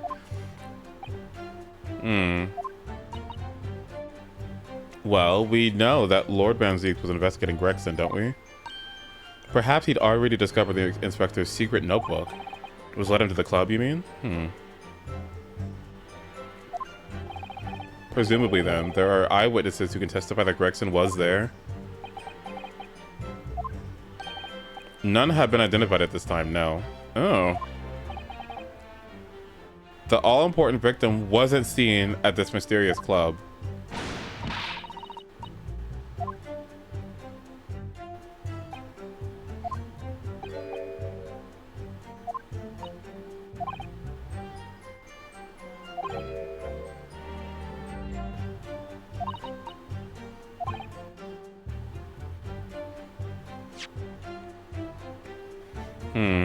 Lord Van Zeeks told us he was investigating Gregson, but he never once mentioned that he met the inspector the day before the incident. If everything Lord Van Zeeks has told us is true, then there must be a mistake in the testimony somewhere.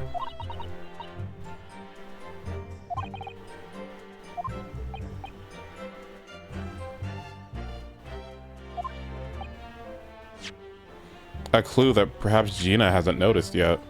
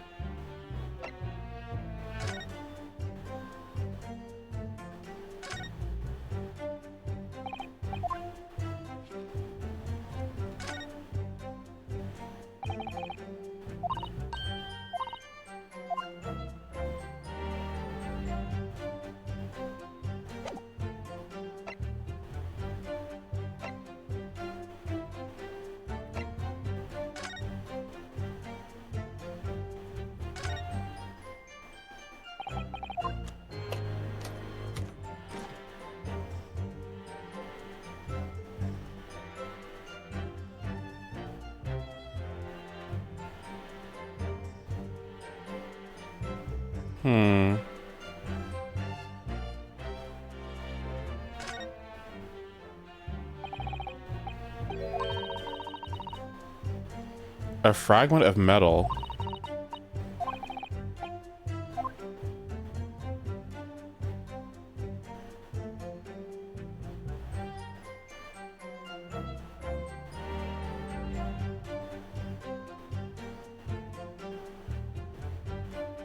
Hmm.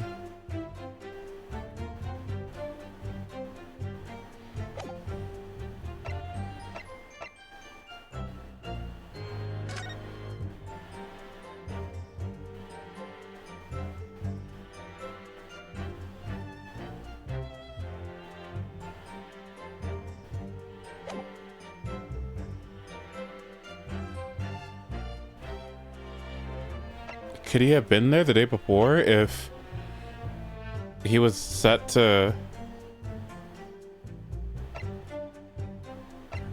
Hmm.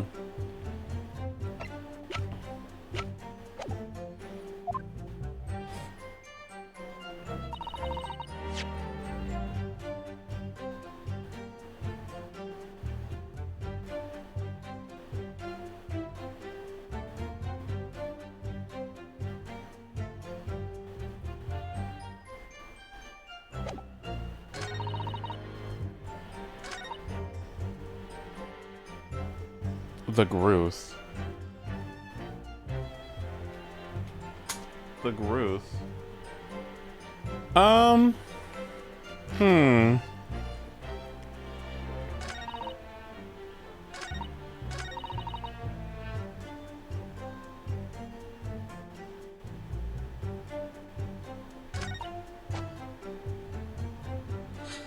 What matters most is witnesses that saw the Reaper at the place too.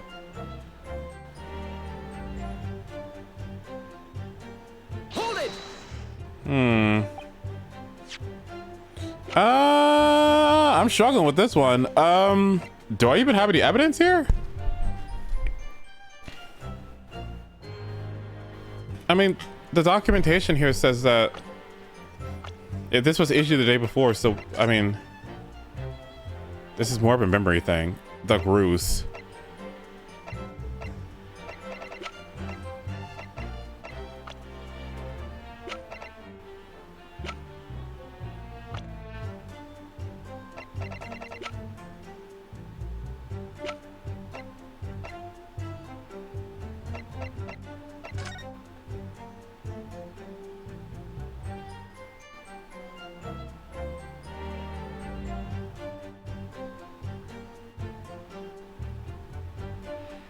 All 3D evidence check marks from episode 4 are reset here. Oh, wow.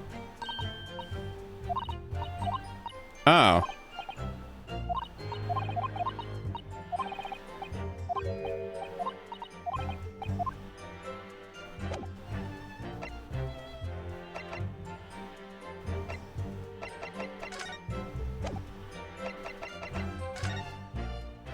Really? Oh, all of it got reset? What the fuck? So should I inspect them all again?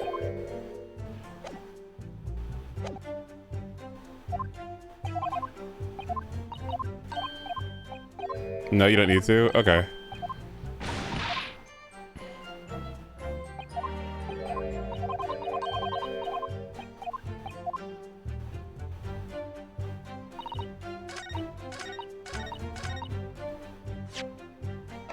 Objection! I've read about these clubs that exist here in Britain. As I understand it, they're places where well-to-do gentlemen socialize with friends and colleagues. Don't imagine for a second that a foreign student like you would be admitted. Ugh, seriously, is your mirror cracked or something? Do we know for sure that the contraband dealings were definitely happening at a club called The Groose? The police are currently looking for evidence, but they haven't found anything definitive yet. I'm sorry to say, they probably won't. What do you mean by that? I mean, the place Inspector Gregson was secretly going to visit on October 31st may not have been a gentleman's club at all. You're showing a very irreverent attitude towards our country's police force, there, Counsel. If it wasn't at a gentleman's club, then what was it? A steamship. You think it's a ship? I have evidence to prove it. Right here. Let me see that. This dark-suited young man is not the least bit untrustworthy. The other side. Be more specific next time. This would appear to be a ticket for passage upon a steamship, yes. The SS Gruce. Objection. So there's a steamship named the Gruce that happens to share the name with the club. But I'm afraid to say, there's a flaw in your logic there. How? Look at the ticket. Notice the date of arrival in port. The ship arrived in the port of Dover on November 1st, sorry. The day on which the sound like a gunshot was heard on Fresno Street. In other words, on the day in question here, October 31st, when the victim was on the clandestine mission, the ship hadn't yet docked on British shores. That would certainly make an undercover investigation somewhat challenging. The fact that the steamship hadn't yet reached Britain substantiates the defense's assertion that the victim was investigating the SS Gruce on the day in question. Let's show your evidence for that assertion. Very well. In that case, counsel for the defense, present your evidence to the court now. Evidence that substantiates your claim that the victim was investigating the SS Gruce on the 31st of October. Take that! What's this? A passport for travel issued to the victim. Dated the 31st of October. What are you suggesting?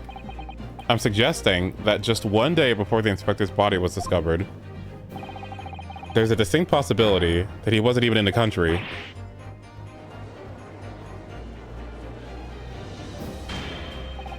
Order. This document is for the passage to France. It does appear to have been officially authorized. The day before the SS Gruce arrived at Dover, it docked on the northern coast of France for a night. According to my father, who was on board, at the port of Dunkirk, France. What could possibly have taken the victim there? I'm impressed, Ryunosuke Naruhodo. I certainly didn't expect you to get your hands on that passport. What? You mean you knew about this? The prosecution's strategy for this trial has been laid down by the Crown Prosecution Office. On the day before the incident, the victim was investigating contraband dealings at a London club. That's the outcome of Scotland Yard's investigations and the line the prosecution has been asked to follow. But personally, I don't agree. I think the prosecution's office is trying to hide something. What? And now that you've expertly disproven their assertion, I intend to reveal what I believe that something to be. What are you playing at, Professor Asogi? A courtroom is a forum for the truth, my lord. Which is why it's my duty to present all the facts without exception. Let me guess. This was your intent from the outset, wasn't it? The reason Inspector Gregson secretly made his way to the steamship dock in France on the day in question was to carry out a mission for the Reaper. The Reaper? Oh my god.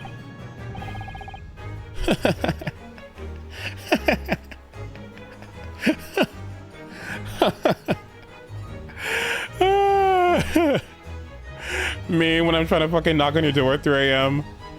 Bang, bang, bang! What are you saying, counsel? The prosecution has made an assertion in court yesterday. Inspector Gregson was investigating the identity of the Reaper. When he discovered the location of the man's secret hideout, he was killed. As I'm sure everyone can imagine.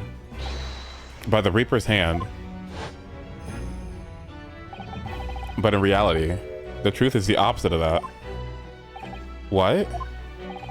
Inspector Gregson wasn't investigating the Reaper at all. He was in fact acting for the Reaper. So, you're saying the mission he was undertaking was, obviously, an assassination. Barak Benzik never carried out any of the actual killings. Whenever the Reaper's victims lost their lives, he always had a cast iron alibi, which tells us he must have had an accomplice. And you claim that that was Inspector Gregson? What do you think you're saying, huh? My boss would never have done nothing like that. And yet, when you consider all the facts, it all makes perfect sense. No, it can't be. we also arrived at the same conclusion, didn't we? That Inspector Gregson was operating as the Reaper. Even so, there's no way that was the person giving him the orders. That the person giving the orders was Lord Van Zieks. No, the true Reaper is someone else.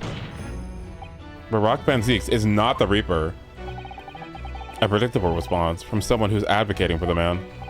And even if it's true that Gregson was operating as an agent of the Reaper, the suggestion that he went aboard the SS Gruz on an assassination mission doesn't follow at all. Oh, you have some solid reason for doubting the assertion, do you, Counsel? Absolutely, it's very simple. On the day in question, nobody was killed aboard that steamship. Professor Mikitoba and Judge Shikoku were on that very ship. If someone had been assassinated, I'm certain we would have heard about it. What's so funny? You're right, of course. No suspicious deaths were reported on board the ship. But I think perhaps you've missed the point. That's precisely why Inspector Gregson himself lost his life. What? Gregson did board the SS Gruz that night with the intent of dispatching his mark. But his mission ended in failure. Failure? It seems that the defense hasn't yet grasped a very important detail here. What are you talking about? What detail? Inspector Gina Lestrade. What?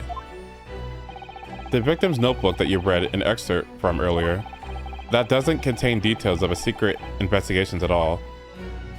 It describes 10 years of assassination plots to be carried out by the Reaper of the Bailey. You're lying.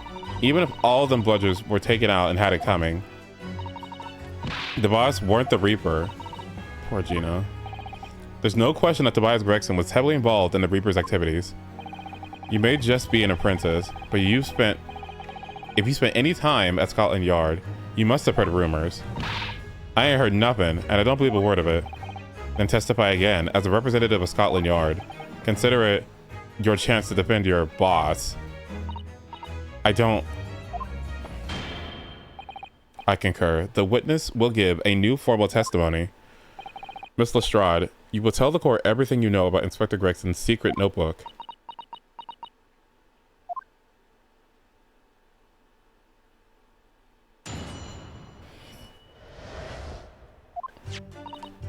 Yeah, his notebook does have a lot of stuff about the Reaper. Okay. Okay.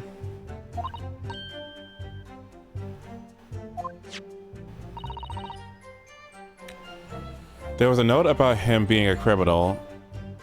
What got away from the Reaper in court 10 years ago or something. What?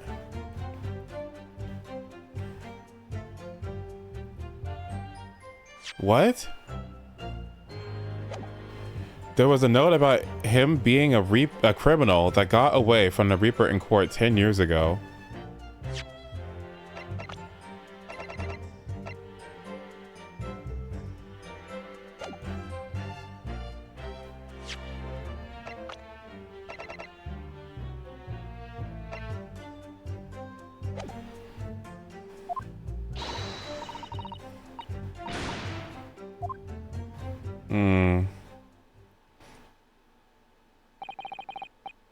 Keep personal opinion out of your testimony, witness.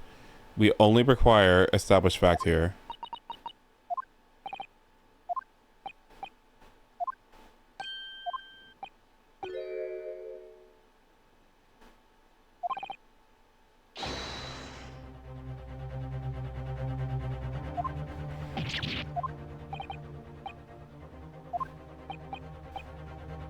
Oh no.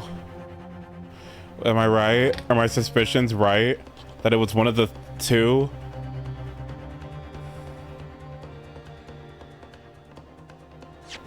Am I right to believe that it was one of these two? The name that's written alongside the entry that mentions the Gruz on October 31st.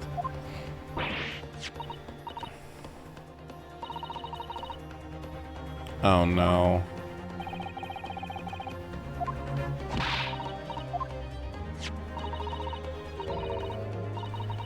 Oh no.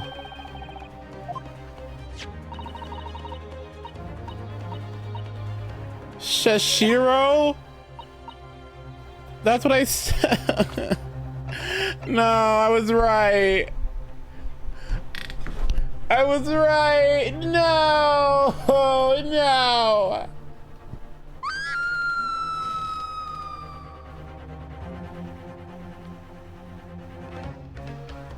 Oh no.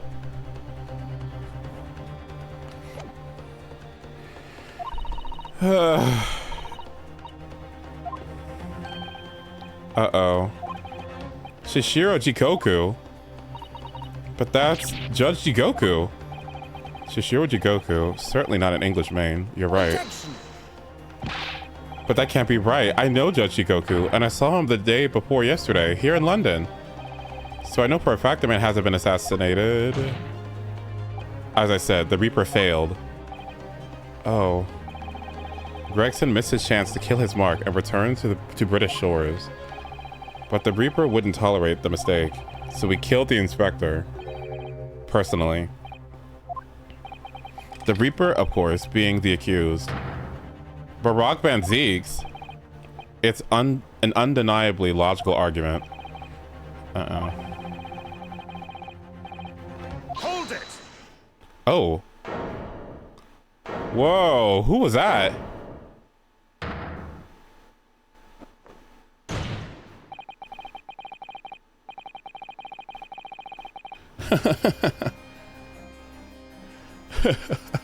I'm like, who?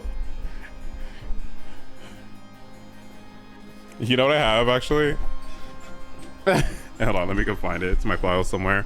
I actually saved this years ago. Let me see if I can find it.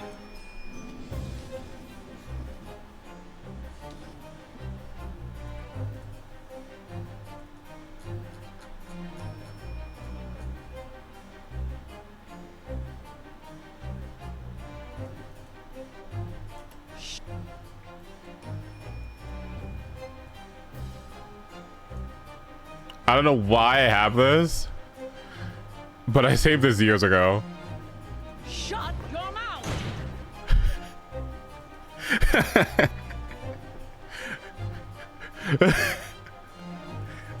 Shut your mouth! And you would do well to shut your mouth. This is odds. Yes, it is. Van Zeeks' leg maneuver was originally conceived for Godot in Ace Attorney 3, but was too complex to implement for the GBA. Too complex? Oh my. If you don't give that shit to Mother 3. Shut your mouth.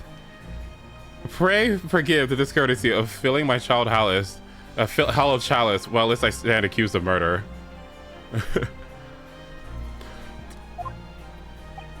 Lord Van Zeeks, the accused has no right to speak uninvited in court. You will return to the dock.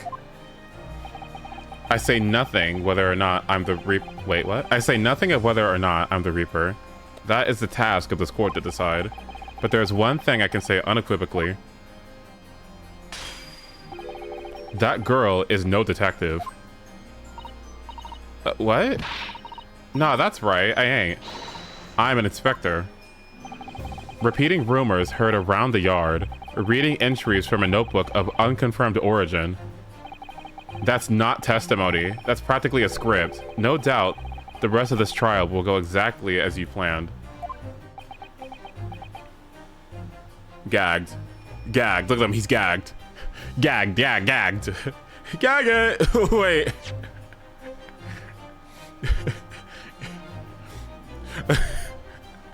I'm not gonna sit here while you play little fucking games when my life is on the line. Okay? Get some verifiable evidence or get the fuck out of the courtroom. Jesus Christ. Your hatred of me is understandable. In your mind, I'm sure I am the Reaper who sent your father to the gallows all those years ago. But you're in danger of becoming a far more sinister Reaper yourself by attempting to have me condemned with this feeble excuse for testimony. What did you say? Mr. Naruhito, this is our chance. Gag him! My lord, the defense requests that the defendant be allowed to speak. he may be privy to important information relating to the testimony given by the witness.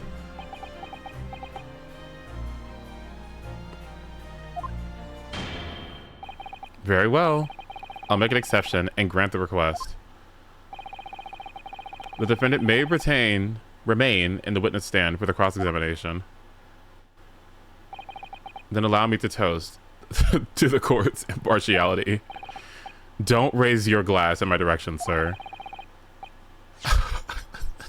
This little gay boy.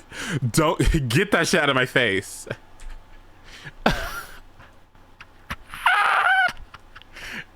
Oh my god.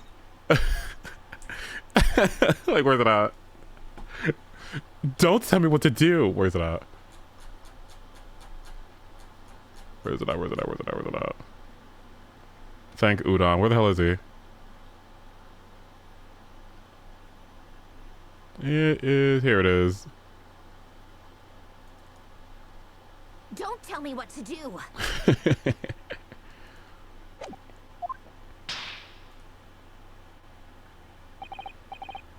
Who do you think you are? Right, like, that's what I'm saying. Like, what? Get that shit out of my face.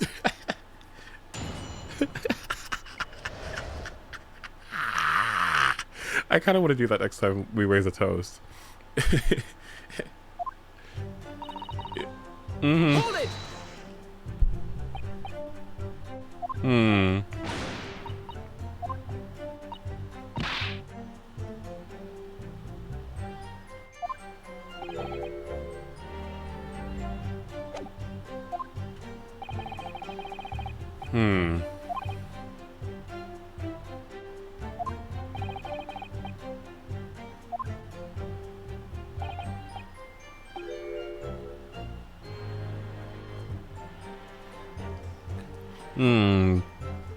Your investigations proved conclusively that Gregson was one arm of the Reaper. One arm? What do you want about? The Reaper's victims were all extremely shrewd criminals at the top of their game. There's simply no way one person could have taken them all on alone. The Reaper is an organization. With you at its head?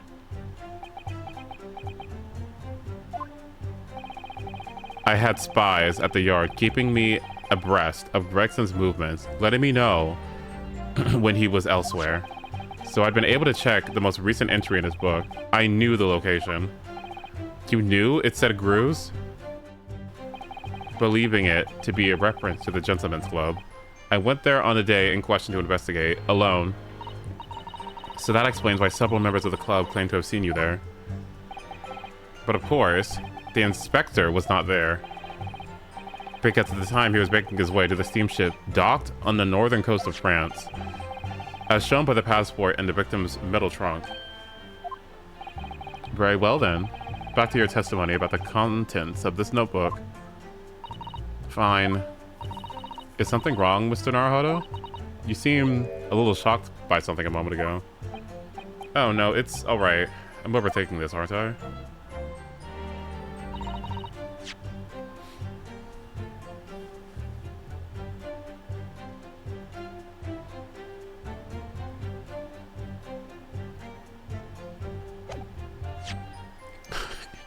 You know what's funny?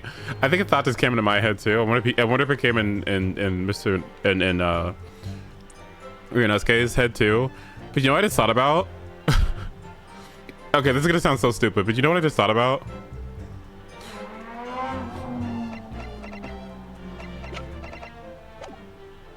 Hold it!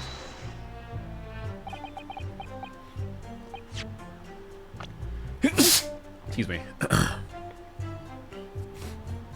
What if he tried to kill him or something and the operation failed and he was like he was like, fuck you, bitch, and he took his ass out? That'd be so funny. No, okay, but what if that's the case? What if it was self-defense and he was like, bitch? And he fucked him up so bad that his fucking chest got gashed and that's his blood on the side. Ah!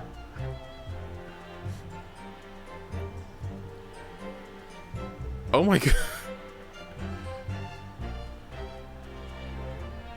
Yo, imagine he got hit by like a gavel or something. Oh my god. Even though he get that bullshit out of my face and he like clocked him. You know what I will say about this man?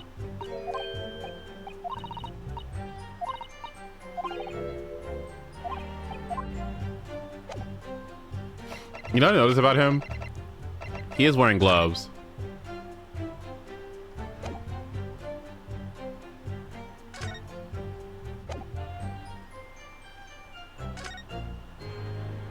Hey, hey, hey, hey, hello, it's your neighborhood Ace the Third. Hey, guess what? I think I found something, unfortunately. I think oh no, I think I found something. Oh no. Oh no. Guys, what'd you find? Maybe it was him. You know why I think it might be him? I mean, I was always kind of suspicious of him, but you know what I just found? Look at the picture. Why would this be a piece of evidence? Do you see anything in this picture? What are the 5 things in this picture?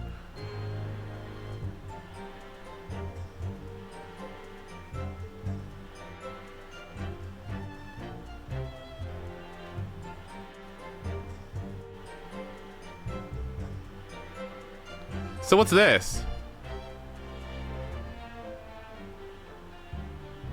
And why does it... What's going on with that? Like, what's that? That seems a little... What's going on with that?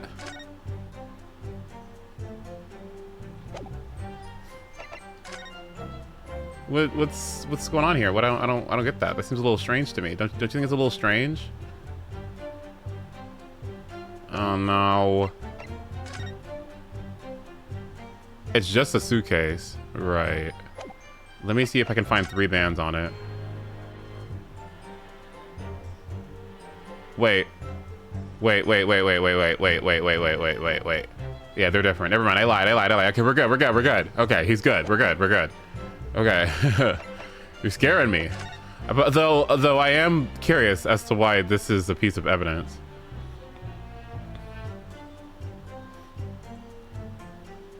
Okay, good. Yeah, we're good.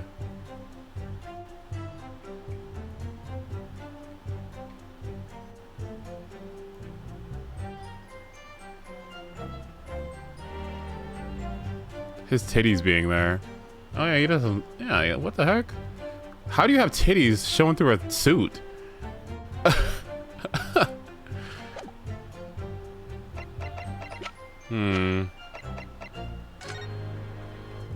I still think that this gash is very weird.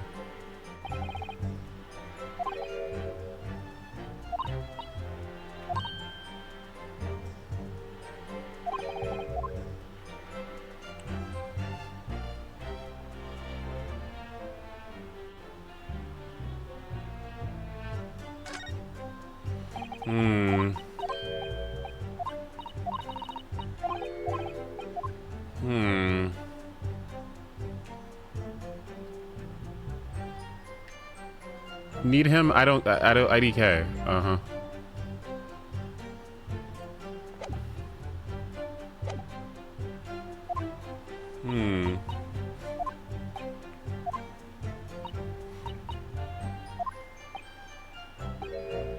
Assassin.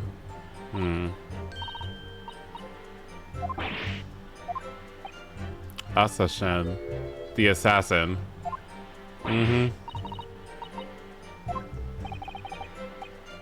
Uh-oh. He investigated the marks thoroughly, finding out when they would be vulnerable and who to use to get at them. The person actually executing his plans was someone else, you're saying? If that's true, then the Reaper does indeed start to sound like an organized group of vigilantes. Then perhaps what is said on the passport document. Permission for the applicant and 1 additional person to travel. Could that person have been clearly the assassin who was meant to take Shishiro Jikoku's life? Gina, can you confirm that? Against the final entry, listed Bruce and Shishiro Goku. What was the name that was written? Let's see. That's the only entry that didn't have a name next to it as it happens. Oh no.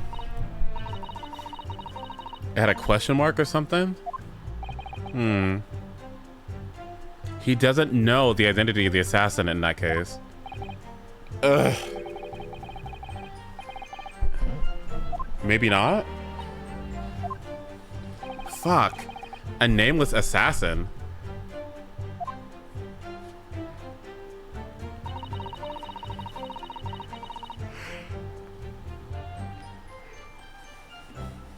Hold it!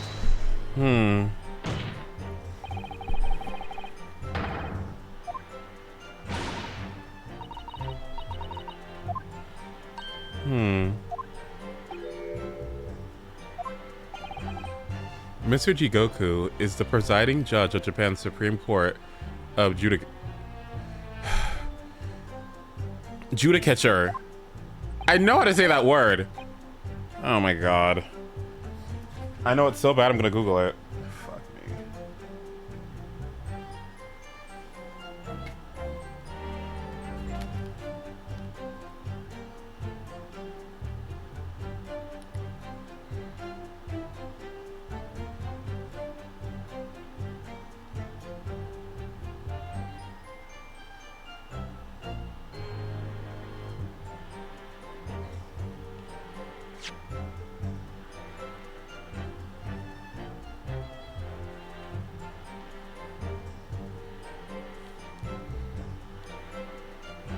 Judicature.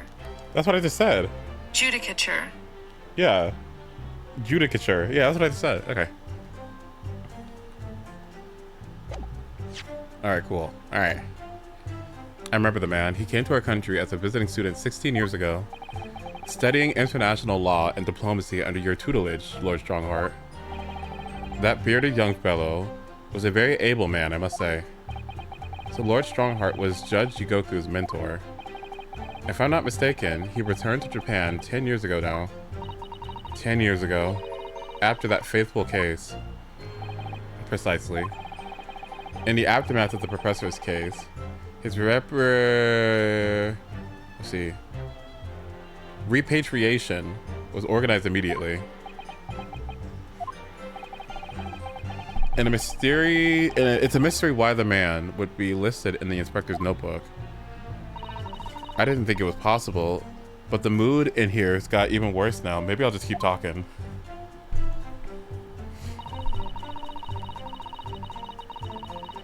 There was a note about him being a criminal that got away from the Reaper 10 years ago or something. A criminal that got away from the Reaper in court 10 years ago.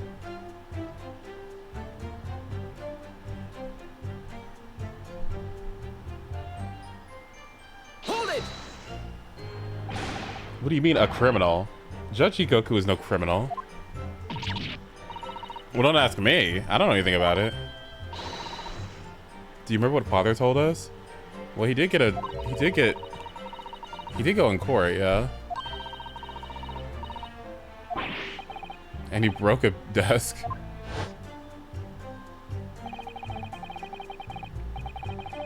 He took the stand to testify, but he got a little carried away and actually managed to break the witness's stand. He also said some impetuous words about the British Empire, for which he was charged.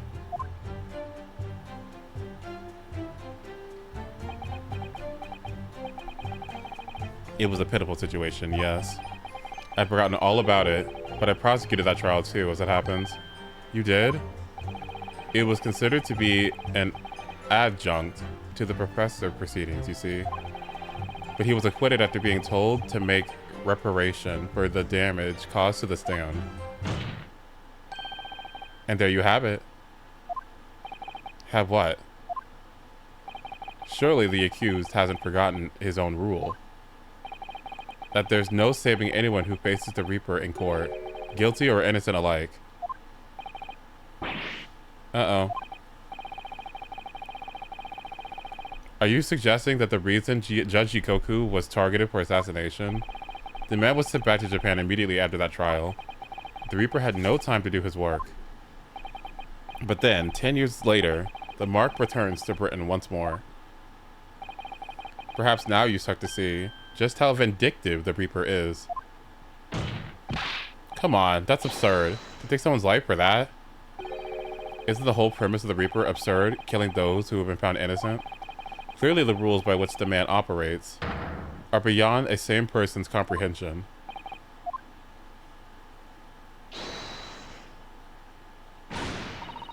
Right, I've had just about enough of this. Gina? All this nonsense about the boss planning to kill people. It's clobbers. Come on, Otto. Yes? Why aren't you saying nothing? Why aren't you yelling out objection or something? What? You've got to find a flaw. You do usually. Someone's lying here. No question. You've got to find out who it is. Please, for the boss. What are they yapping about?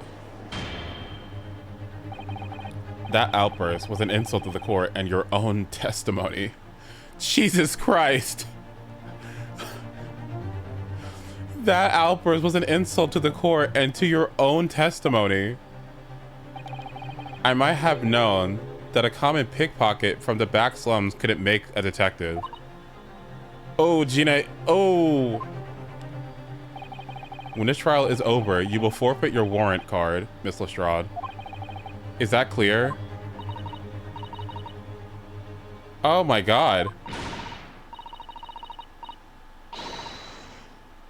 I've had it with the lots of you. It's lies leading every bleeding place you look in this world, isn't it? Well, I've had enough. Gina. So have I. After the little speech of Gina's, I've made up my mind. Did you what, Mr. Naruhito? There was one point in this cross-examination when something that was said just didn't sit right with me. One statement that seemed odd. Oh? Do you mean... I'm not gonna let Gina's plea for help fall on deaf ears.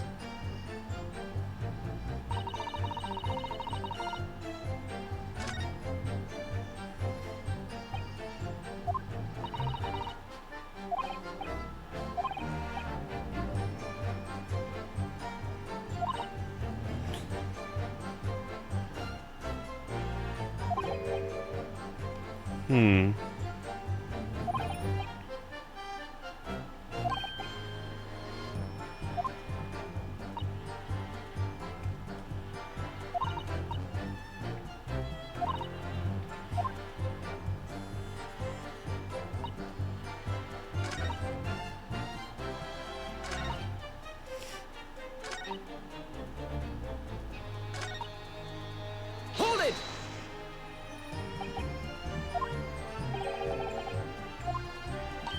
Oh. Amongst everything we've heard during this cross-examination, there's one thing that defies explanation. One inconsistency. What? An inconsistency? Really, Otto? I don't quite know what it means yet, but there is an inconsistency, something that was said by... Oh, I don't know. Wait, wait, whoa, hold on. Hold your horses, buddy. I don't fucking know. Hold on, I gotta think about it. Now, why am I in it?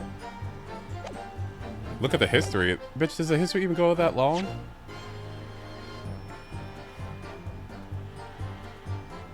That's it.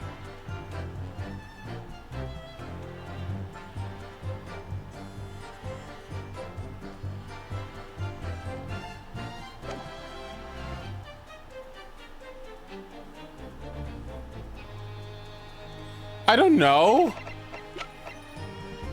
Can I go back and check?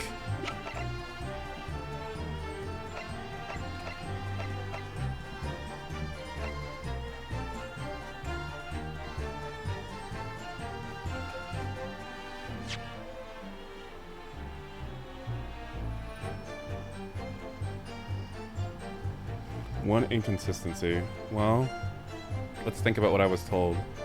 Hi, Niyasha. 10 years ago, the one that got away. 10 years ago.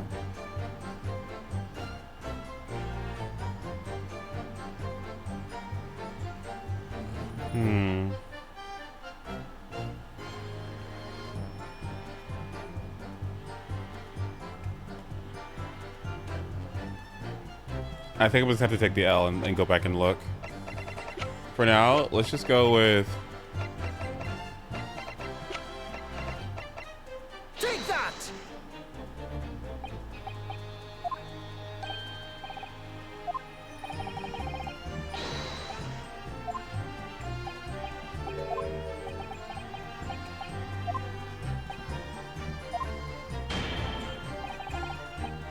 Oh my god, evidence. Oh my god. I was just joking. Oh my god, I needed I don't know. I was just joking. I don't know. Oh my god. Oh.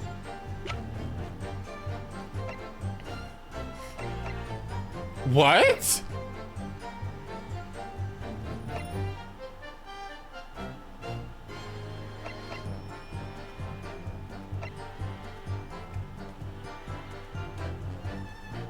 This is so fucking absurd to me.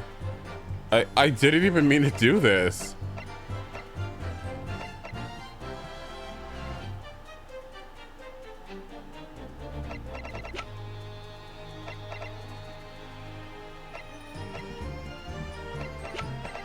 You know what? Okay, let's just go. Take that! Get me out of here.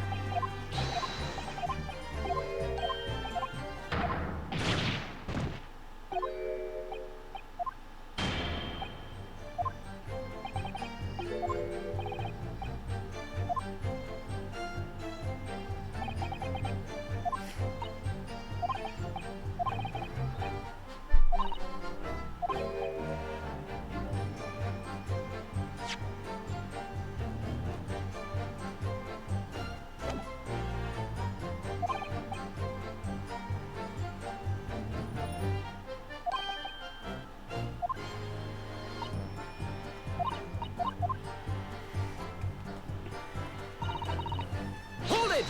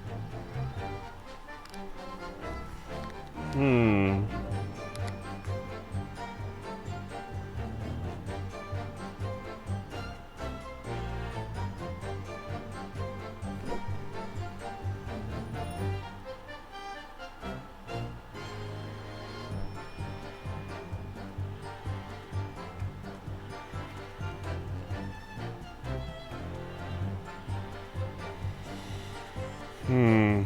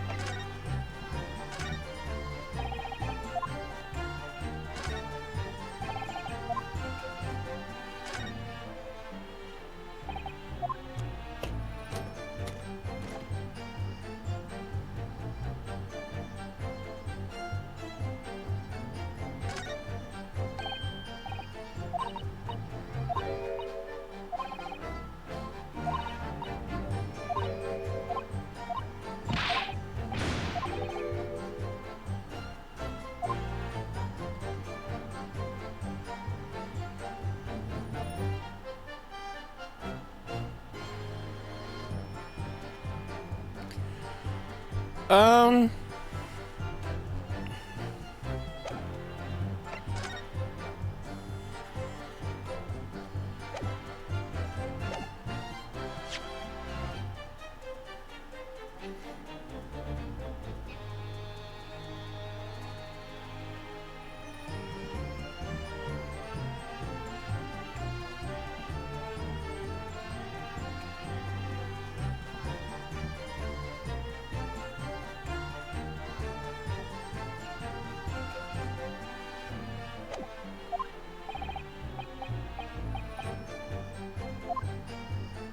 Do you need help? I know it's something with this chest.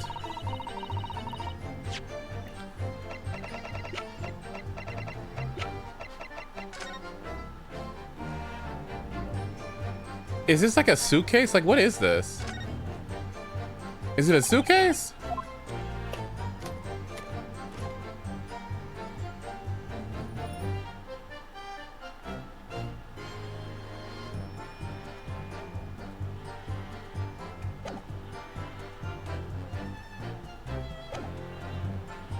Hold it!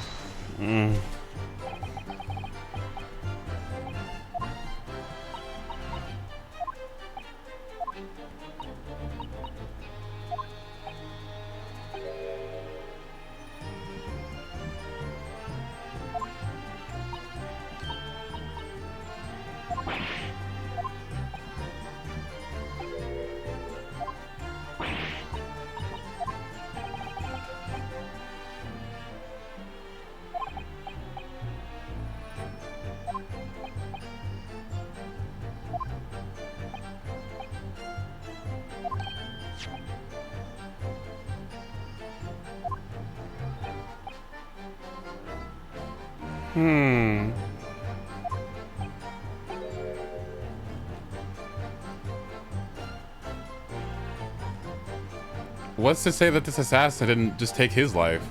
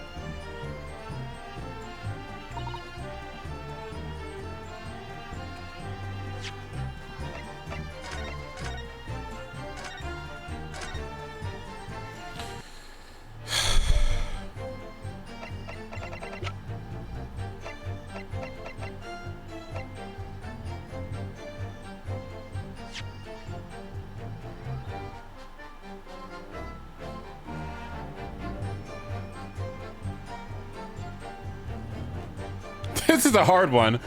It's this assassin person, right? But what's the problem?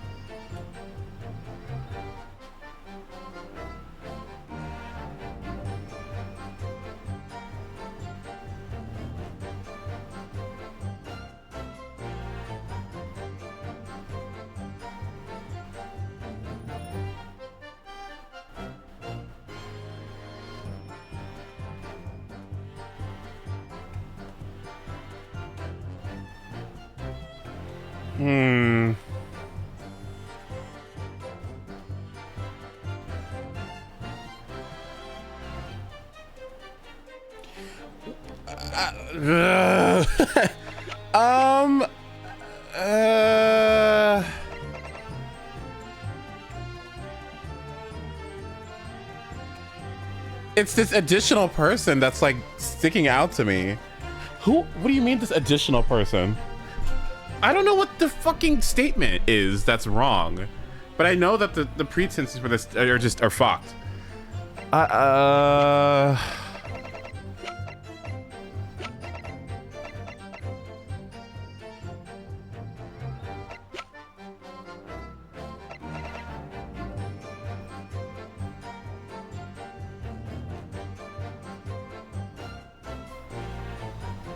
Take that!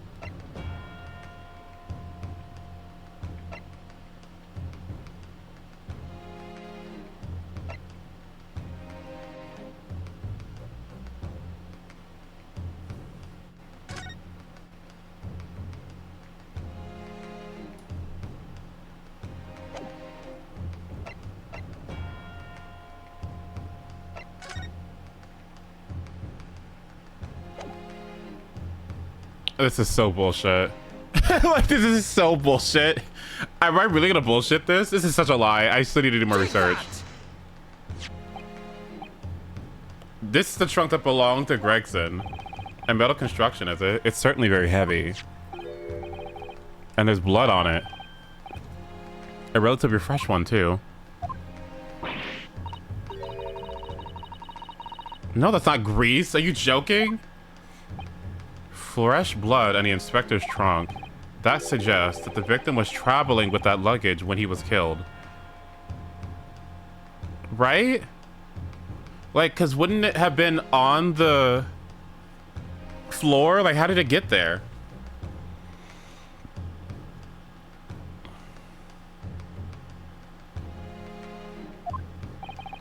That can't be. There was no mention of any truck in Scotland Yard's report. Yes, there's a reason for that. Immediately after the inspector's body was discovered, one of the street peddlers made off with the trunk, hoping to sell it. But I found it, me, with a nose for trouble. Which means that nobody should have known anything about the trunk. Unless, of course, we're talking about somebody who was present when the victim was killed.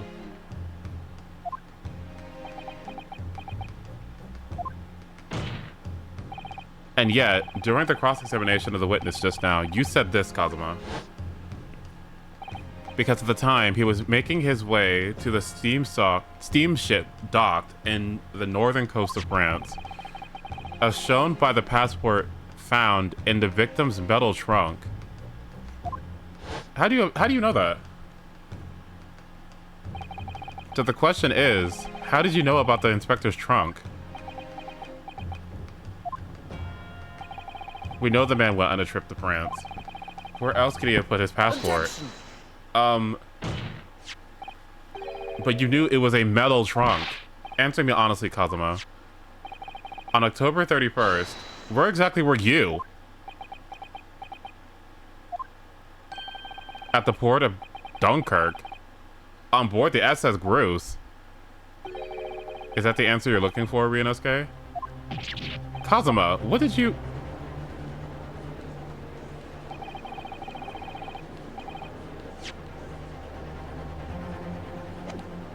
I had to consider the possibility before, but if Kazuma was there on the ship, then it could have only been for one purpose. Oh no, Mr. Naruhado. Surely you don't think... Come on, Ryunosuke. You know the rules. The only thing that really talks in this courtroom is hard evidence. As I understand it, Inspector Gregson always took that case with him whenever he traveled. So as it stands, you proved nothing. Kazuma, are you challenging me to prove it beyond all reasonable doubt? That you were there that day in the same place as the inspector? He was there with Gregson. There's a clue that you overlooked. A secret the trunk can tell us. I can't be sure at this point. I need to verify it. It's the sword, right? But I have a nasty feeling that I'm going to be right. The accusation being made is deeply disturbing. Nevertheless, we must test it. The defense will identify to the court where in the trunk is this alleged clue to be found.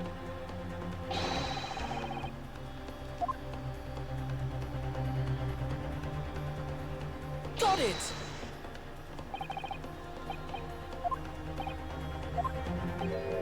Hello? Hello?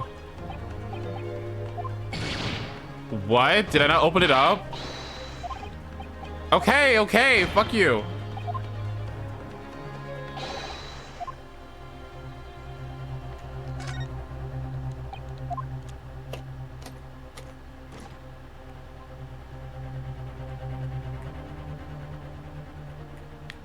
Got it!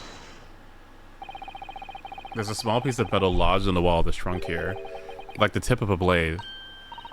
A blade? Kazuma, slung around your waist ever as ever today, is the esteemed blade Karuma. Of course it is. Won't you draw it here in this courtroom for all to see? Exercise caution, my learned friend. That man is the son of London's most notorious killer.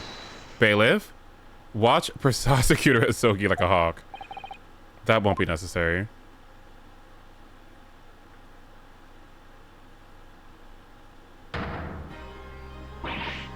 Oh no. The tip is broken. If the fragment of metal from this trunk fits together with the end of the sword, the question of who was that with Inspector Gregson will be answered. Agreed, Kazuma Asogi?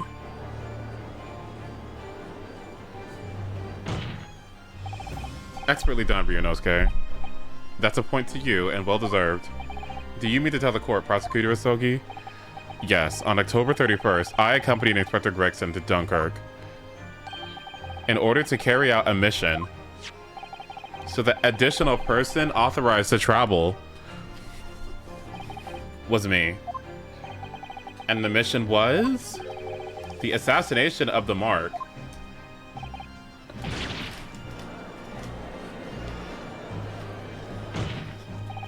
You mean you're the killer whose name was omitted from this notebook? You were following the Reaper's orders to dispatch Judge Shikoku? Let me make one thing perfectly clear. I have killed no one. Explain. I accepted the assassination mission, yes, and I accompanied Gregson to Dunkirk. But I never had any intention of carrying out the plan. You were never going to do it. We can believe Kazuma-sama, I'm sure. After all, Judge Shikoku arrived safely in London the following day. On the 31st, I boarded a train from London with Inspector Gregson.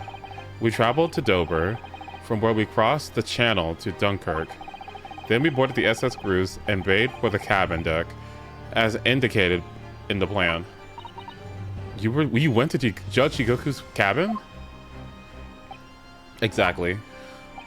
He wasn't there though. We decided to wait, but you've already told us you had no intention of going through with it anyway. I didn't come to Great Britain to take anyone's life, so I left Gregson and disembarked the ship. I spent that night at a boarding house in the town and returned to England the following morning. A boarding house? In Dunkirk? My signature will be in the register book. It would be simple enough to verify. Then, what became of Shikoku? Gregson was no assassin, so the Mark was spared.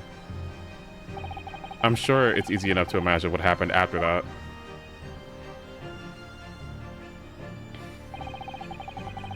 Gregson returned to England as well, having failed to complete the mission. He met with the Reaper in the room of Fresno Street to report the failure,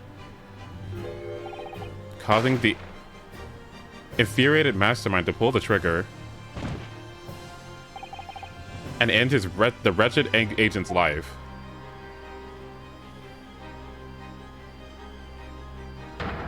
The real truth behind Inspector Gregson's murder. Objection! But if you did nothing as you claim, how did the tip of your sword come to be lodged in the inspector's trunk? I don't need to answer that. What? The victim was killed by a gunshot. A small fragment in a Japanese blade isn't relevant to the case. And accordingly, I choose to exercise my right to silence on that matter. Be that as it may, the court will sequester the sword as evidence. As you wish, my lord.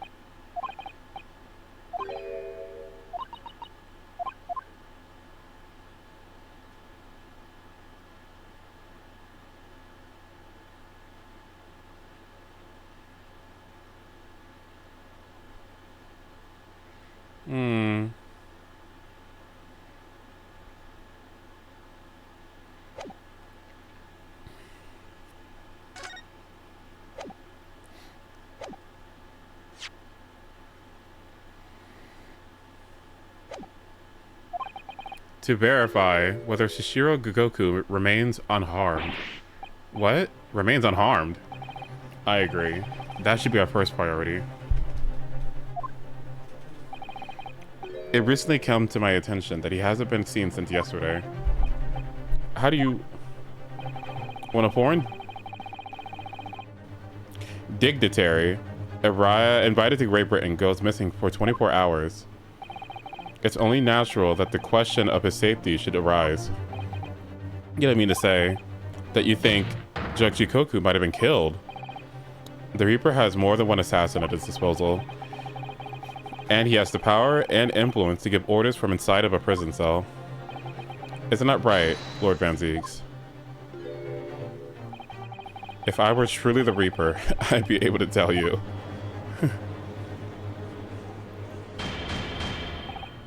Order, order, order in the court. We will take an emergency recess for 30 minutes. Now, guests at the symposium have been told to maintain regular contact with the organizer's office. If the man can't be located in within half an hour, we will have to assume the worst. No one would want to kill a harmless Japanese man who just arrived in the country. Except that is for the Reaper, wanting to finish off a mark that slipped through the net 10 years ago. I would have to agree. Mr. Naruhito, for the defense's sake. My lord? I sincerely hope we are successful. If we are unable to confirm Judge Mr. Jikoku's healthy existence in the next 30 minutes, you will face grave difficulties. Me?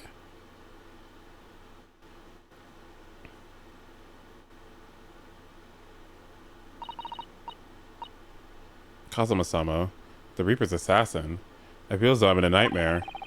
I can hardly believe it either, but on the other hand, Kazuma-sama isn't in the habit of making up stories.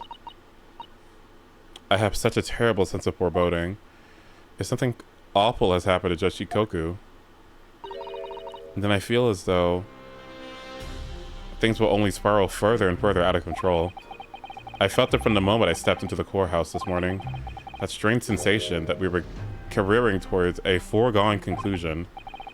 Well, in the worst case, we might only have 30 minutes left. Unfortunately, though, I don't think there's anything we can do but wait now. We're out of options. Hold on.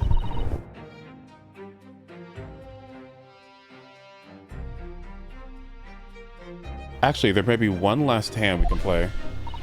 Or rather, one last ear. Of course.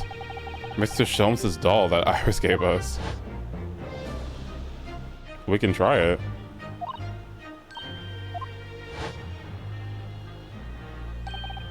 Perhaps now is the time. Let's pull the ears.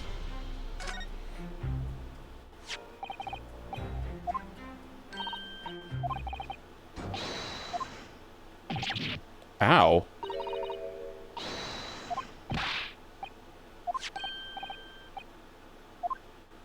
Where is he? What the hell?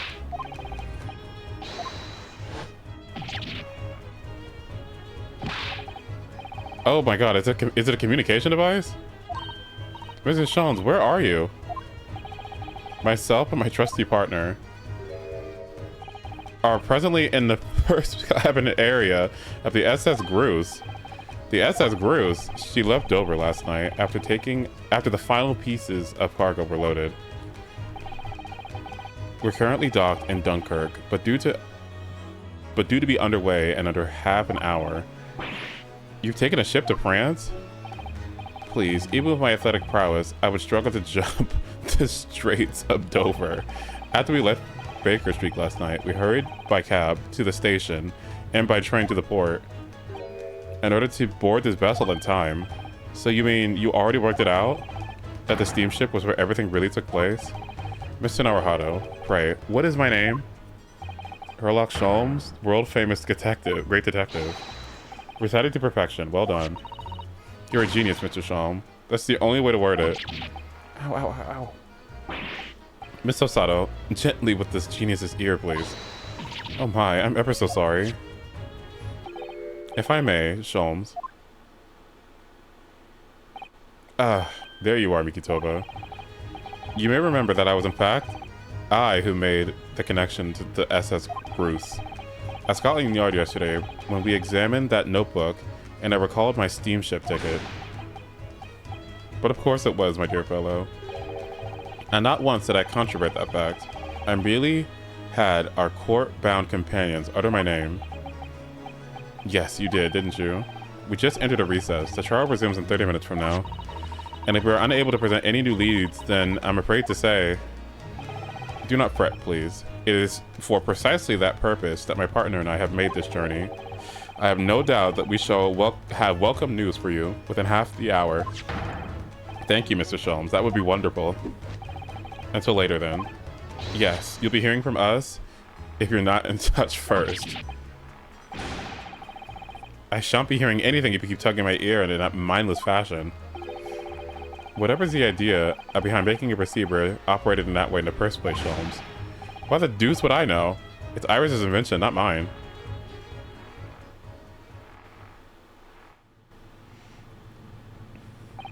Well, as I know how much you enjoy being the hero of the hour, Mr. Sholmes, we have but half that now before the Groose puts to sea again. If we don't conclude our investigations rapidly, we shall find ourselves in Naples before long. There are times, Bikitobo, when you make a surprising amount of sense. So, let us begin. First class cabin number 2. Yes, this is the one. But I don't believe an investigation of the cabin is going to be plain sailing. That crewman standing in front of the door is an angry-looking fellow.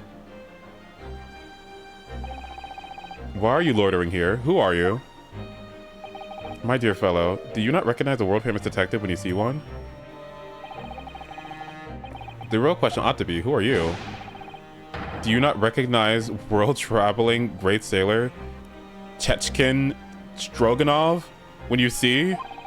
Great detective? Ha! I don't think so. Do you see that, Mikitoba? It would appear that this man is a devoted follower of mine. Goodness me, is that a tattoo that says Sholmes? I must say, while such adoration is flattering, naturally, it does leave me a bit cold. What are you talking about? Leave, now. How distressing.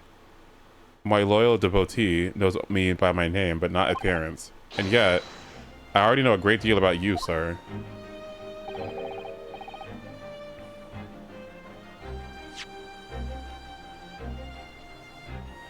Chicken Stroganoff? Chicken Stroganoff? Jesus Christ. You have a brother, I believe. Like yourself, he's a shipman. Currently traveling the world aboard a Russian steamship, in fact. How could you know this? Elementary, my dear Mikitoba. I'm sure it was. 3 days ago, I was bound for London aboard this ship, you see. We're looking for one of my fellow passengers, by a man by the name of Jigoku. There was no one with that name on board, but we know he purchased a ticket for passage.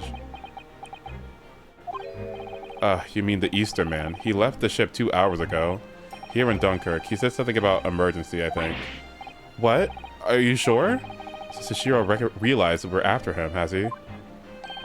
His cabin is the one behind you. We should like to investigate, please. No, I have orders to not let even a mouse inside. Mikitoba, please be a good man and draw the sailor's attention away, would you? Make us some excuse so he leaves the area.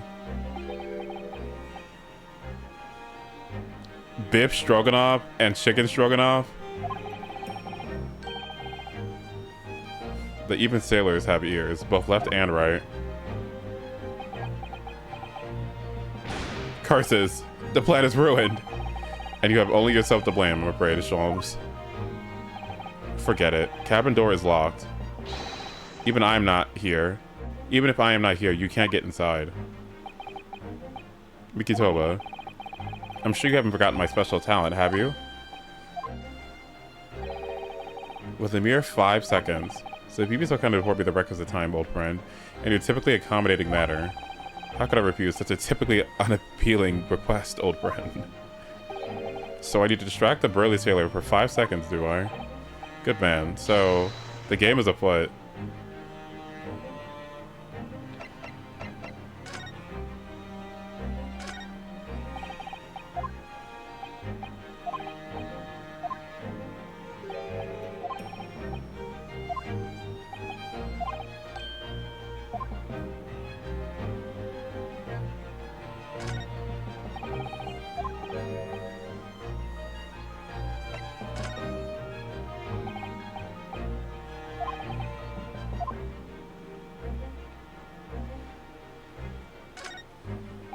Hmm.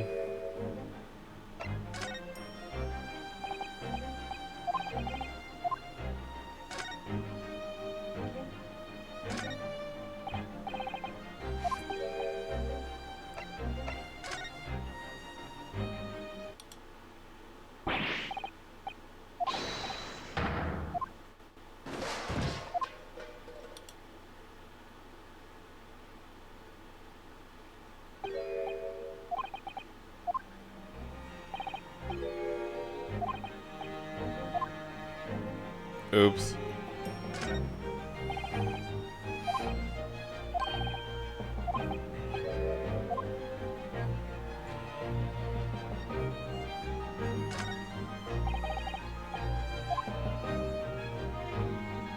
Hmm.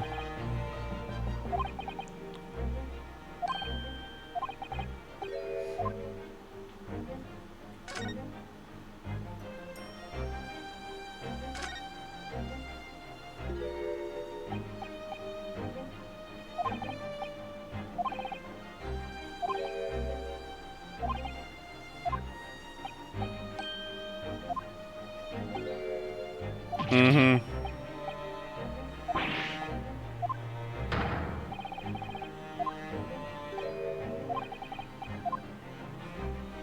I mean, I guess the alarm works, but like, it's so obnoxious.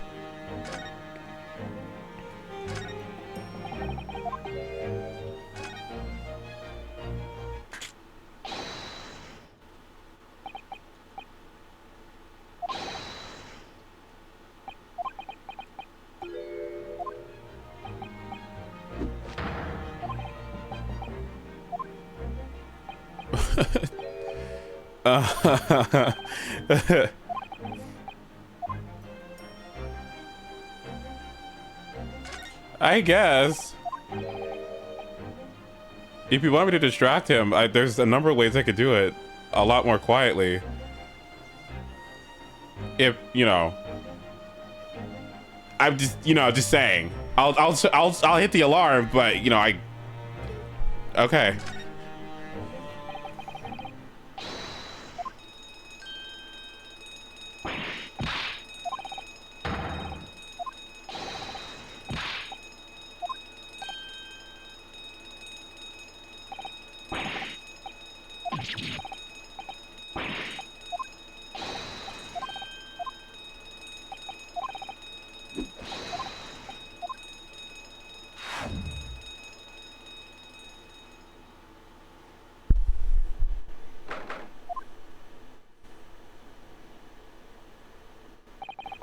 But what the hell happened to the fucking who put a jockstrap in the fucking speaker?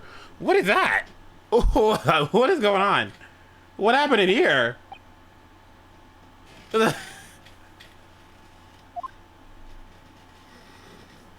Huh? Clothes on the floor. Oh, they've been doing some other stuff too.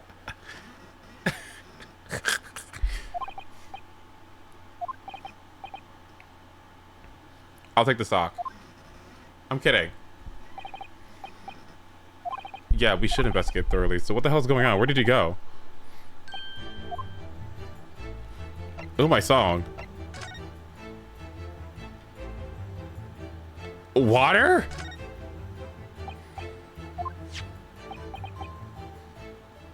It's ice. It's ice. What the hell? Why is there ice?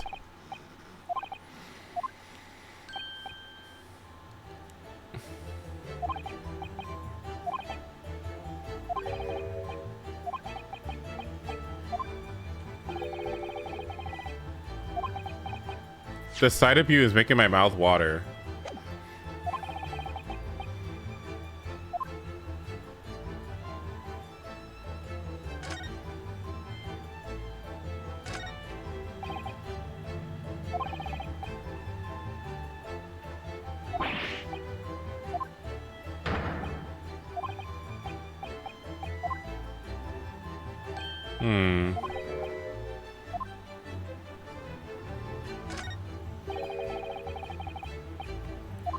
I wonder what happened here.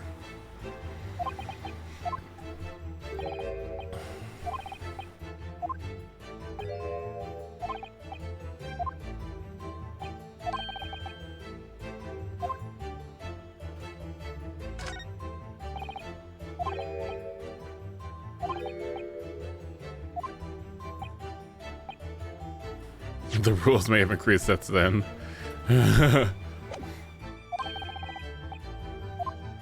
Maybe it was in the other spot.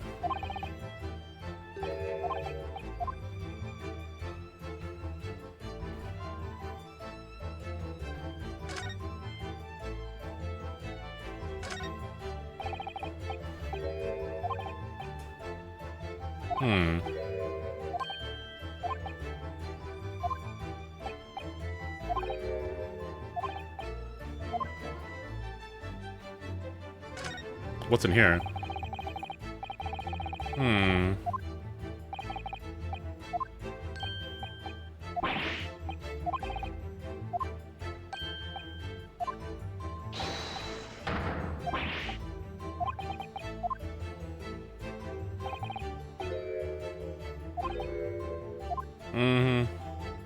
This is actually really cute.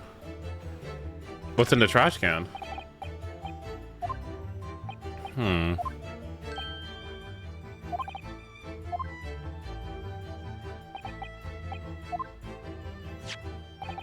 A note, okay.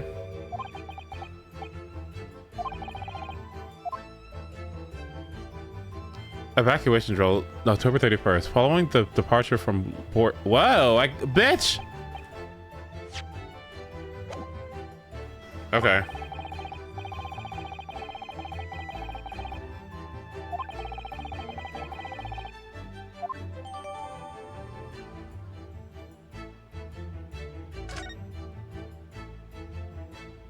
Do I even have a court record?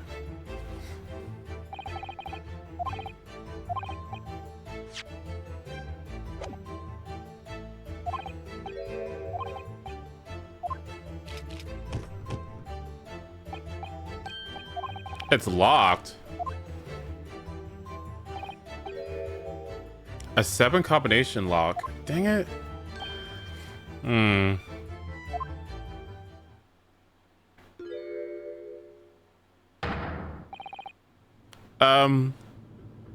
I can explain. Chicken, please.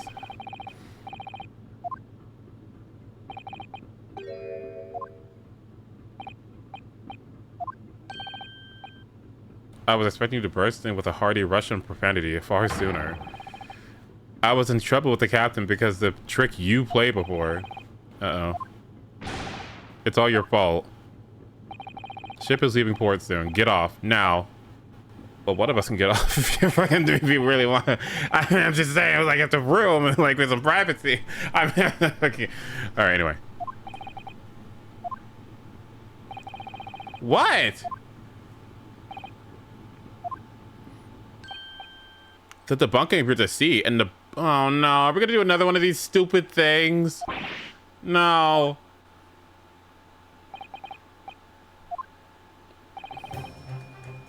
For one thing, Judge Jikoku has not left this vessel at all.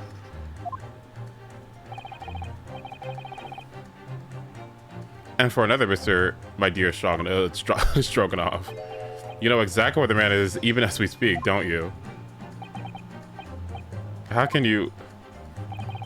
Goodness gracious, Sholmes. You mean you've worked it out? All of it? It's really been too long, hasn't it, old friend? 10 years, no less. So, would you care to join me for a dance of my inimitable logic and reasoning? Nothing would please me more. What is this? We have but minutes until the vessel is put to sea. No games now. Oh my god. Time is of the essence. Mr. Stroganoff, allow me to remind you of your earlier claim. You told us that Jikoku left the ship some 2 hours ago. Duh, that's what I said. Sadly, that was a rather clumsy lie. You see, there is something in this room that's quite clearly contradicts it. What? It's the ice. Yes, of course. I see you've noted it too, Mikitoba. Then please, do take the lead. What in this cabin shows the impossibility of Jikoku disembarking 2 hours ago? It's been 10 years since we last hit this show, not 3. Well, of course it has, quite. Now, all the clues are here in this cabin for your eyes to see, but as I always say, you must not merely look, but observe. Observe and the answers become clear. So impress me. Take that!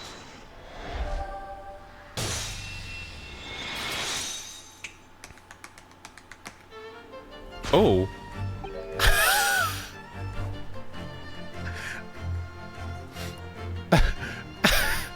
Perhaps you should have cleared away that glass. How curious that ice shouldn't have been melted. How curious that the ice shouldn't have been melted despite it being abandoned 2 hours ago. It would appear that the man was here in this very cabin until moments before our arrival. With this well-chilled glass in hand, get your mind off the refreshments, Sholmes. One might even conclude that somebody informed him of our boarding. Wouldn't you agree, Mr. Stroganoff? But why would Shishiro run from us? Before we consider that question, allow me to confirm one small matter. Would I be correct in saying that these first-class cabins of the SS Grus are the same ones in which you and Mr. Jikoku were accommodated on your voyage from Japan? Yes, that's right, they are. I was in the cabin next door, and Shishiro was, yes, 50 days in this very cabin during our voyage, as suspected. For you see, there are traces in this cabin of a dark secret that Mr. Jikoku had to hide. What traces? I know nothing about this. This is news to you, is it, Mr. Stroganoff? Sholmes, what exactly are you getting at? As I said, there are clearly traces in this cabin of some nefarious activity, something that appears out of place, which I'm quite sure won't have escaped your notice. Something out of place in here. That's the key to this, Mikitoba. The remnants of the dark deed that took place in here being masked by something quite incrugious? That's a new one. Life is full of unexpected twists and turns, as we know quite well. Now then, let's see if I can't uncover the truth here. Yes, you have the floor, my dear fellow. The remnants of the dark deed that took place here are being masked by something quite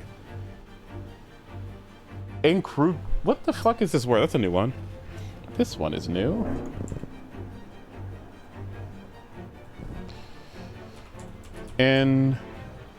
Incongruous? Incongruous? Like incongruent?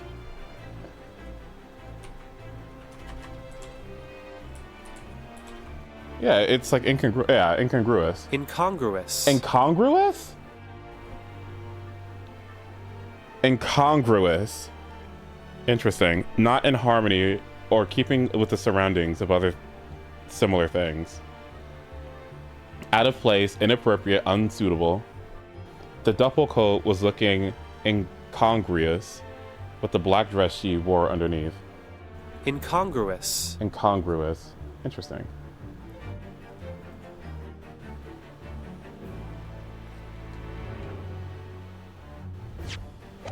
Take that!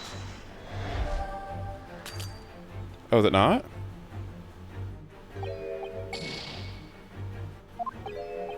Okay, fine.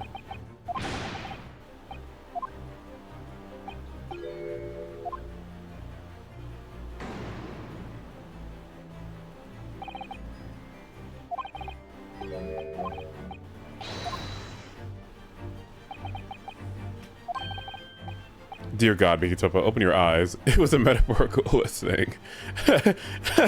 Dear God.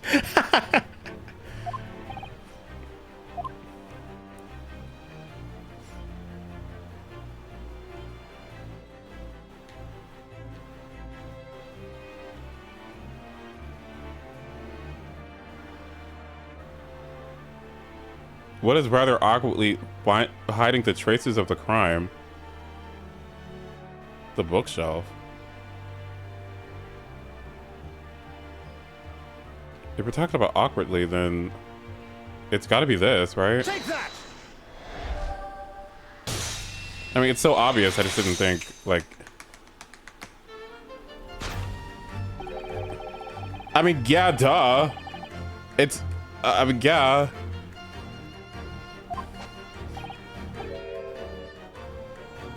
Was this on purpose?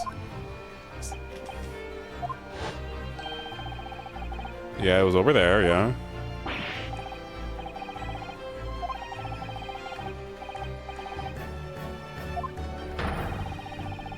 I think your captain is quite justified in having his reservations about your reliability. Oh my god. So, Mikitoba, why don't you have a lift of that frame off the wall? I don't know. We could try it.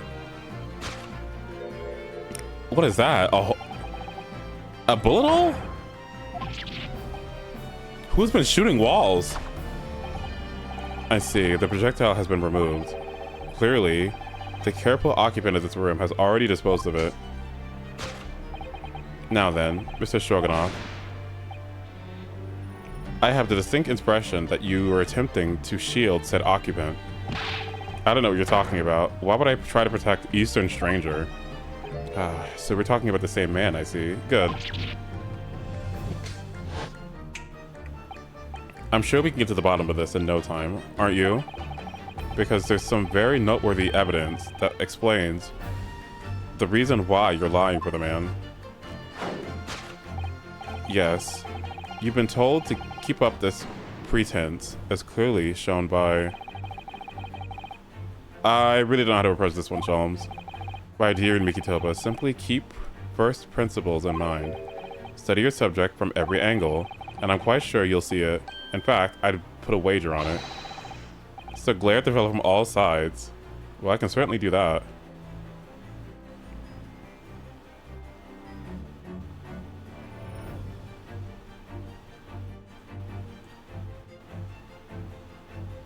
Take that!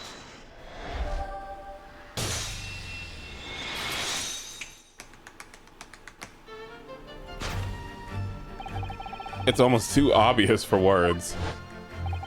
Quite. The universal language of the world. Money.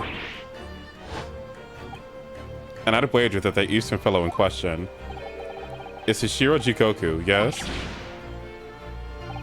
So, I presume you realize what this means.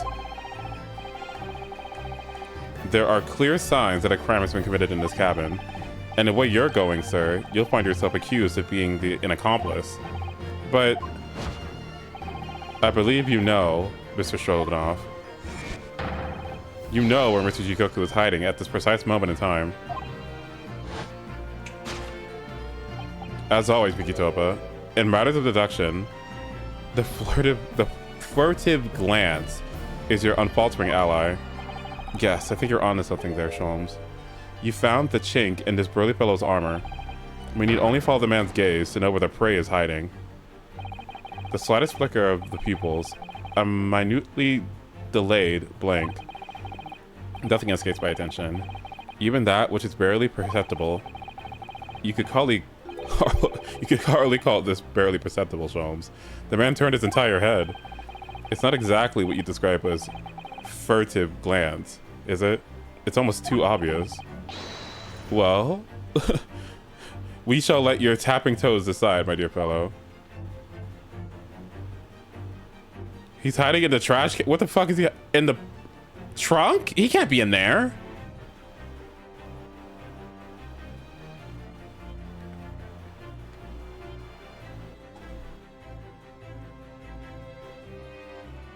He can't be in there, can he? His big ass is not gonna be in there. Am I really supposed to say he's in there? What the fuck? Sure, why not? Behind a bookshelf? Is it really here? Take that!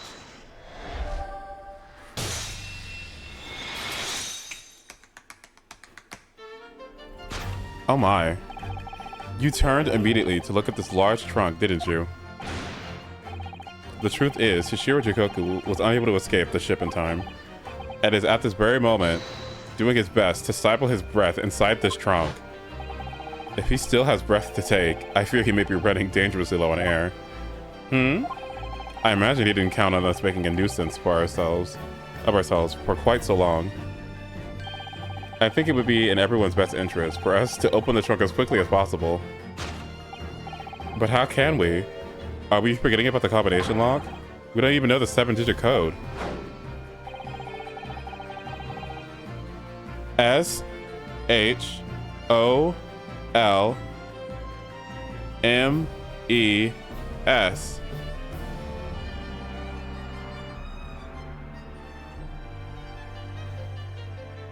That's 7 letters.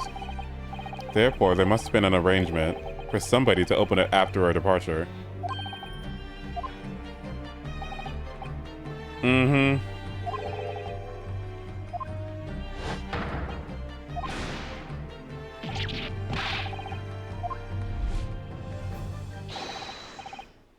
Yep, there it is. They didn't do that on purpose, did they?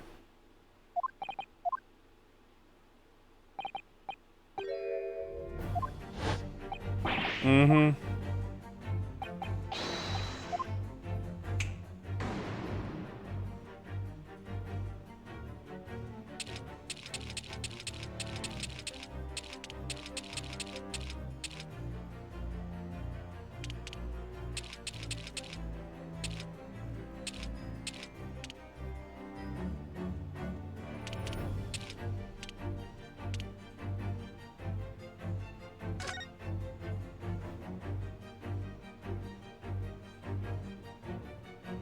Girl, what the fuck?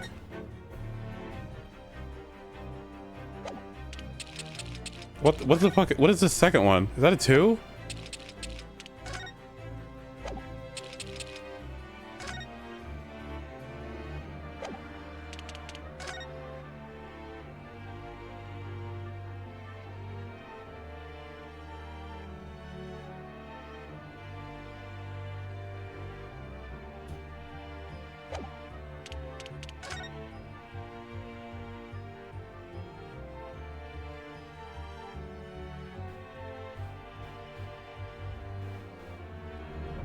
Oh, never mind. It should be the other way, right?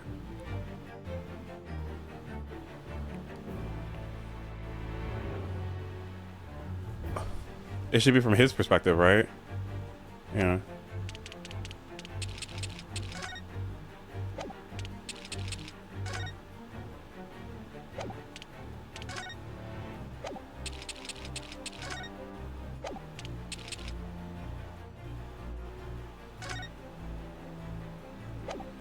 Take that!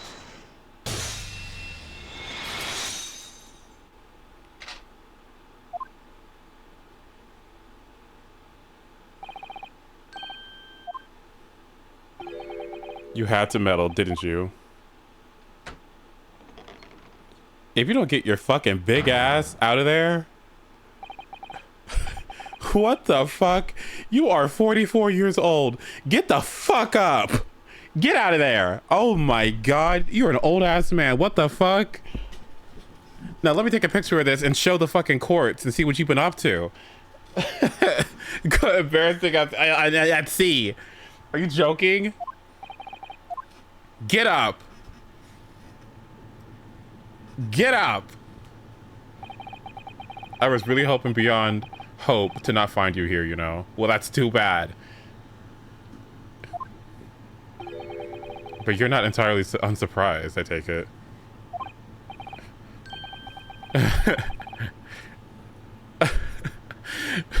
No, quite. I just wish it was some other way. Well, are you ever going to introduce me? Your reputation precedes you, Mr. Sholmes. I've read stories of many of your exploits. Excuse my manners, Sholmes. This is Mr. Jikoku, my old friend and traveling companion. The devil is in the details, Mikitoba. I believe you meant to say your old friend and traveling companion. You made the cowardly decision to flee the country without a word to anyone when things turned sour. I see my reputation precedes me as well. What an honor. Well, Shishiro, are you going to explain all this? You know it all by now, I imagine. What you didn't know, of course, is that 3 days ago, on the night before our arrival in Britain, an attempt was made on my life here, on this very ship. By the Reaper of the Bailey? Yes, I've since heard. Because you were once prosecuted by the Reaper, weren't you? 10 years ago now, mind you. And I had no idea at the time what a dangerous individual he was.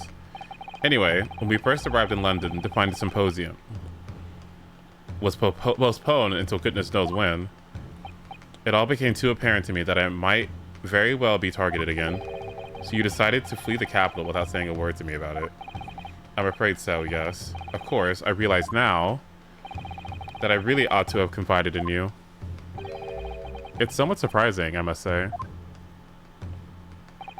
What is? Well, first-class cabins aboard luxury steamships are very short supply. It's more than a little hard to believe that this one just happened to be available.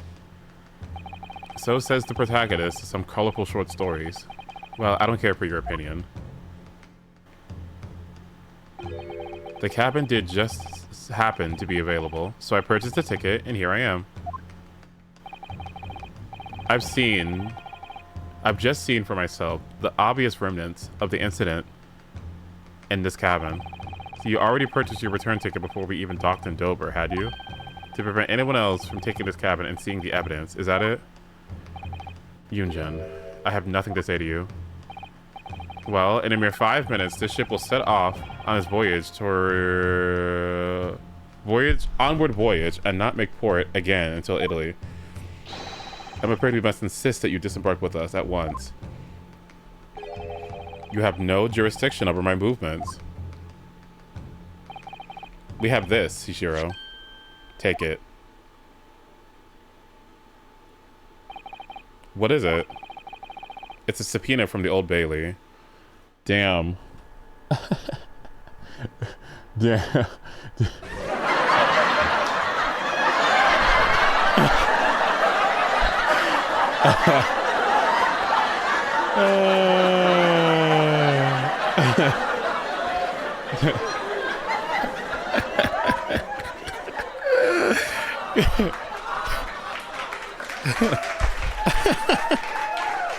You're a man of the law.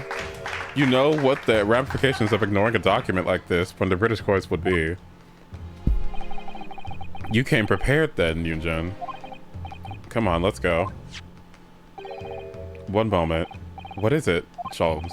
Inside Mr. Jikoku's trunk, I found this rather fascinating trinket. That is exactly what I needed. Thank you! What is that, Shishiro? I can't help you, I'm afraid. Some small component from something. But what? I have no idea. I need that for my watch. Thank you! By the look of this face, I think he genuinely doesn't know. Well, let us pocket it as a small souvenir of our brief sojourn in France.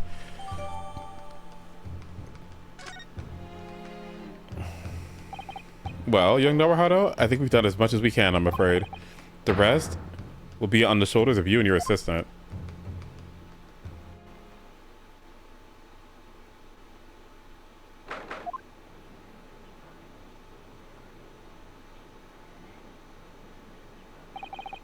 Kazuma Asogi, I know you, and I know you wouldn't lie, but still, there's no doubt that you're holding something back. You know more than you're saying. During the past 30 minutes while this court was adjourned, all possible efforts were expended. But sadly, Mr. Jikoku's whereabouts could not be ascertained.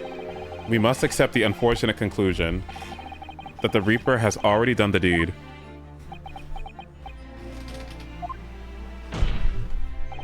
There's no sense in wasting any more of the court's time. The prosecution calls for an immediate verdict. Objection!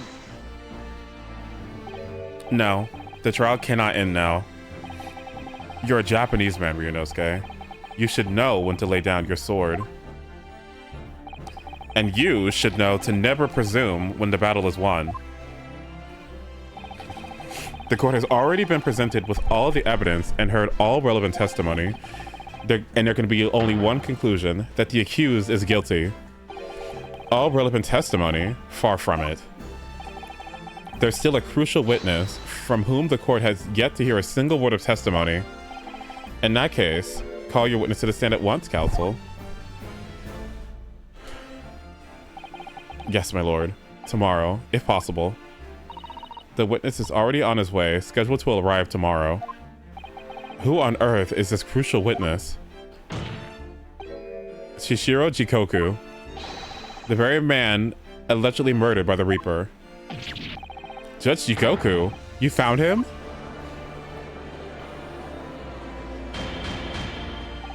But the investigations of every policing resource in the capital suggest that Jikoku is already dead. How in the name of God did you find the man? He was located in France during the recess at the port of Dunkirk. Thanks to one of Herlock Sholmes' famous deductions. Herlock Sholmes. Inspector Gregson almost certainly met with Mr. Jikoku on the night of his death, because along with Prosecutor Asogi, Gregson was on a mission to assassinate the man. Which means that Shishiro Jikoku is the sole witness who can clarify exactly what happened aboard the SS Grus on the 31st of October.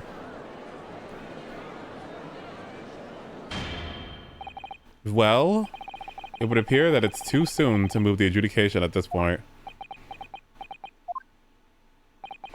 The prosecution concurs. The court must hear Mr. Jikoku's testimony. No judgment should be passed until all testimony has been considered. In that case, I hereby call the end of today's proceedings. Court will reconvene at the same hour tomorrow. No objections from either side? No, my lord. No objections, my lord. We live to fight another day. By the skin of our teeth.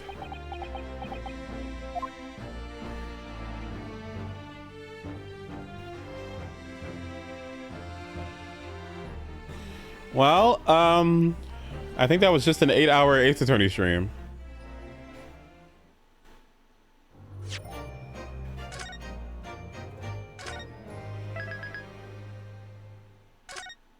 That's how you know it's good.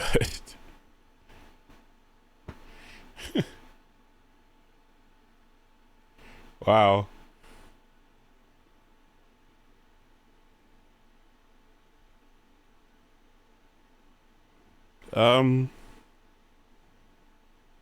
What should we do?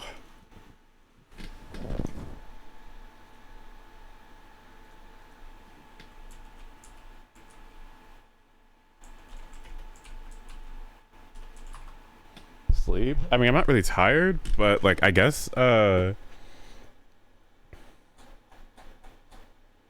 what should I do? What should I do? What should I do? I mean, I'm not tired, but like, I guess we could take a break and then stream later. That sounds good, right? Come back for it again. Yeah, that's a good idea. I could do that. We stream at 9 p.m. sharp. Yeah. Okay. Okay, I'm gonna go. All right, I'll see you guys later on tonight or in a few hours. I don't know. I'll just spend my afternoon chilling, I guess. Maybe taking a nap. Okay, I'll see you guys soon. Thanks for watching. I'll be